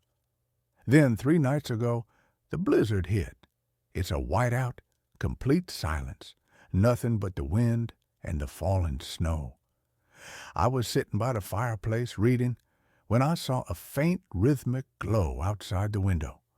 I dismissed it as the flicker of the firelight reflecting on the window pane, but the rhythm was wrong. It was too sharp, too precise. I walked to the window and looked out into the impossible, swirling white void. The only thing visible was the thick, dark trunk of a massive pine tree, about 50 feet from my front porch, and from behind that tree, a single, incredibly bright point of light was flashing, steady and relentless, cutting through the snow. Short, short, long, long. U, long, short, long, long. R, short, short, short. S, short, long, short, short. T, long, long, long. O, short, long, short, short. D, I transcribed letters on the condensation of the window. URSTOD. It was an anagram, a twisted, scrambled arrangement of a single word. I stared at the letters, my mind racing, cycling through possibilities. Trusted, outsider, Dustero. Then the light behind the tree flashed one last single slow dot, a period, a final punctuation. The light went out. The forest was dark, silent, and only the sound of the wind remained. But the light had left its message. It was a perfect 6-letter word, D-O-T-S. I was staring at the letters I'd written on the glass. Then I looked back at the light. The letters I had seen were U-R-S-T-O-D, and the light had ended with a single dot. A dot in Morse code is an E. I was missing one letter. My memory, my perfect cryptographic memory, had failed me. I had missed a dot or a dash somewhere in the frantic transmission. The light had seen my confusion and sent me a clue. Dots, the components of the language itself. I realized I hadn't made a mistake in transcription. The light had lied to me, given me a false letter, and then sent the correct, final letter as a clue. It wasn't a neighbor anymore. It was a cryptographer, a cold, calculating mind that was playing a game of escalating terror. The true word, the one that used all the letters I had transcribed plus the final E, was not an anagram. It was a sentence composed of the letters I saw plus the final E, T, R, U, S, T, E, D. I looked at the light, the final message, the single terrifying dot that was the period, and I knew what had happened. Someone, an intelligence, had followed me, setting up the same exact light system in the woods. And they weren't sending me a warning. They were confirming a truth. The truth was that I was trusted. I was the new recipient of the communication, the replacement for whoever had been taken from that silent house. I was the new antenna, the final, complete message, the one that the single dot had been hinting at all along, was the most terrifying realization of all. The letters were not meant to be anagrammed. They were a simple, phonetic, taunting message, a full word that had been split into 2 coded transmissions, and the final punctuation mark was the only letter I needed. U-R-S-T-O-D-E. You are stood. I am stood here, looking out at the dark woods, knowing the light is gone, but the message has been delivered. I am stood, I am stopped, and I am watched. And the silent, patient intelligence that communicates in dots and dashes is somewhere in the absolute blackness of the forest, waiting for the next exchange to begin, waiting for me to turn on my own floodlight and ask the inevitable question, what's up? I know that the next message will not be a command to run. It will be a set of instructions. And I'm terrified because I know that I will not be able to stop myself from answering. I streamed myself sleeping. Someone knocked on my door while I was watching.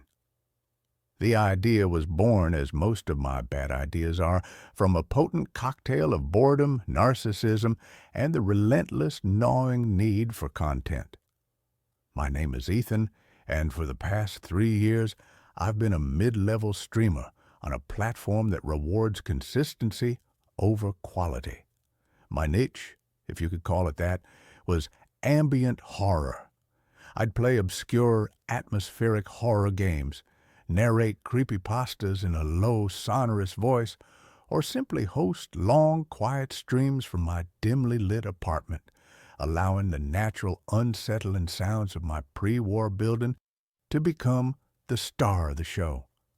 My audience was small but loyal, a collection of fellow insomniacs and weirdos who found a strange communal comfort in our shared digital loneliness. The concept was deceptively simple: a 24/7, uninterrupted live stream of me sleeping. I called it the Somnus Project. The tagline I came up with was, "What happens when we're not watching?" It was a nod to the paranormal, a wink to my horror-loving audience, but in reality, it was a gimmick, a high-concept, low-effort way to keep my channel active, to hoover up a few extra donations while I was literally unconscious. Setting it up was easy. I mounted a wide-angle, night-vision-capable webcam on a tripod in the corner of my bedroom, positioning it to capture my bed and most of the room.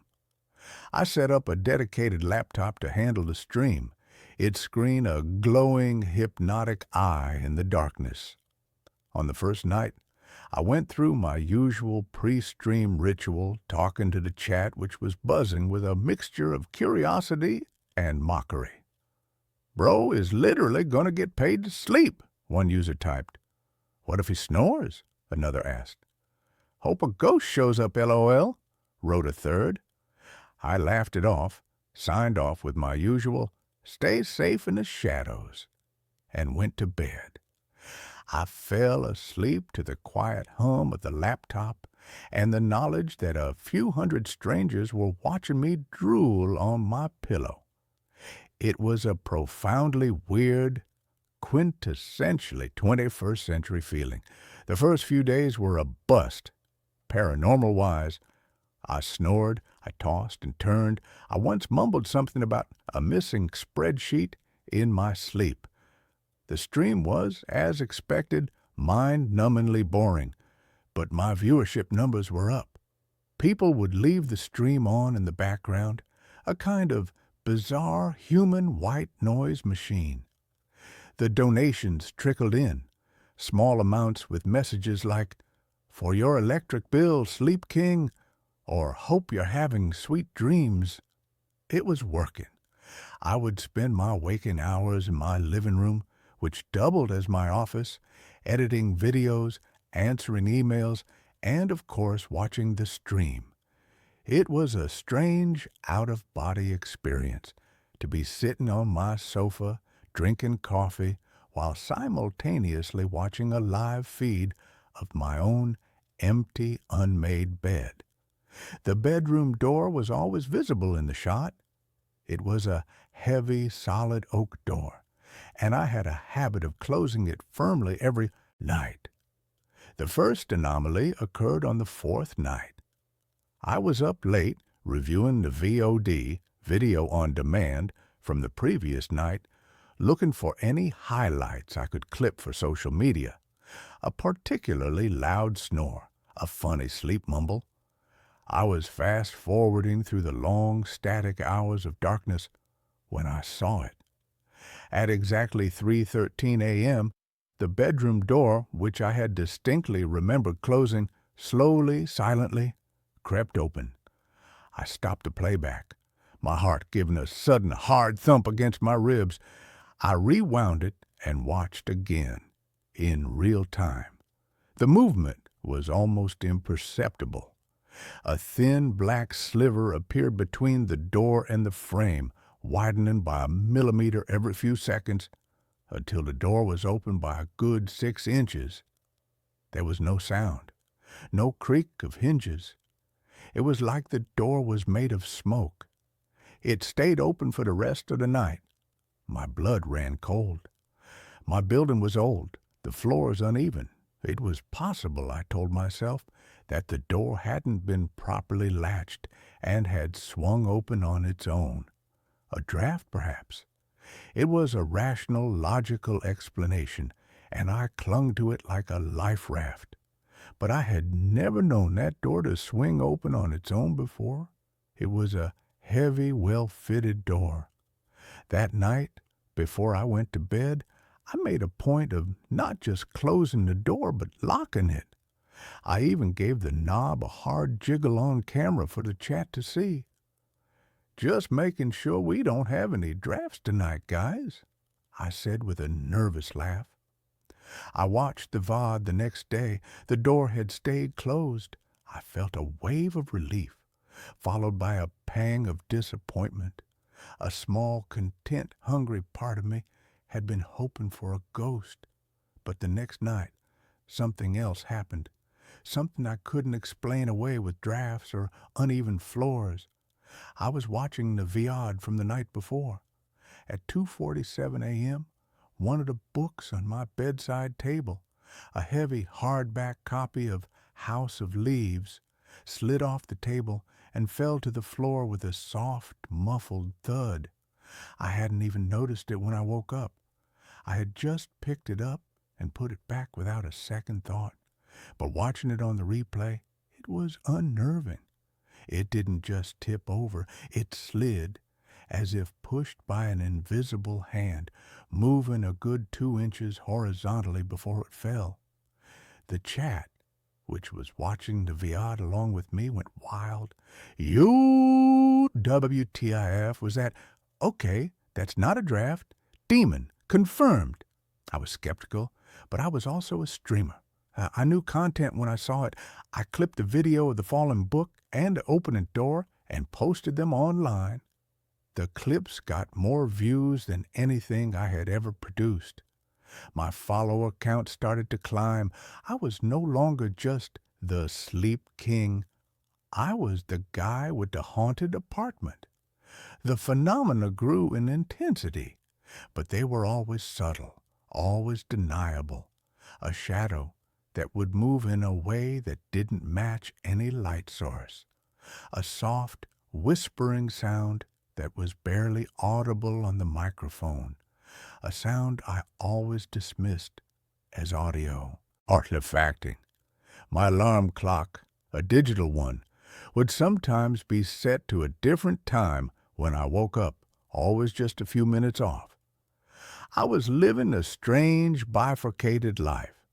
During the day, I was the excited, slightly spooked host, analyzing the footage with my growing audience, speculating about ghosts and poltergeists.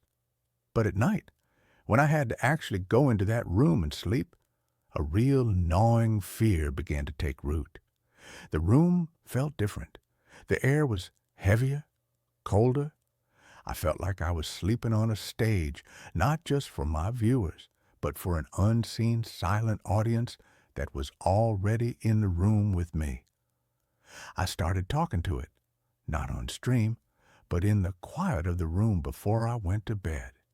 "If you're here," I'd whisper into the darkness, "give me a sign, a real one." It was a stupid, horror movie trope thing to do, but I couldn't help myself. I felt like I was losing my mind, caught between the performance of being haunted and the terrifying possibility that it was real. The real sign came on a Tuesday, 2 weeks into the Somnus Project. It was one of the rare nights I decided not to review the VOD from the night before. I had been out with friends, a brief, desperate foray into the normal world. I came home late, exhausted. I glanced at the stream on my phone. My bed was empty, the room silent.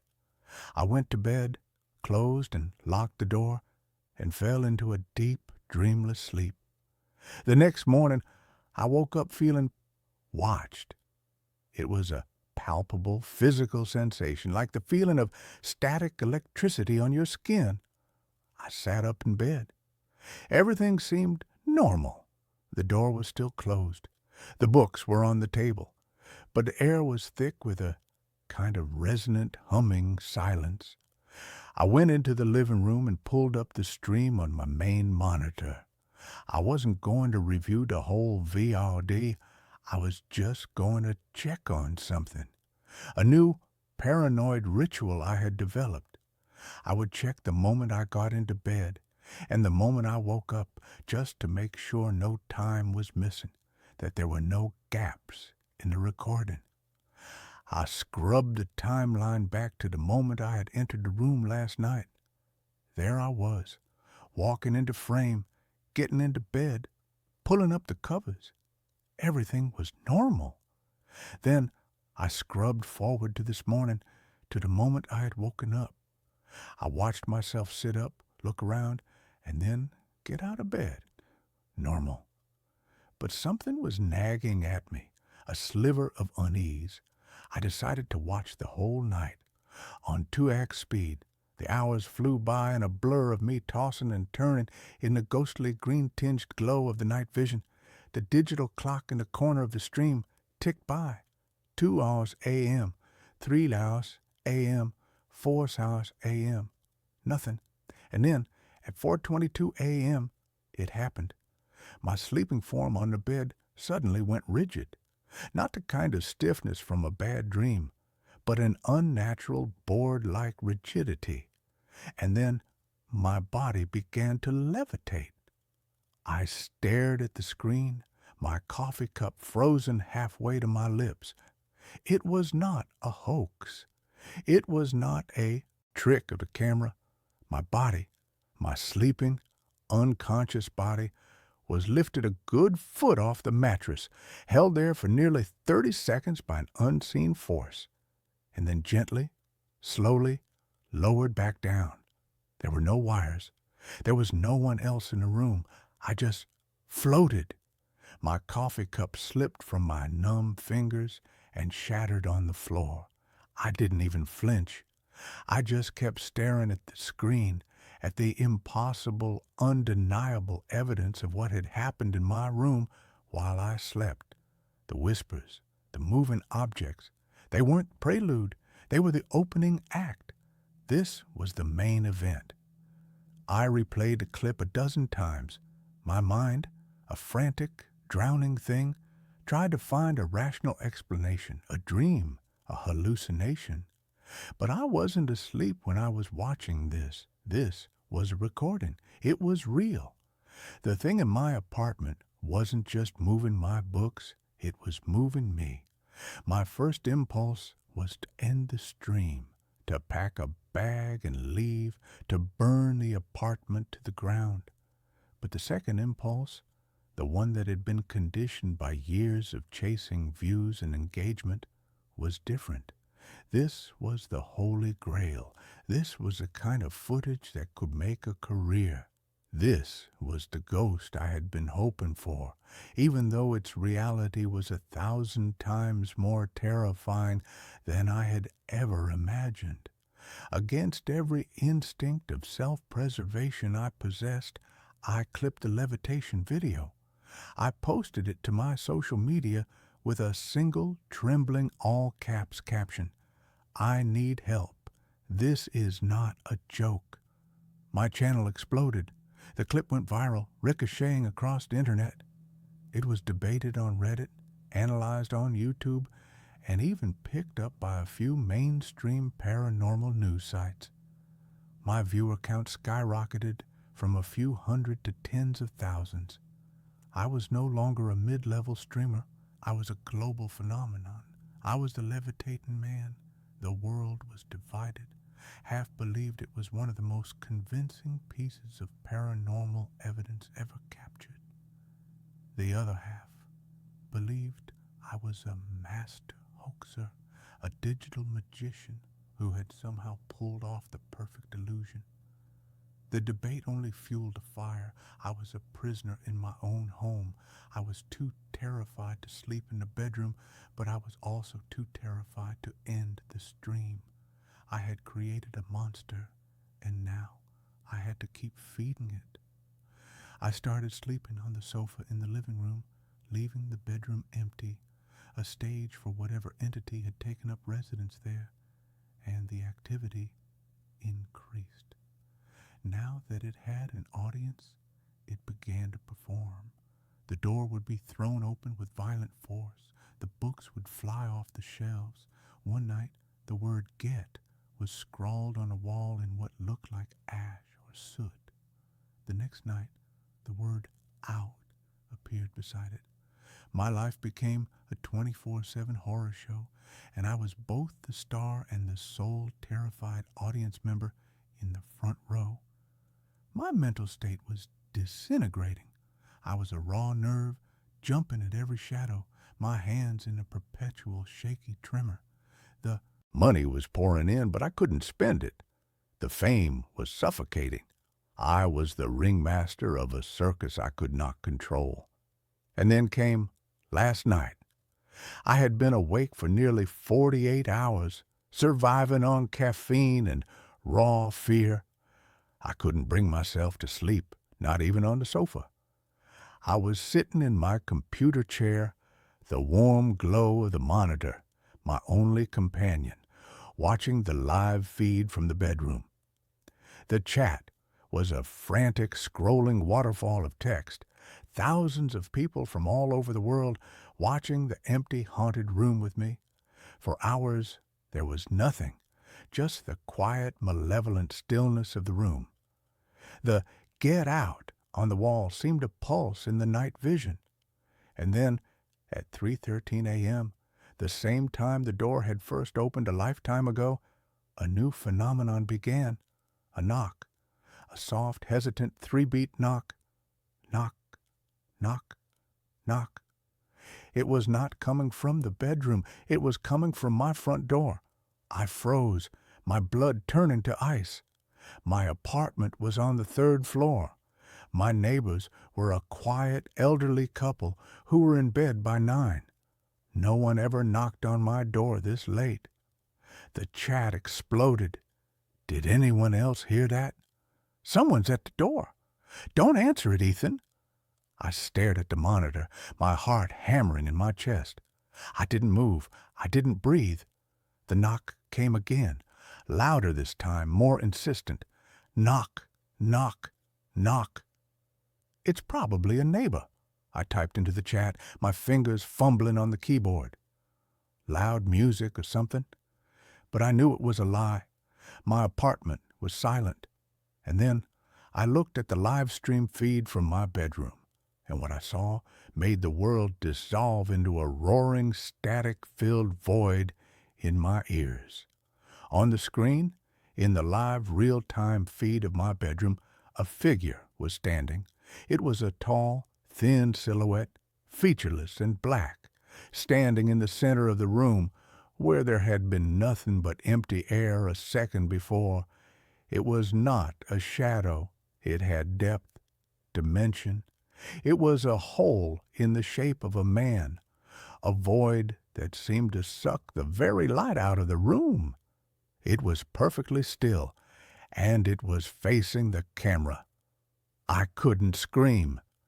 The sound was trapped in my throat, a hard, painful knot of pure, undiluted terror. The thing on my screen was not a ghost.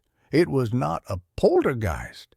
It was something else, something that had been drawn to the attention, to the energy of thousands of people, all focused on this one small room. I had not just opened a door for a ghost. I had opened a portal, and something had stepped through. Knock, knock, knock. The knocking at my front door was louder now, a frantic, angry pounding. It was in sync with the pulsing of the blood in my ears. I couldn't tear my eyes away from the monitor. The figure in the bedroom slowly lifted an arm.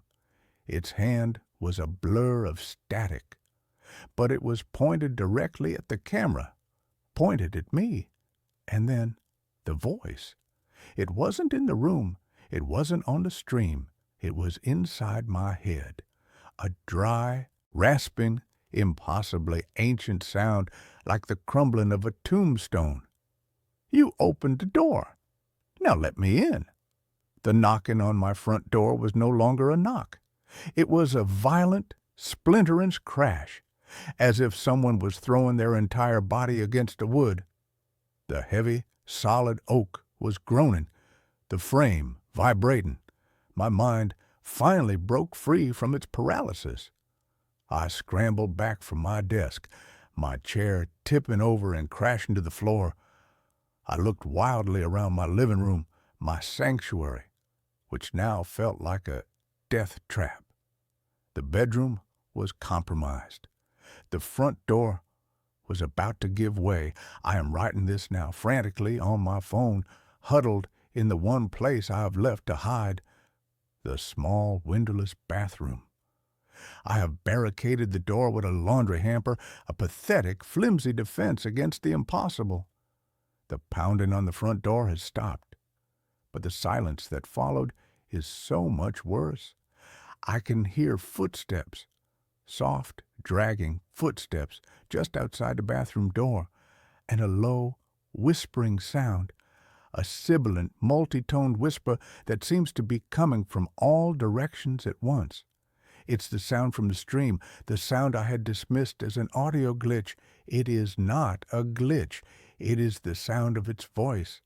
My phone is my only light. I have the live stream of my bedroom still open on the screen. The figure is gone. The room is empty again. But that's not a comfort. It just means it's no longer in there. It's out here with me. The doorknob of the bathroom is turning. Slowly, silently, I am watching it happen. My own reflection, a pale, terrified ghost in the dark screen of my phone. My Somnus project was a success. I asked the question, what happens when we're not watching? And I got the answer. Something wakes up, and it watches you back. And then it comes to visit. I created a viral sensation. I have millions of viewers now, but the content is no longer mine to control. The show is being run by my new silent partner. I am the final act. The lock on the door just clicked. The whispering is getting louder. I think I know what the final clip is going to be. I was chosen for a sleep experiment. No one told me I'd be the only subject left. The advertisement was unassuming, tucked between a plea for plasma donors and a gig for a part-time dog walker. It was printed in the bland sans-serif font of institutional efficiency. Volunteers needed for paid somnology study. Participants must be in good health, age 21-35, with no history of sleep disorders.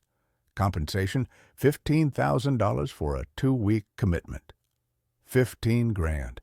To a freelance graphic designer like me, neck deep in student loans and living off ramen that tasted of salty despair, that number wasn't just compensation. It was a lifeline. It was 2 months' rent, a down payment on a reliable car, a chance to breathe. All I had to do was sleep. It sounded like the easiest money I would ever make.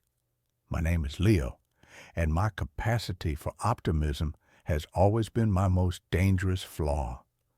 The intake process took place in a sterile downtown office building that smelled of lemon-scented cleaner and quiet desperation.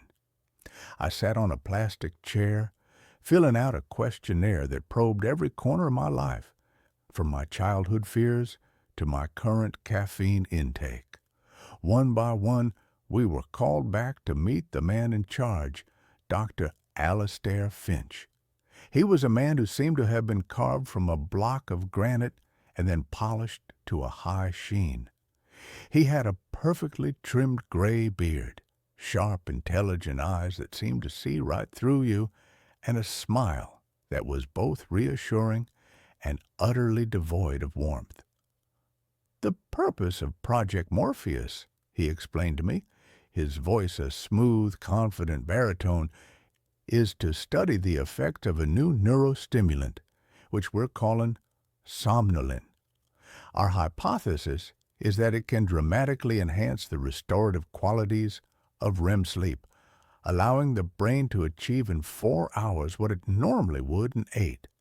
Imagine the applications, Mr. Vance. Increased productivity, accelerated learning, even rapid trauma processing. He made it sound like we were on the cusp of curing the human condition itself. I nodded along, pretending to be fascinated by the science, but all I could see were dollar signs. There were 4 other subjects chosen alongside me. We were a motley crew, united by our shared need for a quick payday. There was Marcus, a former Marine, with a cynical smirk and a web of tattoos crawling up his neck. Chloe, a bubbly, perpetually cheerful art student with magenta-streaked hair. Ben, a quiet, socially awkward programmer who seemed to communicate better with his laptop than with people. And Zara, a high-strung grad student who jumped at every unexpected noise. The facility was located in the basement of the same office building, but it felt like a different world. A series of heavy soundproof doors led us into a self-contained habitat, a windowless bunker of stark white walls, soft gray carpet, and recessed lighting that mimicked a 24-hour cycle. The air was cool and tasted filtered, recycled. We were completely cut off from the outside world. No phones, no internet. Our home for the next 14 days. Each of us was assigned a small, comfortable room. It contained a single bed embedded with a latticework of sensors, a small desk, and a camera mounted in the upper corner of the ceiling, a dispassionate, unblinking eye. Dr. Finch assured us it was only for monitoring our sleep patterns and ensuring our safety. A pleasant communal area with a kitchenette and a small library of pre-approved books and board games served as our living room. It was all designed to be calming, a sterile, controlled womb. But as that final door hissed shut behind us, locking us in, I felt a tremor of unease. It didn't feel like a womb. It felt like a tomb. The first few days were almost comically benign. We'd sleep in our sensor-laden beds and IV line taped to our arms, delivering what Finch called a microdose of somnolin. During our waking hours, which were strictly regulated, we underwent a battery of tests, memory games, logic puzzles, reaction time assessments. We'd fill out detailed questionnaires about our dreams, our moods, our energy levels. And at first, it was incredible. I'd never felt so rested. I would wake up feeling a profound sense of clarity, as if my mind had been decluttered and polished overnight. My dreams were vivid, cinematic. I dreamt of soaring over mountain ranges, of revisiting a perfect, sun-drenched day from my childhood. The others reported similar experiences. Chloe was dreaming up entire galleries of fantastical paintings. Ben claimed to have solved a complex coding problem in his sleep. We felt like pioneers of the mind. The $15,000 felt like a steal. The change began on the 4th night. The pleasant Technicolor dreams began to bleed at the edges. I had a dream that I was wandering the sterile white corridors of the facility, but the layout was all wrong. Hallways stretched into impossible lengths, and doors opened into brick walls. I felt a gnawing sense of anxiety, a feeling of being watched. I woke up with a gasp, my heart pounding, a cold sweat slicking my skin. At breakfast, I noticed the shift in the others, too. Marcus was sullen and aggressive, snapping at Ben for chewing too loudly. Chloe, usually a font of incessant cheer, was quiet, her eyes distant. She had a sketchbook open on the table, and on the page was a disturbing abstract drawing of a tall, stick-thin figure made of swirling, chaotic lines. "I keep seeing him," she whispered, her voice trembling slightly. "At the edge of my dreams. He just watches." That night, my dream picked up where the last one left off. I was back in the twisting, labyrinthine corridors. But this time, I wasn't alone. I saw him, the figure from Chloe's drawing. He was at the far end of a long hallway, a gaunt, impossibly tall man in what looked like an old-fashioned tattered doctor's coat. His face was a blur of shadow, but I could feel his gaze on me, cold and malevolent. I woke up not with a gasp, but with a choked, silent scream. The waking world was becoming just as strange. I started to experience micro-hallucinations, a flicker of movement in my peripheral vision, the sound of my name whispered from an empty room. The puzzles Dr. Finch gave us were becoming more difficult, almost nonsensical, designed to frustrate and disorient. The first to break was Zara. During a particularly grueling cognitive test, she suddenly threw her tablet against the wall. "It's a trick!" she shrieked, her eyes wide with terror. "The questions are changing when I'm not looking. He's changing them." Dr. Finch and his assistant, a young, nervous-looking woman named Anya, rushed in. Zara was hysterical, clawing at her own arms. They injected her with a sedative. She has a pre-existing anxiety condition she failed to disclose, Finch announced to the rest of us, his voice a mask of clinical concern.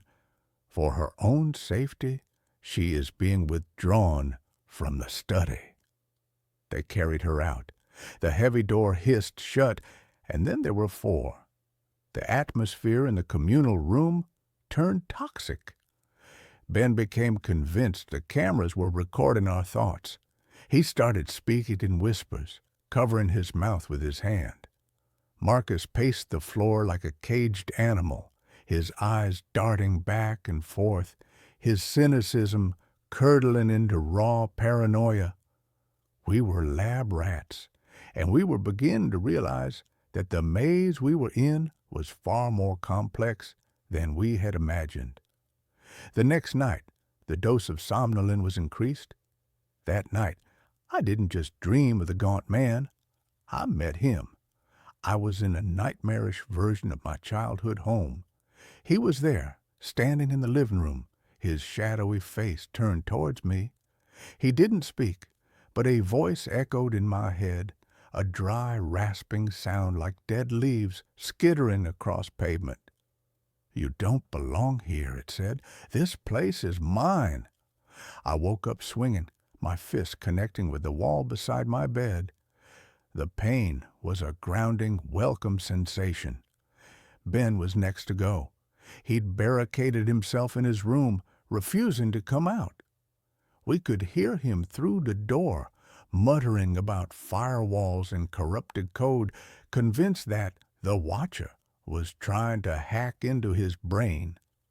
It took Finch and 2 large orderlies he seemed to produce from nowhere to force the door open and drag him out, sedated and silent. "An unfortunate psychotic break," Finch explained, his expression unreadable. "The somnolent can have an amplifying effect on latent mental instabilities." Now there were 3. Fear was a constant metallic taste in my mouth. We were trapped with a man who was either a madman or a monster, and the line between the two was becoming increasingly blurry.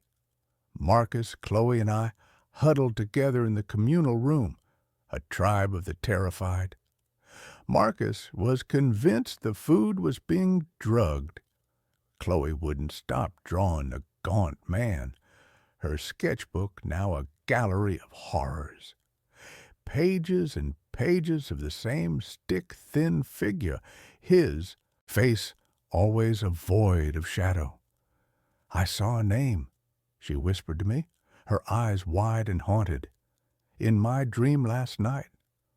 I was in Finch's office. There was a plaque on the wall, an old one. It said, 'In Memoriam, Dr. Elias Thorne.' a pioneer who gave his life in the pursuit of knowledge. Marcus tried to make a break for it.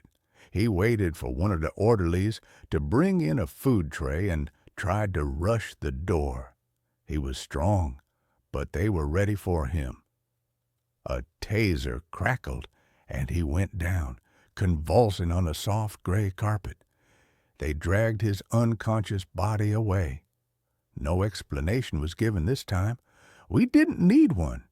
We knew the rules of this twisted game now. There was no escape.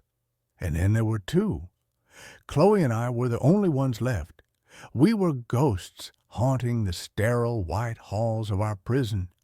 We tried to stay awake, taking turns watching over each other, but the exhaustion was a physical weight crushing us. And the IV drips were mandatory. Anya, the assistant, would come in, her face pale and strained, and check the lines. I could see the pity in her eyes, but also the fear. She was as much a prisoner as we were. "He's getting stronger," Chloe mumbled, her head lolling against my shoulder. We were huddled on the sofa, a single blanket wrapped around us. "Thorne, I think he died here, in this facility. I think the experiment." "It's not what Finch told us." That was the last coherent thing she said to me. The next time I saw her, she was asleep in her bed. But it wasn't a normal sleep. Her eyes were open, staring blankly at the ceiling. She was breathing, but she was gone, a shell. Anya came in to check on her and let out a small, strangled cry. Finch was right behind her. He showed no emotion as he shone a penlight into Chloe's unblinking eyes. "A catatonic state," he said, his voice as calm as if he were describing the weather.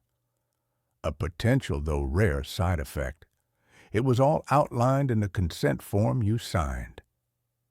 He turned his cold, analytical gaze on me. "Which means, Mr. Vance, that you are the last one, the most resilient, the perfect subject. The experiment can now proceed to its final stage." I was alone, the sole survivor of Project Morpheus. The full, crushing weight of that realization sent a shock wave of pure terror through me. I lunged for the IV in my arm, intending to rip it out, but an alarm blared through the facility, a piercing, deafening shriek. Finch's voice boomed from a hidden speaker. "I wouldn't do that, Leo, don't you see? We are on the verge of a monumental breakthrough. This was never about enhancing sleep. It was about mapping the landscape within sleep. Somnolin doesn't create dreams. It dissolves the barrier. It opens a door." His words hit me with the force of a physical blow. This wasn't a neurostimulant study. It was a cartography expedition into a haunted house. And we were the explorers sent in to map the darkness. The others weren't gone. They were lost. Their minds had been consumed by the landscape, by the dominant entity within it, the consciousness of Dr. Elias Thorne, a ghost in the machine. "He was the first," Finch's voice continued, a manic excitement creeping into his tone. "The original researcher. He tested his own formulas, pushed the boundaries too far. His consciousness became imprinted on the very fabric of this place, creating a stable, psychic echo, a new frontier. And you, Leo, you are my Vasco da Gama. You are going to step onto the shore." I knew with a sickening certainty that if I fell asleep again, I would not wake up. Thorne was waiting for me. Finch was waiting to observe. I was a tethered goat, and the tiger was circling. I spent the next cycle, I couldn't tell if it was day or night, pacing my room, splashing my face with cold water, pinching myself, anything to stay awake. But my body was betraying me. My eyelids were lead weights. The white walls of my room seemed to soften and waver at the edges. The barrier was already dissolving. I saw him, not in a dream, but in reality. He was standing in the doorway of my room, a shimmering heat-hazed distortion in the air. The gaunt, skeletal figure of Elias Thorne. The dream was bleeding into the world, and in that moment of absolute terror, a strange, cold clarity washed over me. I couldn't fight Finch in the real world. I couldn't fight Thorne in this one. But if the barrier was gone, then the connection worked both ways. I couldn't run, but maybe I could fight back. I lay down on the bed. I let my eyes close. I let the crushing exhaustion pull me under. But this time, I didn't fall. I dove. I went into the dreamscape with a purpose. I found myself not in the corridors, but in what looked like an old, archaic laboratory. Beakers bubbled with black liquid, wires snaked across the floor like dead vines. And in the center of it all was Thorne. He was more solid here, more real. His face was a pale, skeletal mask of pain and rage. "You cannot win," the voice echoed in my head, a psychic roar. "I am this world." "Then your world is about to end," I thought back, focusing all my will, all my identity, into a single point of resistance. Finch wanted a show. I would give him one. I stopped fighting Thorne's influence and instead focused on the environment. I remembered the happiest day of my life, a trip to the beach with my family when I was a kid. I flooded the dark, musty lab with the memory, the brilliant, blinding sunlight, the sound of crashing waves, the smell of salt and sunscreen. The dreamscape recoiled. Thorne shrieked, clutching his shadowy head as the light burned him. The dark lab flickered, the beakers and wires replaced by sand and seashells. "This is my mind," I projected, pouring all my anger, my fear, my desperate will to live into the thought. "My dream, and you are not welcome here." I focused on the machines, the sophisticated monitoring equipment I knew was attached to me in the real world. In the dream, I imagined them overloading. I visualized the main console in Finch's control room, the one I had only glimpsed on a schematic. I pictured the screens cracking, the wires sparking, the whole thing erupting in a shower of electrical fire. I poured every ounce of my focus into that single, destructive image. A sound jolted me, a real sound, an alarm, the smell of smoke. My eyes snapped open. I was back in my room. The facility's emergency lights were flashing, casting the white walls in a hellish red glow. The speaker on the wall was crackling with static. I had done it. I had created a feedback loop, my mental projection of destruction causing a real-world overload. My door hissed open. Anya stood there, her face white with terror and resolve.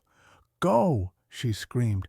"The main breaker blew. The system locks are failing. Go now!" I didn't hesitate. I scrambled out of the room, my legs weak and trembling. The corridor was filled with acrid smoke. As I ran, I glanced through the reinforced window into the control room. It was chaos. Sparks rained down from a burned-out console, and in the middle of it all stood Dr. Finch. He wasn't panicking.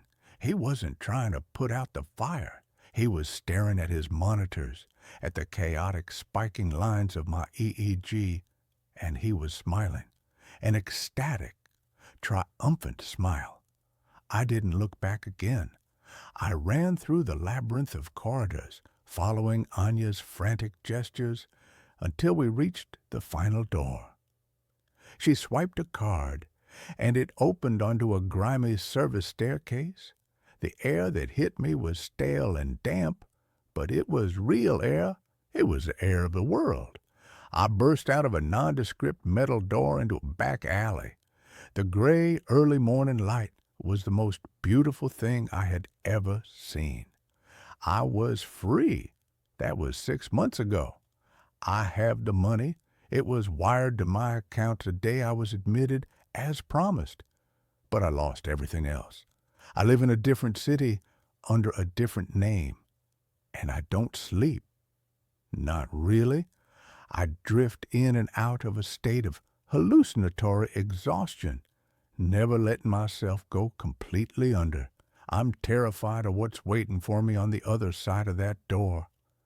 The experiment was a success. I know it was. Because sometimes when the light is dim and I'm looking at my reflection in a darkened window, the face that looks back isn't my own. For just a fraction of a second, I see a tall, gaunt man with a pale, skeletal face and eyes that burn with a cold, ancient hunger. Finch opened a door, and I was the one who walked through. But I'm beginning to understand the terrifying truth. I didn't come back alone. There's a new room in my apartment every time I wake up. The apartment was my anchor. In the swirling, chaotic sea of a life that had recently been capsized, apartment 7A was my one small immutable island of reality. It was a simple space, a pre-war one-bedroom with a kind of solid, dependable architecture that no longer exists. You entered into the living room, a decent-sized rectangle with a large window that looked out onto the intricate iron lacework of a fire escape and the stoic, unimpressed brick wall of the building opposite. To the right, a small galley kitchen that always smelled faintly of gas and old coffee. Straight ahead, a short hallway with the bathroom on the left and the bedroom at the end. 750 square feet of predictable, logical, blessedly boring space. I knew its every scar and imperfection. The weight of floorboards in the hallway groaned a three-note complaint when you walked on them. The water stain on the bedroom ceiling that looked like a profile of Abraham Lincoln. The persistent draft that whispered from the bottom of the living room window. I had measured its walls. I had memorized its layout. I had made it my sanctuary. My name is Alex, and for the past 6 months, since my brother Ben's accident, this apartment was the only thing in the universe that still made sense. Ben was the one who didn't make sense, the one who defied logic and gravity. He was a climber, a man who found his church on the sheer, unforgiving faces of granite cliffs. I was the urban planner, a man who designed grids, who believed in right angles and zoning laws, who found comfort in the predictable, horizontal flow of life. He chased the vertical, and 6 months ago, the vertical had won. A freak storm, a loose hold, a moment of gravitational certainty. He was gone, and my world, once a neat and ordered blueprint, had become a crumpled, tear-stained mess. Apartment 7A was the drafting table where I was trying and failing to smooth it out again. The first new room appeared on a Tuesday. I woke up with the familiar dull ache of a grief hangover, my dreams having been a long, exhausting replay of things I couldn't change. I shuffled out of the bedroom, down the short hallway, heading for the promise of coffee, and I stopped. On the right side of the hallway, opposite the bathroom, where there had only ever been a blank plaster wall decorated with a framed print of a Rothko painting, there was now a door. It wasn't a strange door. It was a door that looked like it had always been there. It was the same solid dark wood as the bathroom and bedroom doors, with the same simple, tarnished brass knob. My mind, sluggish and still half asleep, refused to process it.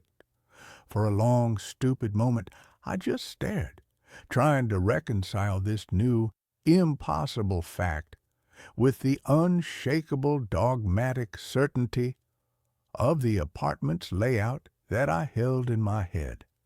My first thought, the one produced by the logical grid-making part of my brain, was that I was losing my mind.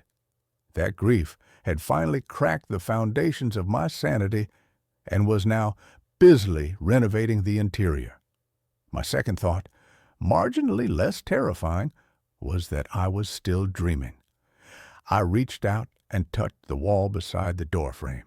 The plaster was cool and solid. I pinched the soft skin on the back of my hand. The sting was sharp and real. With a trembling hand, I gripped the brass knob. It was cool and heavy. I turned it. The latch clicked with a soft, well-oiled sound. I pulled the door open. Inside was a small, narrow room, no more than 6 feet deep and 4 feet wide.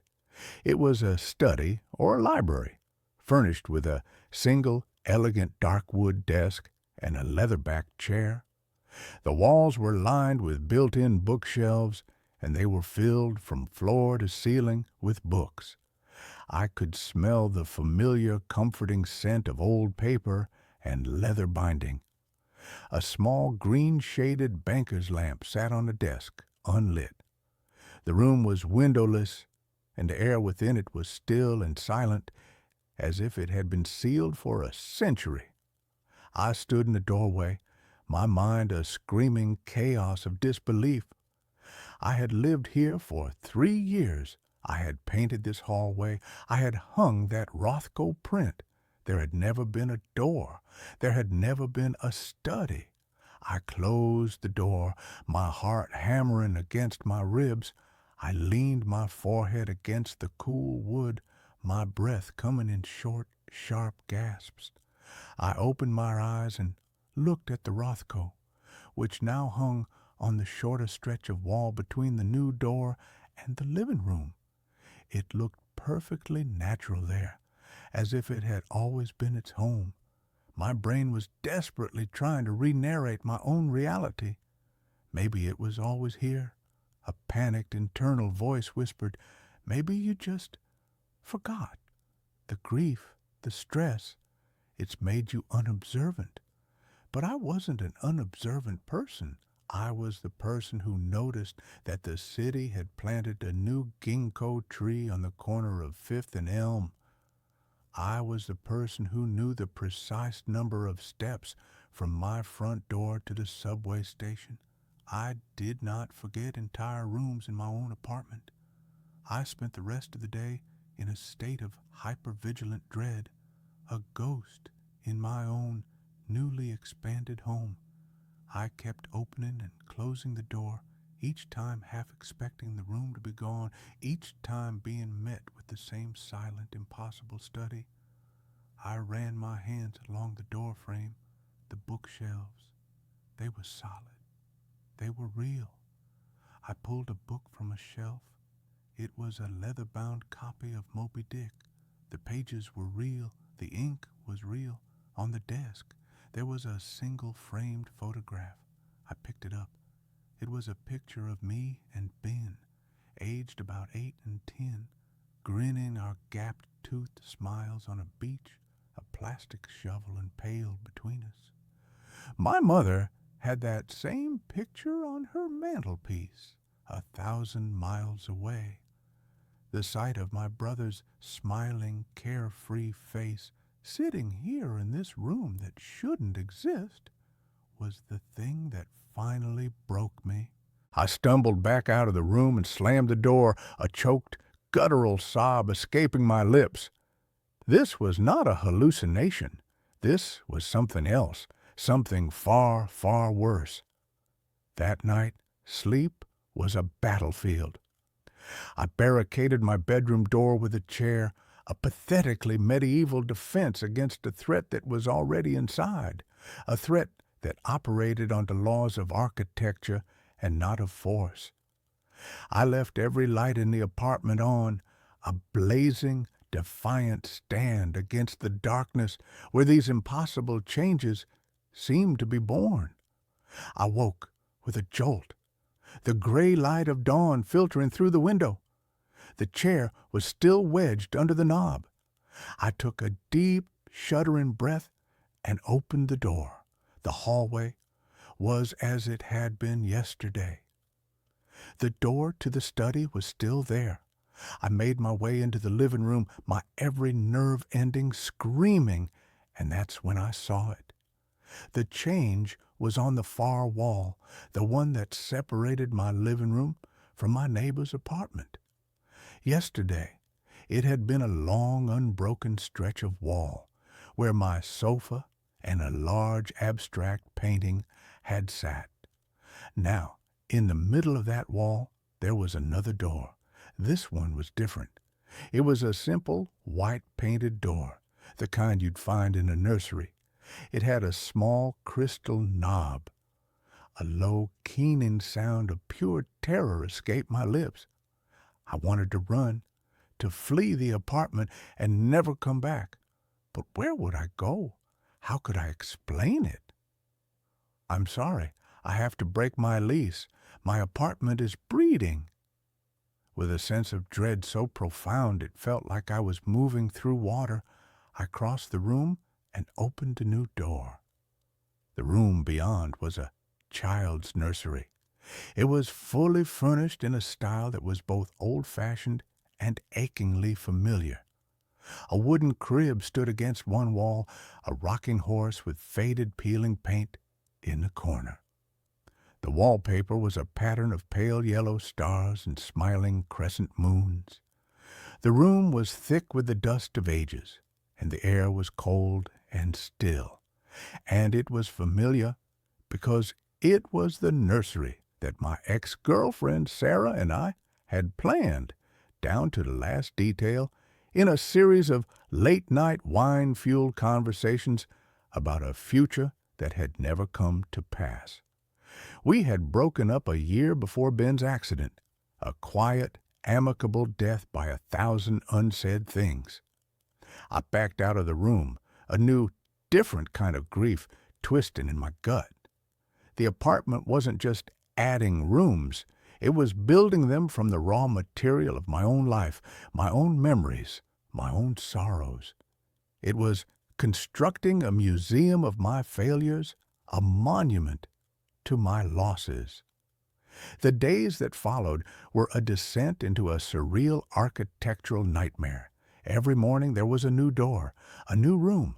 A long, narrow, windowless hallway appeared, leading from the kitchen to nowhere, its far end shrouded in a darkness my eyes could never penetrate. A small tiled bathroom, identical to the one in my childhood home, materialized off the living room, the faint, phantom smell of my father's aftershave still hanging in the air. My 750-square-foot apartment was becoming a sprawling labyrinthine mansion, a physical manifestation of my own fractured psyche. I tried to fight it with logic. I went online and found the original blueprints for my building, a grainy PDF from the 1920s. It showed my apartment as I had always known it, a simple one-bedroom unit. There were no hidden studies, no forgotten nurseries. I took a tape measure and measured the exterior dimensions of my apartment from the hallway. They hadn't changed. I was still occupying the same physical footprint in the building. The growth was happening internally. The space was bigger on the inside. The thought was so fundamentally, cosmically impossible that my mind, the mind of a man who designed logical spaces for a living, threatened to collapse under the strain. I set up a camera. I positioned my laptop on a stool in the living room, its webcam aimed at the blank wall where I suspected the next door would appear. I hit record and went to bed, a small, desperate hope flickering in my chest. Video evidence?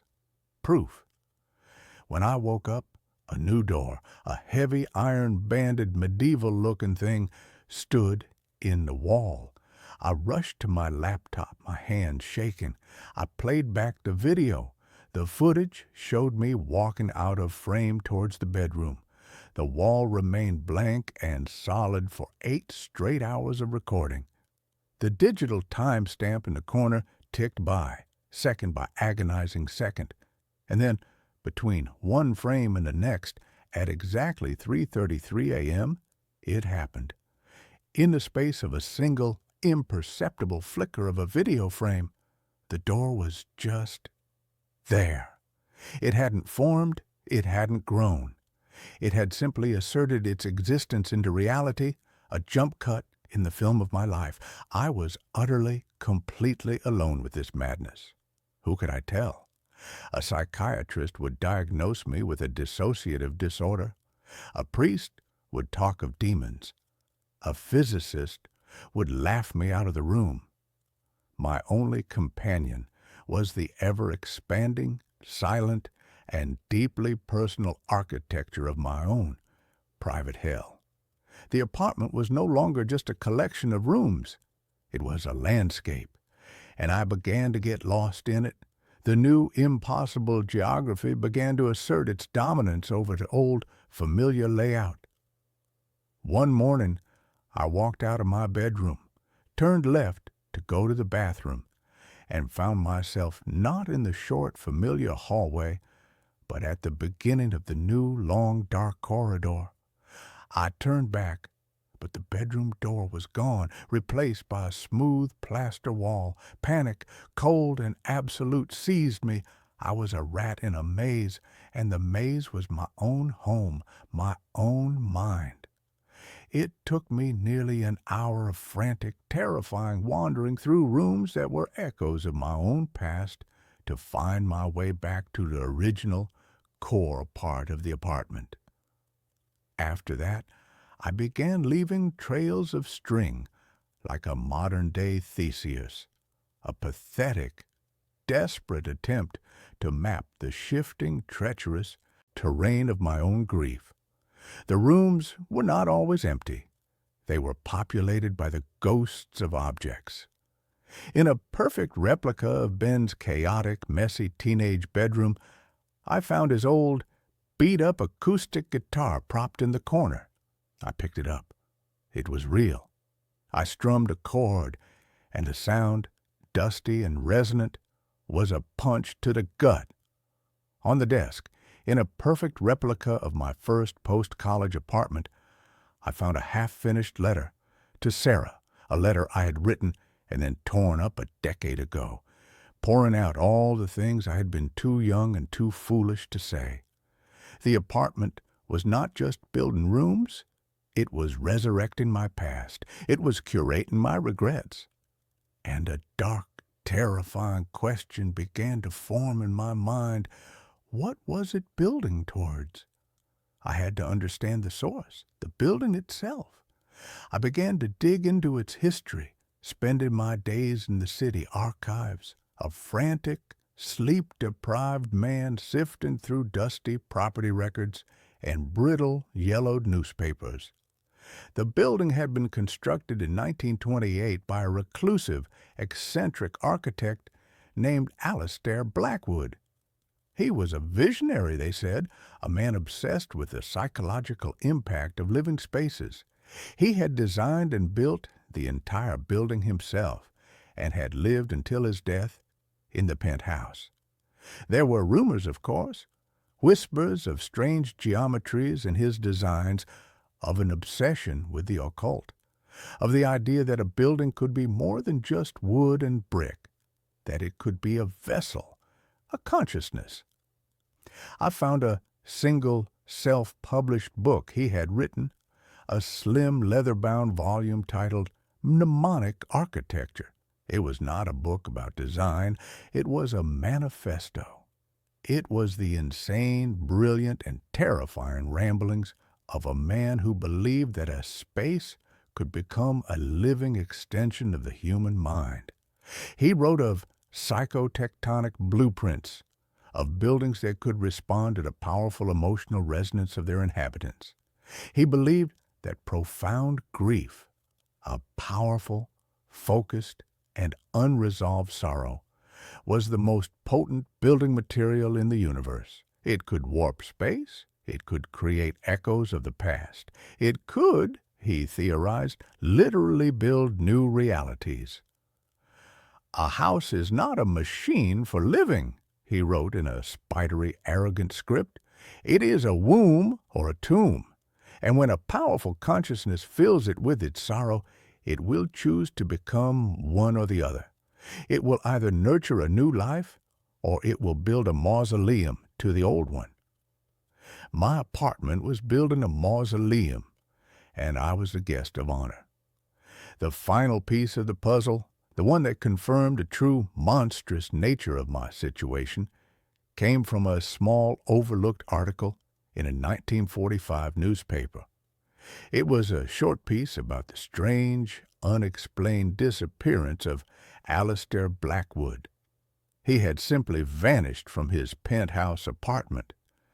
The police had found the apartment locked from the inside. Nothing was out of place. He was just gone. The last line of the article was a quote from the investigating officer. "It's the strangest thing I've ever seen. The apartment, it felt bigger on the inside than it looked from the outside. We kept opening doors and finding more rooms. It was like the place just went on forever." Blackwood hadn't just designed a theory. He had built it, and he had become its first victim. The building wasn't haunted by him. The building was him, or what was left of him, a parasitic architectural consciousness that had been lying dormant for decades, waiting for a new source of fuel, waiting for a grief as powerful and as focused as its own, waiting for me. The apartment was no longer just a reflection of my past. It began to feel actively, malevolently intelligent.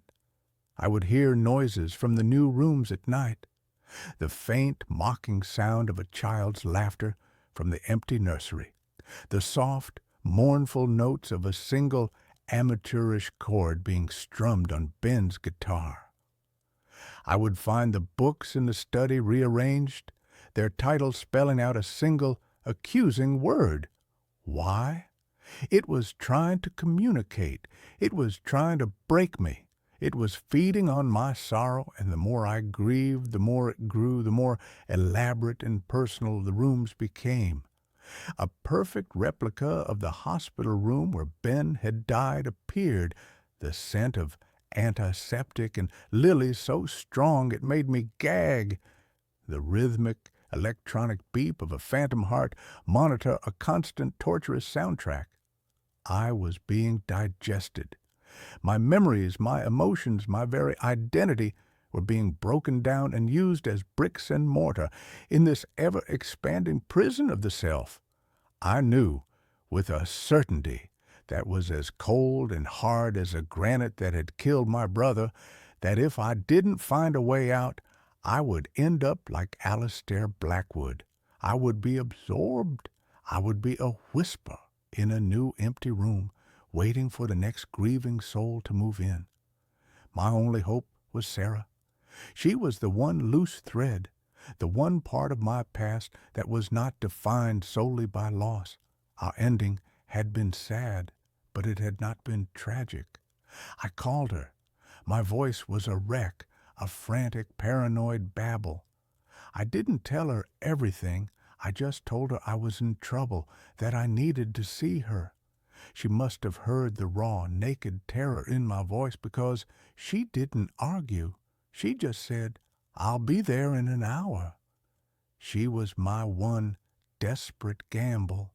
I needed a witness. I needed another consciousness in the apartment, someone who could prove that this was real, that I wasn't just a man who had been driven mad by grief. When she arrived, my heart was a frantic, terrified drum. I let her in, and she just stood in the doorway, her face a mask of shock and concern. "Alex," she breathed, "what's happened to you?" I probably looked like a ghost. I hadn't slept properly in weeks, but I didn't care about that. "You see it, don't you?" I asked, my voice trembling, pointing a shaky finger at the nursery doctor in the living room wall. She frowned. "See what? The door." "It wasn't here before, Sarah," I said, my voice cracking. "None of them were." I took her on a tour of my own personal madness. I showed her the study, the dark hallway, the replica of Ben's bedroom. She followed me, her expression shifting from concern to a deep, profound, and terrifying pity. She couldn't see them. Where I saw a door, she saw a blank wall. I would open the door, walk into the study, and to her, it looked like I was just standing in the hallway staring at the plaster. I would describe the books, the desk, the photograph of me and Ben, and she would just look at me with those kind, gentle, psychiatrist-in-training eyes, her heart breaking for the man she had once loved, the man who was now so clearly, so tragically, lost in his own mind. The apartment was showing itself only to me. It was a private, bespoke hell, perfectly tailored to my own consciousness. Her inability to see it was the cruelest, most perfect torture of all. It was the final, definitive proof that I was alone. "Alex," she said, her voice soft, taking my hands in hers, "you've been through a trauma, a terrible one. Sometimes, when we're in that much pain, our minds, they build things to protect us or to punish us. You need help, real help. Let me call someone." I pulled my hands away. "You think I'm crazy." "I think you're in pain," she said, her eyes welling with tears.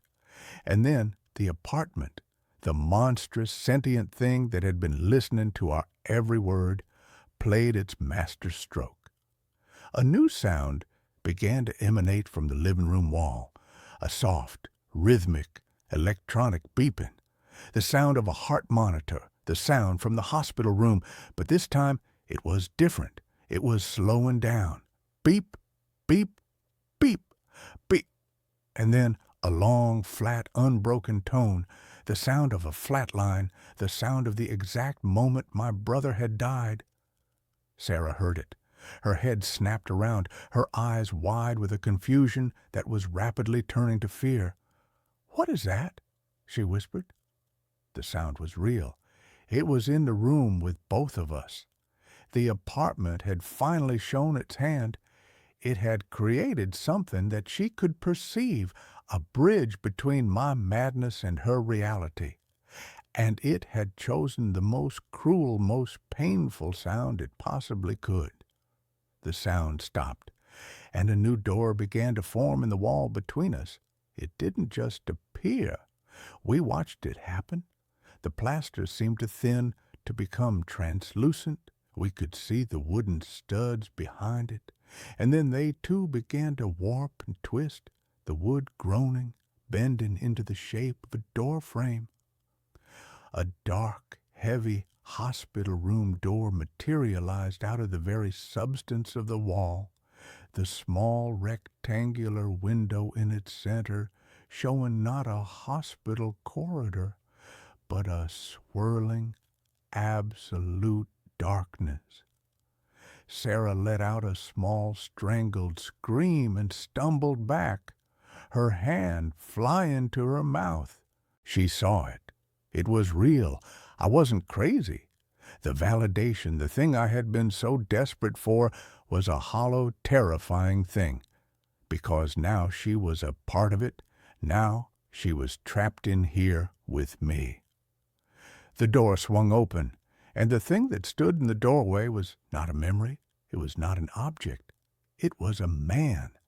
He was tall and gaunt, dressed in an old-fashioned threadbare suit from the 1920s. His face was a pale, emotionless mask. His eyes, two burning, intelligent points of light. It was Alistair Blackwood, or the echo of him, the central, foundational consciousness of this architectural monster. Grief is such a powerful material, he said, his voice a dry, dusty whisper that seemed to come from the walls themselves. But it requires a catalyst, an architect. Your sorrow has given me so much to build with, but the structure is unstable. It needs a cornerstone, a permanent resident. He looked from me to Sarah, and in his cold, dead eyes I saw the final, terrible blueprint of his design. He didn't want me. He wanted her. He wanted to trap her here, a new, fresh source of sorrow for me, a grief so profound it would give him enough power to build his mausoleum into a cathedral. He was going to take her, and I was going to be the eternal grieving warden of her prison, my pain the fuel that would keep the walls standing forever. In that moment, something inside me shifted. The grief, the fear, the helpless passive sorrow that had defined my life for the past year was burned away by a sudden, white-hot surge of pure, protective rage. This thing, this ghost of brick and mortar, was not going to have her. I thought of Ben, of his fearlessness, of his constant, relentless forward momentum. I had spent my life building walls, living within the safe, predictable grids. Ben had spent his life climbing over them. I finally understood. The apartment was a wall, and I had to climb it. I didn't run from Blackwood. I ran through him. His form dissolved into a cloud of cold, whispering dust as I passed, and I plunged into the dark doorway behind him. I was back in the labyrinth, the shifting, impossible corridors of my own past. But this time, I wasn't lost. I was navigating. I was looking for the heart of the maze. Blackwood's theory was right. Grief was the building material, and my grief for Ben was the foundation of this entire monstrous structure. To tear it down, I had to find the source, not just the memory of his death, but the core of the guilt that had turned my grief into a poison. I ran through the rooms, the echoes of my life swirling around me. I ignored the whispers, the phantoms. I was looking for the first room, the one that had started it all, the study. I found it deep in the impossible heart of the apartment. I burst through the door. The room was the same, but the air was humming with a powerful, concentrated energy. And in the center of the room, on the desk, the photograph of me and Ben on the beach was glowing with a soft, internal light. This was it, the cornerstone, the foundational memory, not of his death, but of our lives together. The thing the house was twisting, perverting. I heard Sarah scream my name from somewhere far away in the maze. Blackwood was after her. I had to end this, now. I picked up the photograph, and I finally allowed myself to feel the one true ugly thing I had been hiding from myself for 6 months. I wasn't just grieving for Ben. I was angry at him. I was angry at him for his recklessness, for his choices, for leaving me alone. I was angry at him for being the one who got to climb, while I was the one who was left to watch, to worry, to plan for a future that would never happen. And beneath the anger was the guilt that a part of me, a small, dark, resentful part, had been jealous of his freedom.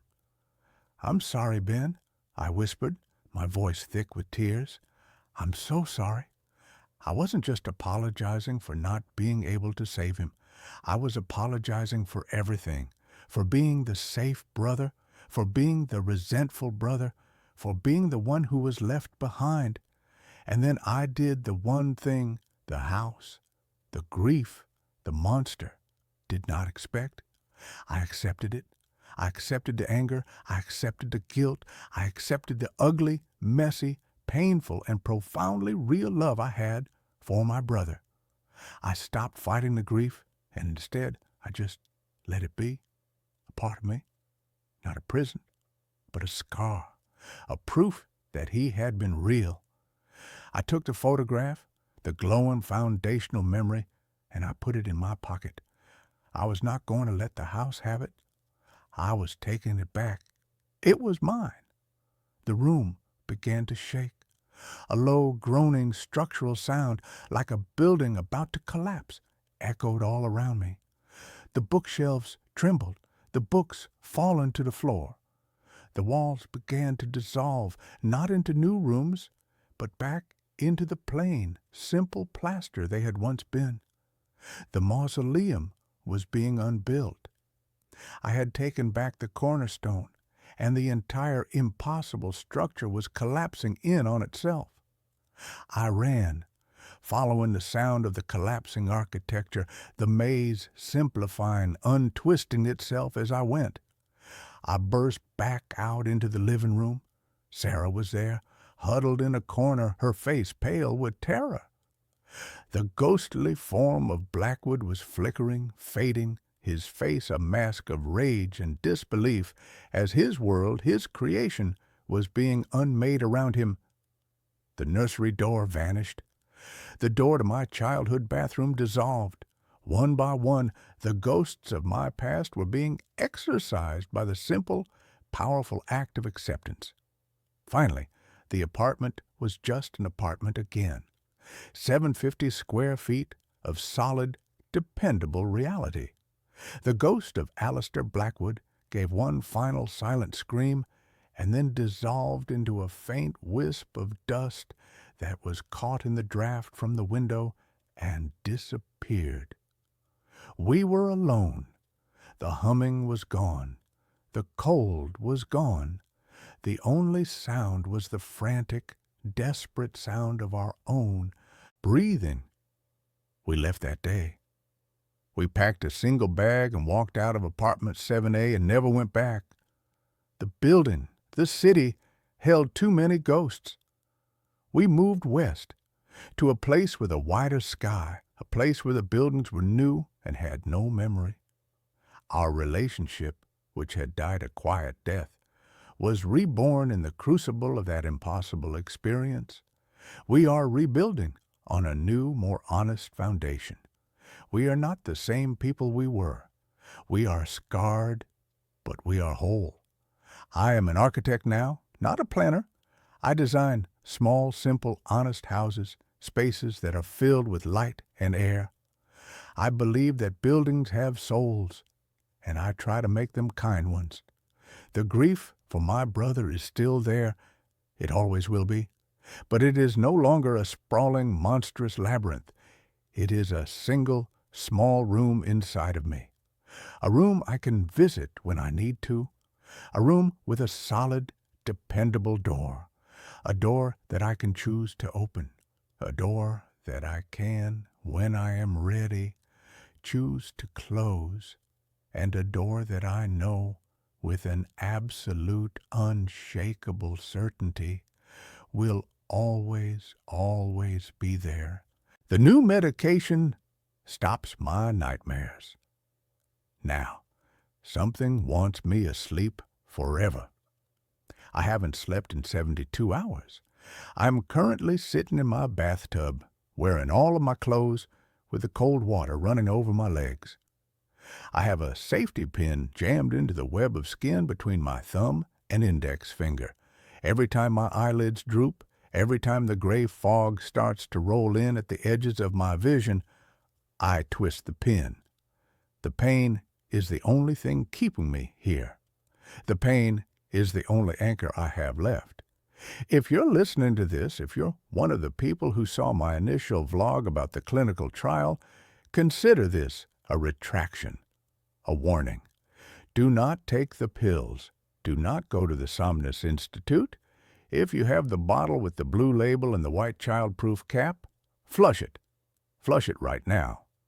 My name is Julian, and I was a chronic parasomniac. That's the polite medical term. The reality is that for the last 10 years, sleep has been a torture chamber. I didn't just have bad dreams. I had night terrors that were so visceral, so physically demanding, that I would wake up with scratches on my face and blood in my mouth. I dreamt of drowning in oil. I dreamt of being dissected by faceless surgeons while paralyzed. I tried everything. Melatonin, valerian root, prescription Ambien therapy, hypnosis. Nothing worked. The Ambien just made me forget the screaming, but my neighbors didn't forget.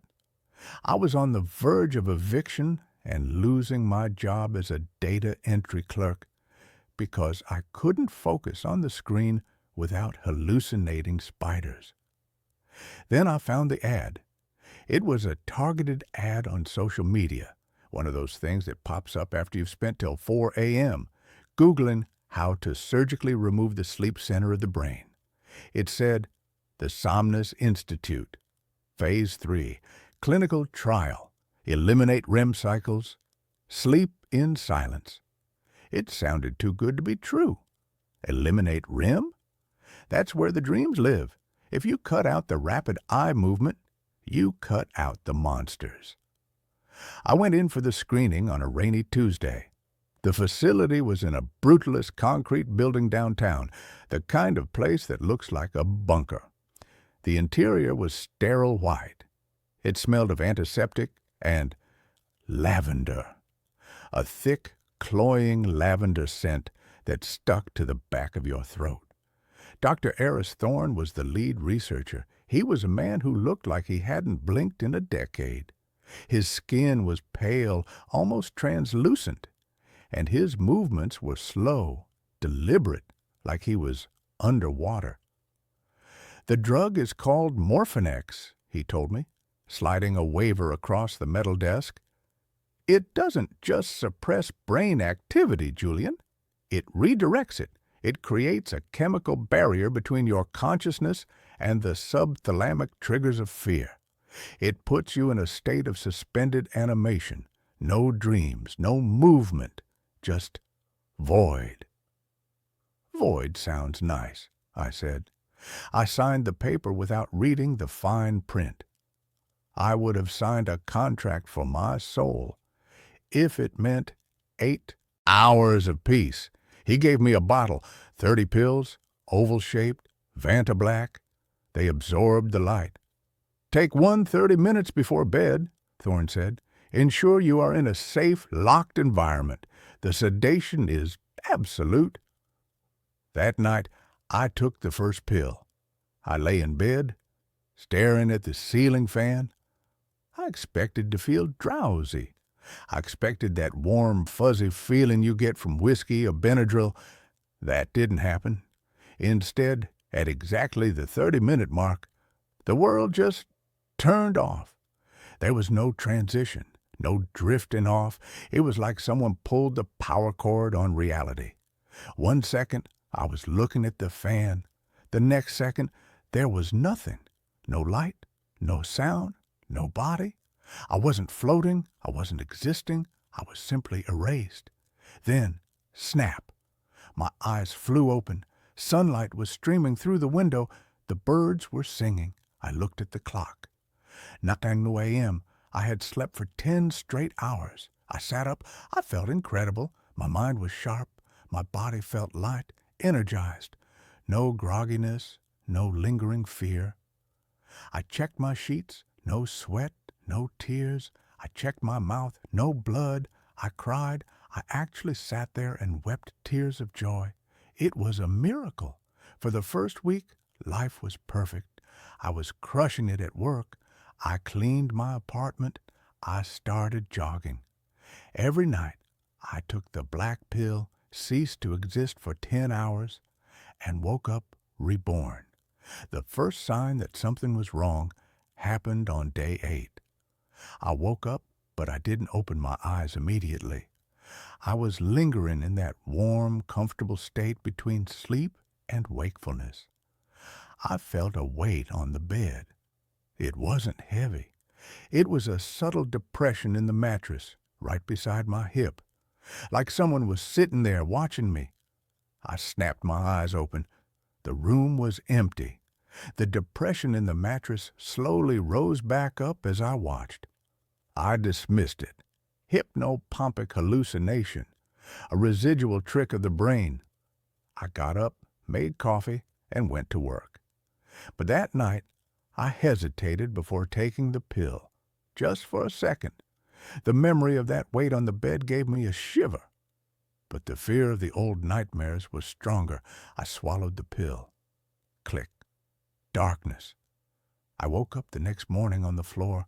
I was lying on the hardwood 3 feet from my bed. I was curled in a fetal position, shivering. My bedroom window was wide open. It had been 40 degrees last night. I scrambled up, shutting the window. I checked my body. My feet were dirty, not dusty from the apartment floor, dirty. There was mud caked under my toenails. Soil. I live on the 4th floor. I called Dr. Thorne. The receptionist told me he was unavailable, but that parasomniac ambulation was a rare but known side effect. She told me to lock my bedroom door and hide the key if I was worried. "It's working though, right?" she asked. "No nightmares?" "No nightmares," I agreed. "Just blankness." "Then continue the dosage." I did. I was an addict to the silence. Night 12. The turning point. I took the pill. The darkness took me. But this time, the darkness wasn't empty. Usually, the sleep was instantaneous. But this time, I felt a sensation of time passing. I was in the void, unable to see, unable to move, but I was conscious. I was floating in a thick, viscous fluid. It felt like warm oil. It was filling my ears, my nose, and I heard something. It wasn't a sound exactly. It was a vibration against my skin, a low, thrumming frequency that rattled my bones. "Do not wake up." The voice was everywhere. It sounded like tectonic plates grinding together. "Stay. Beneath." I tried to scream, but I had no mouth. I tried to thrash, but I had no limbs. I was just a spark of consciousness trapped in amber. Then I felt a hand, a massive hand, larger than my entire body, closed around me. The fingers were soft, gelatinous, but strong. It squeezed me gently. It wasn't trying to crush me. It was cradling me. "You are safe here." I fought it. I willed myself to wake up. I focused everything I had on the concept of eyes open. I woke up screaming. I was in my bed. My sheets were soaked, not with sweat, but with a thick, clear slime that smelled of salt water and lavender. I sat up, hypoventilating. I looked at the clock. It was 4 p.m. I had been asleep for 18 hours. My phone had 40 missed calls from work. I had missed my shift. I had missed the entire day. I ran to the bathroom to wash the slime off. As I scrubbed my skin raw under the shower, I saw the bruise. It wrapped around my torso. 4 distinct, long finger marks. And a thumb. But the bruise was massive. If the hand was real, the owner would have been 20 feet tall. I flushed the rest of the pills.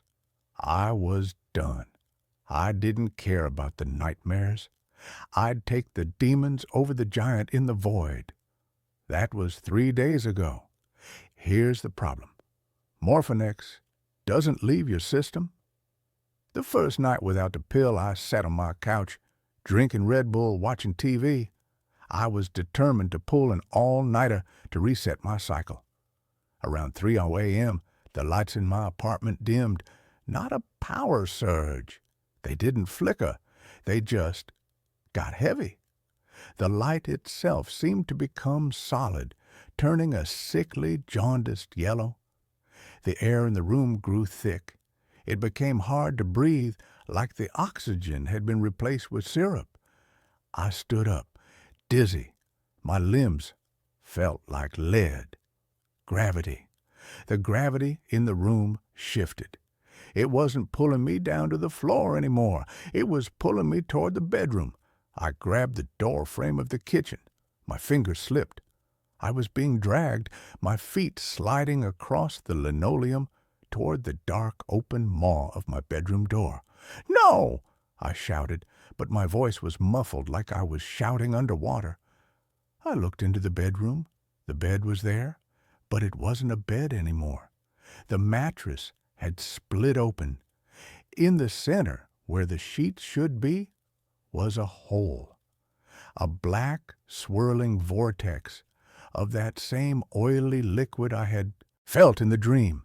And rising out of the hole were arms, dozens of them, long, gray, translucent arms. They were waving gently like sea anemones. They were reaching for me. "Come back!" The voice vibrated through the floorboards. "The waking hurts. We heal. You."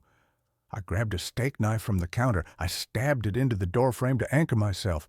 The pull was immense. It felt like a vacuum seal trying to suck me in. "Leave me alone!" I screamed. The arms in the bedroom stretched. They elongated, crossing the distance of the living room in seconds. They were wet. They dripped that lavender-smelling slime. One of them wrapped around my ankle. It didn't feel like a monster. It didn't feel violent. It felt loving. It felt like a mother picking up a child. It was warm. It was comforting. And that was the most terrifying part. A wave of euphoria hit me. My eyelids fluttered. I felt an overwhelming desire to just let go, to let it drag me into the mattress, to sink into the oil and sleep for 1,000 years. Just sleep. "Julian." I stabbed the arm with the steak knife. It didn't bleed blood. It hissed, releasing a jet of black steam. The grip loosened. I scrambled back, kicking at the thing. I ran out the front door into the hallway of the apartment building. The hallway was normal. The gravity was normal. I haven't gone back inside. I went to the hospital, but I couldn't tell them the truth. They put me in the psych ward, and in the psych ward, they sedate you. If they sedate me, I'm gone. I know that with absolute certainty. If I fall asleep again, I am never waking up. The thing has tasted me now. It has a grip on my mind. I broke into the Somnus Institute last night. I needed answers. I needed an antidote. The building was abandoned. It looked like it had been abandoned for years. Dust everywhere. Paper scattered. I found Dr. Thorne's office. I found his file on the Morphinex trial. It wasn't a drug trial. I found a journal on his desk. The last entry was dated 6 months ago. Subject 14 has successfully bridged. The compound does not inhibit the amygdala. It thins the membrane. We were wrong about sleep. Sleep isn't a biological reset. Sleep is a location. It is a dimension of entropy. We have been building a dam against it for millennia, waking up to keep the waters back. Morphinex breaks the dam. There was another note, scrawled in shaky handwriting in the margin. They are lonely. They are so huge and so lonely, they just want to hold us. I found Dr. Thorne in the next room. He was sitting in a chair. He was dead. But he didn't look dead. He looked preserved. He was encased in a cocoon of hardened gray translucent material like amber, but soft. His eyes were closed. There was a smile on his face, a look of pure, blissful ecstasy. Roots or veins of that gray material were growing out of his ears and into the floor, pulsating. He had become part of the building, part of the hive. I ran. Now I'm here, in the bathtub of a motel room 3 towns over. The water is freezing. My skin is blue, but the cold is fading. I can feel the warmth starting in my chest. It's not the water warming up. It's the internal warmth, the sedation. The shadows in the corners of the bathroom are starting to move. They aren't casting correctly. They are detaching from the wall. I can smell the lavender. It's getting harder to type this. My fingers are stiff. I just saw the reflection in the mirror. My pupils are gone. My eyes are entirely black. And behind me, in the reflection, the shower curtain is bulging. Something is standing in the tub with me. I can feel the heat radiating off it. I am going to turn around now. I have the safety pin. I have to stay awake. But God, I am so tired, and the voice is right. The waking world is so painful. It's so cold and sharp and loud. Maybe just a nap. Just 5 minutes. The curtain is opening. It's beautiful. Good night.